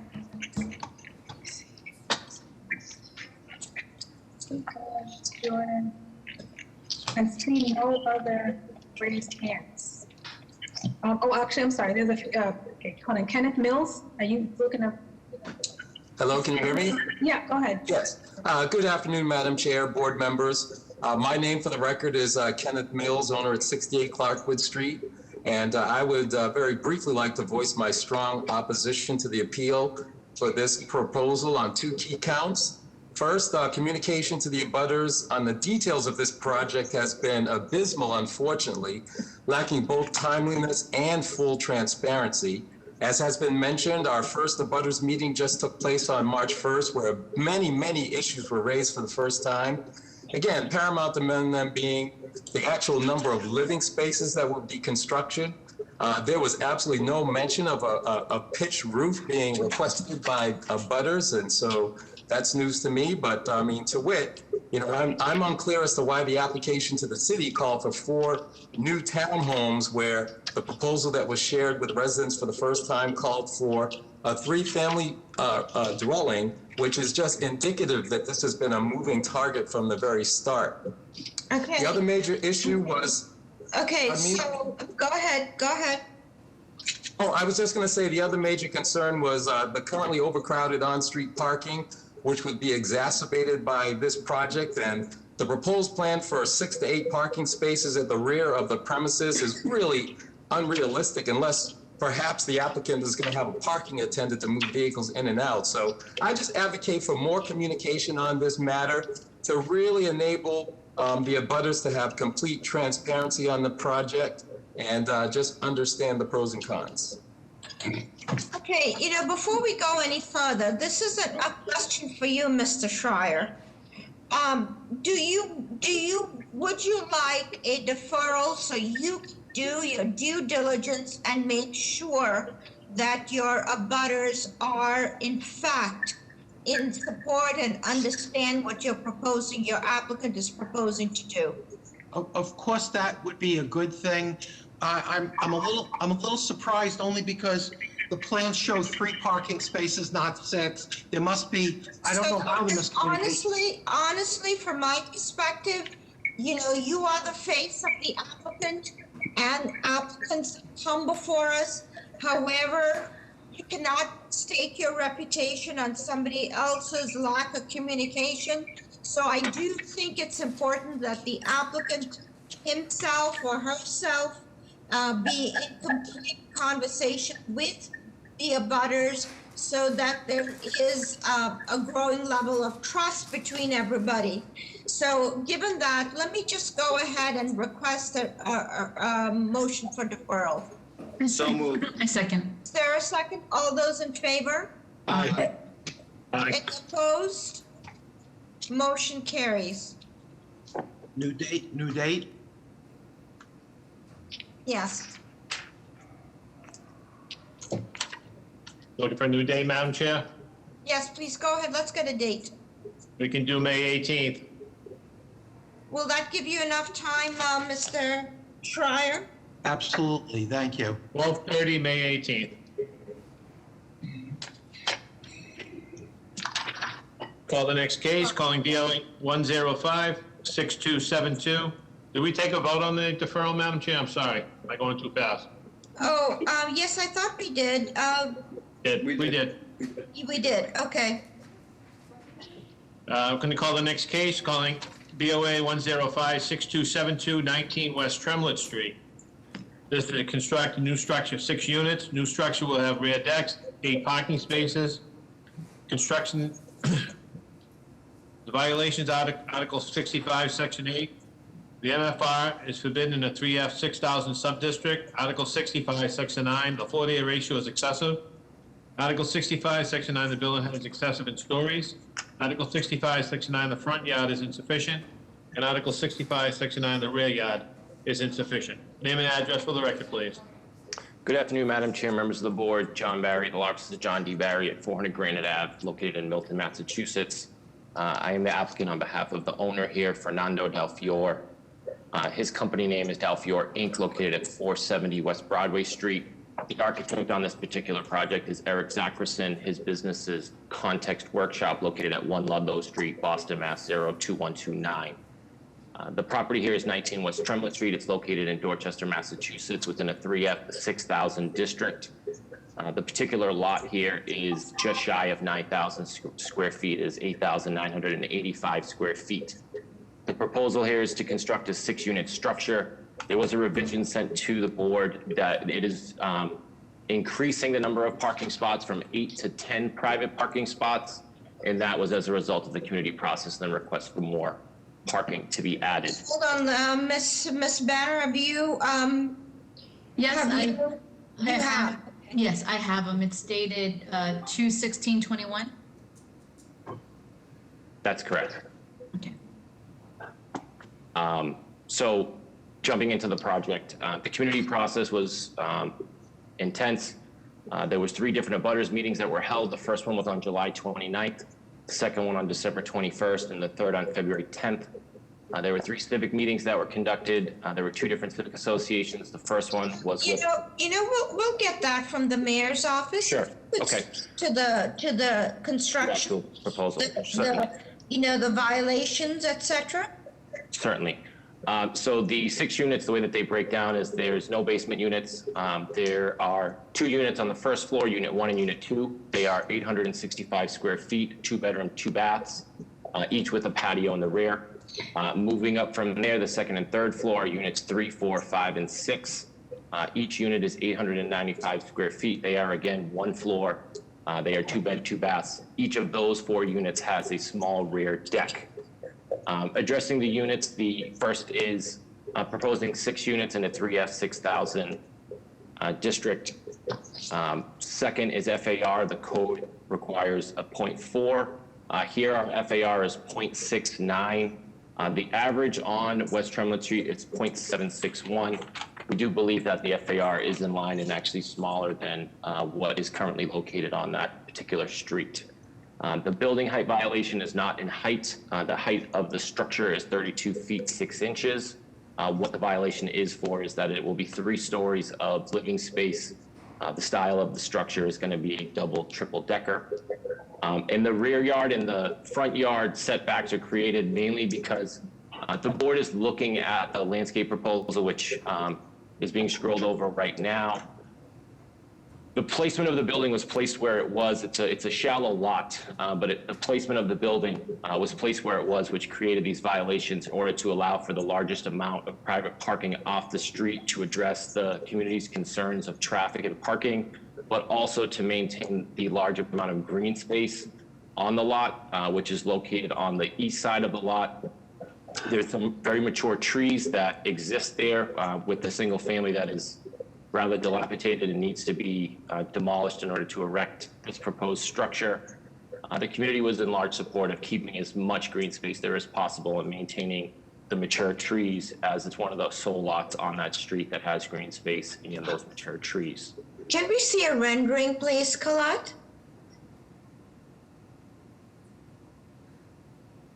So it's okay, good. How are the plans, Ms. Better? The plans are adequate. Any questions from the board? Is anybody here to speak in support of this proposal? Good afternoon, Madam Chair, members of the board. My name is Faisal Sharif with the Mayor's Office of Neighborhood Services. We would like to go on record in support of this proposal. We believe the applicant has worked directly with neighbors and the civic groups in this area regarding parking concerns, green space, construction management. There are letters of support that were forwarded to the board that should be on record with you. Thank you. Madam Chair, members of the board, Dustin Gardner on behalf of City Councilor Andrea Campbell's office. I'd also like to echo the sentiments of the Mayor's office. We'd like to go on record in support.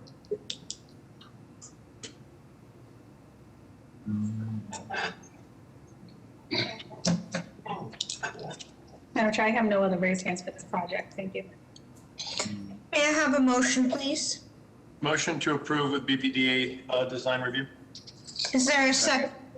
All those in favor? Aye. Aye. Any opposed? Motion carries. Madam Chair, I'm going to go back to a case that we called earlier, case BOA 105-6729, 171 Newbury Street. Are they on?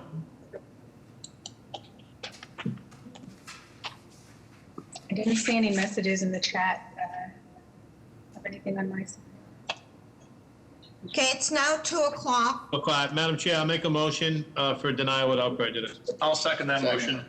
All those in favor? Aye. Aye. Any opposed? Motion carries. I'm going to call the next case of the call. It's the interpretation, case BOA 115-0574, 153 to 155 Blue Hill Avenue. The petitioner seeks a determination that Inspectional Services Department erred in issuing the permit. Name and address for the record, please. Okay, what I would like to do is to make sure that that we have the representative, is this Loretta Sparrow? Is somebody here to speak? Is Miss Sparrow here? And do you have an attorney or anybody representing you? I'd like to make sure that we have Miss Sparrow and her representative available. And the property owner, whoever owns 153 to 155 Blue Hill Ave, and their representative also available. I want to make sure that for everybody who may be on this call listening, when we have an interpretation, we do not take testimony. What we do take is information presented by both parties on the project. We also need a representative from ISD to speak about the basis for which the permit was issued.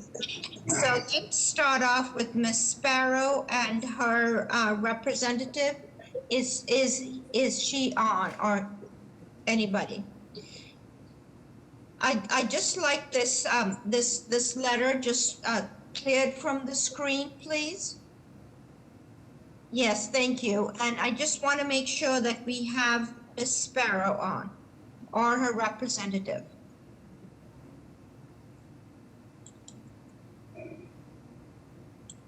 Ms. Sparrow was on earlier. I'm not seeing her.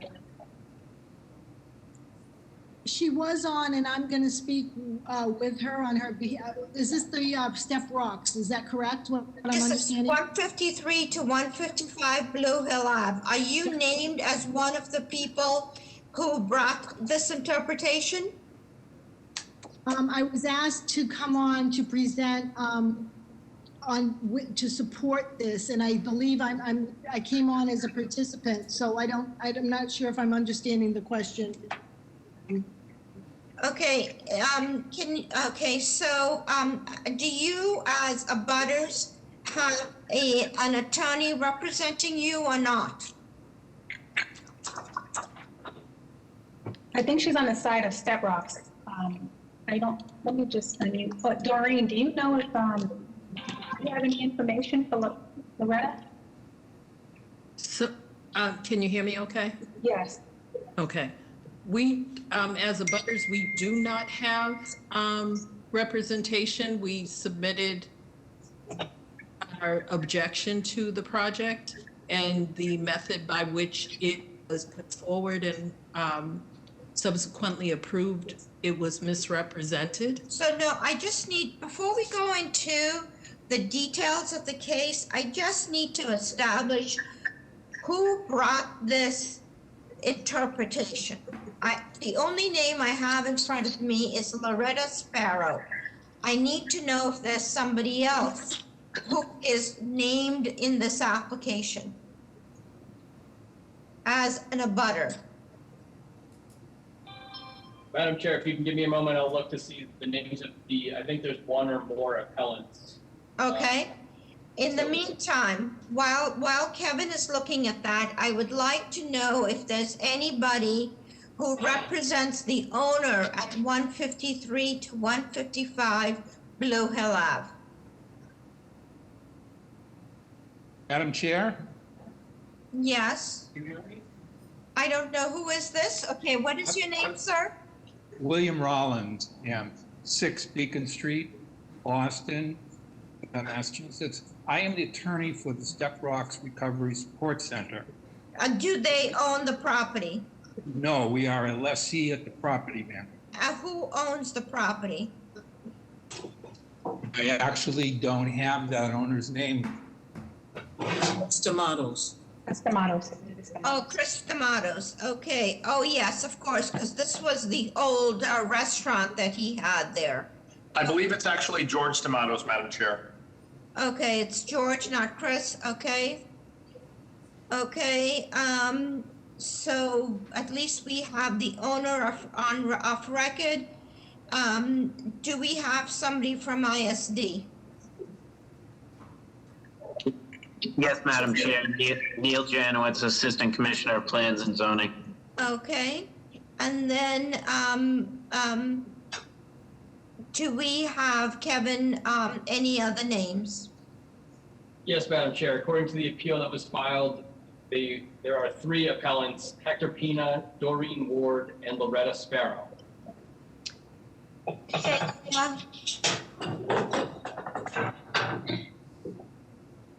I hadn't seen Hector before. Is there, okay, Doreen has her hand raised. Doreen, can you put your name and address for the record, please? Okay, it's Doreen Ward, 44 Woodbine Street, Okay, Roxbury. okay. So, since you are named as the person, as one of the people who brought the interpretation, please tell us about what this is based on. What this, yes, request is based on. So what we were responding to was the fact that the location was being cited as a community center, which was not in line with what they actually do. And the fact that they did not come to the community until after the approval when we were asking questions. So I'm just have to kind of narrow down exactly what it is that Okay. your concern is purely on the use of the space as a community center versus which is described as a community center, but you think it's something else? Yes, ma'am. Okay, what do you think it's used as? It's used as a drop-in center.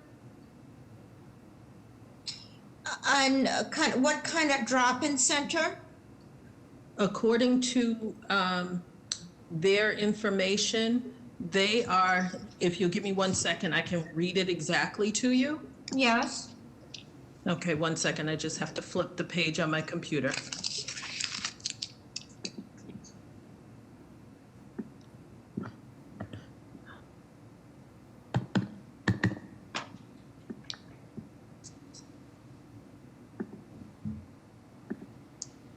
Okay, here we go. So what they list themselves as a health services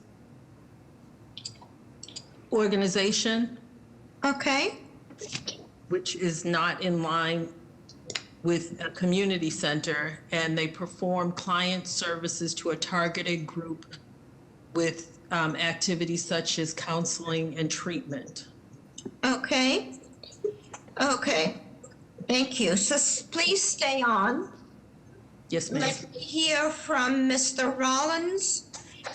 Please tell us first of all, what is the use of that space that's in question?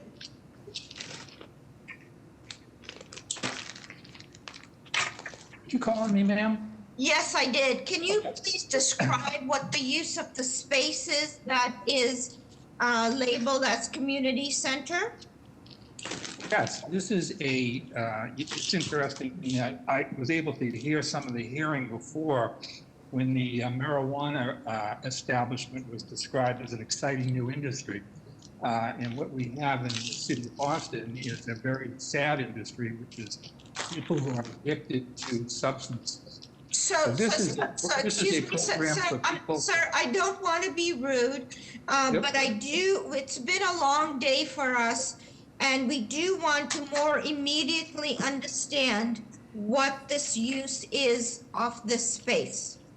This is for persons who are recovering from substance abuse to come together in support. And we have programs for all of the people that want to come to this center and participate in programs to deal with their addiction. This is not a treatment center. These are not clients, and I can explain where the problem was. So let me just ask, is there medical staff, or is this purely like social workers and things like that? There are no clinicians, ma'am. There are no drugs there. This is not a treatment center, an outpatient counseling center. I understand where the problem came because the prior program. So let me just get you just talking about your business, okay? So it's no clinicians, it's recovery, you provide support services. What are your hours of operation? Well, given the fact it's a Zoom operation, the basic operation is during the day, and it's 5.5 days a week. And I will say that with regard to the specifics, I have the director of the program in attendance, Loretta Leverett, for any particular technical issues that I may not be able to answer. Okay, so may I hear from ISD? Can you tell me what the zoning district is, and what the application for the use stated? Yes, Madam Chair. The ALT stated to change, Neil Janowitz for Inspectional Services, change a restaurant to a community center with 3 offices. The zoning district is MFR, Local Services Subdistrict in the Roxbury neighborhood, and a community center isn't an allowed use in this subdistrict. So it came in as a community center and 3 offices. Correct. Okay, and is a community center defined in the code as, what is a community center defined as? Yes, Madam Chair. A community center is defined as a facility providing educational, recreational, and social services to the community. This is 100%. And social services, okay? Yes. And is social services defined in the code? I do not believe so. Okay, okay. May I go back to Ms. Ward? Is there anything else you need to add to this? The community is in opposition to the granting of the use of the space for their purposes. Okay, so it sounds like what has happened here is that the ISD looked at it as a community center in the broadest terms of community center, as far as a social recreational space, whereas with the 3 offices and with the specific services that are being provided, the community sees it as something different. Yes, ma'am. Okay, so what I'd like to do is I'd like, if there's any information that either Councilor Rollins or Ms. Ward, Loretta Sparrow, and the rest of the applicants would like to submit, please submit it to the offices of the Board of Appeal by this Friday. And may I have a motion to have this sent to the Law Department? So moved. Is there a second? Second. All those in favor? Aye. Any opposed? Motion carries. So please make sure all the information gets to the Board of Appeal office from Mr. Rollins and Ms. Ward et al. okay? Thank you. Madam Chair, I'm going to go into the interpretation, and I'm going to call them all into the record, and they're all the same, motion there, I'm sorry. Case BOA 1150574, I'm sorry, that's the wrong one. BOA 1107085, 1001 Boylston Street. There are companion cases, BOA 1107095, 1001 Boylston Street, BOA 1107099, 1001 Boylston Street, BOA 1107100, 1001 Boylston Street, and BOA 1107103, 1001 Boylston Street.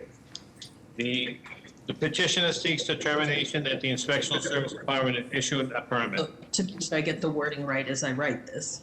'cause And I'm running out. But I want to make, so can we mute everybody?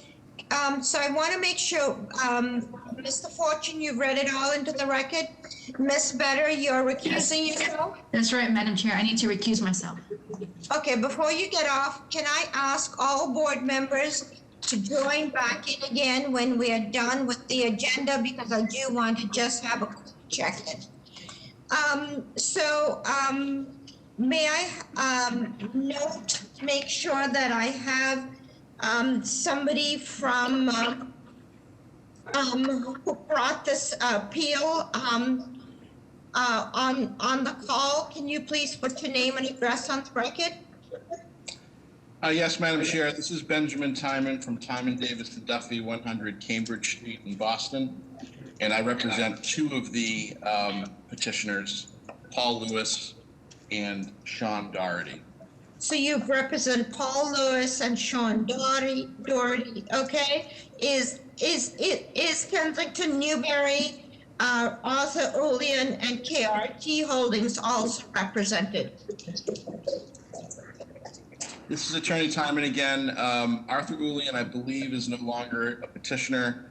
That's my understanding. And Attorney Alec Pine did intend to be on the call today for the other petitioners, though I do not know whether he's presently on. Okay, so this is being recorded, so he should have access. Is somebody here representing the property owner of 1001 Boylston Street? Madam Chair, my name is Kevin O'Flaherty. I don't represent the property owner. The property owner is MassDOT, is the Mass Department of Transportation, but we are going to long-term lease. We are long-term leasing the property for the development, so I represent the developer who holds the permits. Okay, so you're representing the designated developer, and who is that?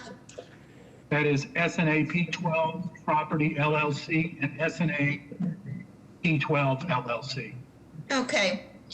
So thank you for putting all your names and addresses on the record. So this particular request for interpretation came before this board on October 27th, 2020.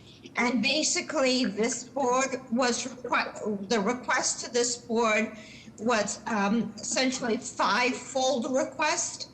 One, to determine that the height of the towers exceeded the height approved by the BPDA under Article 80. The square footage exceeds what the BPDA approved.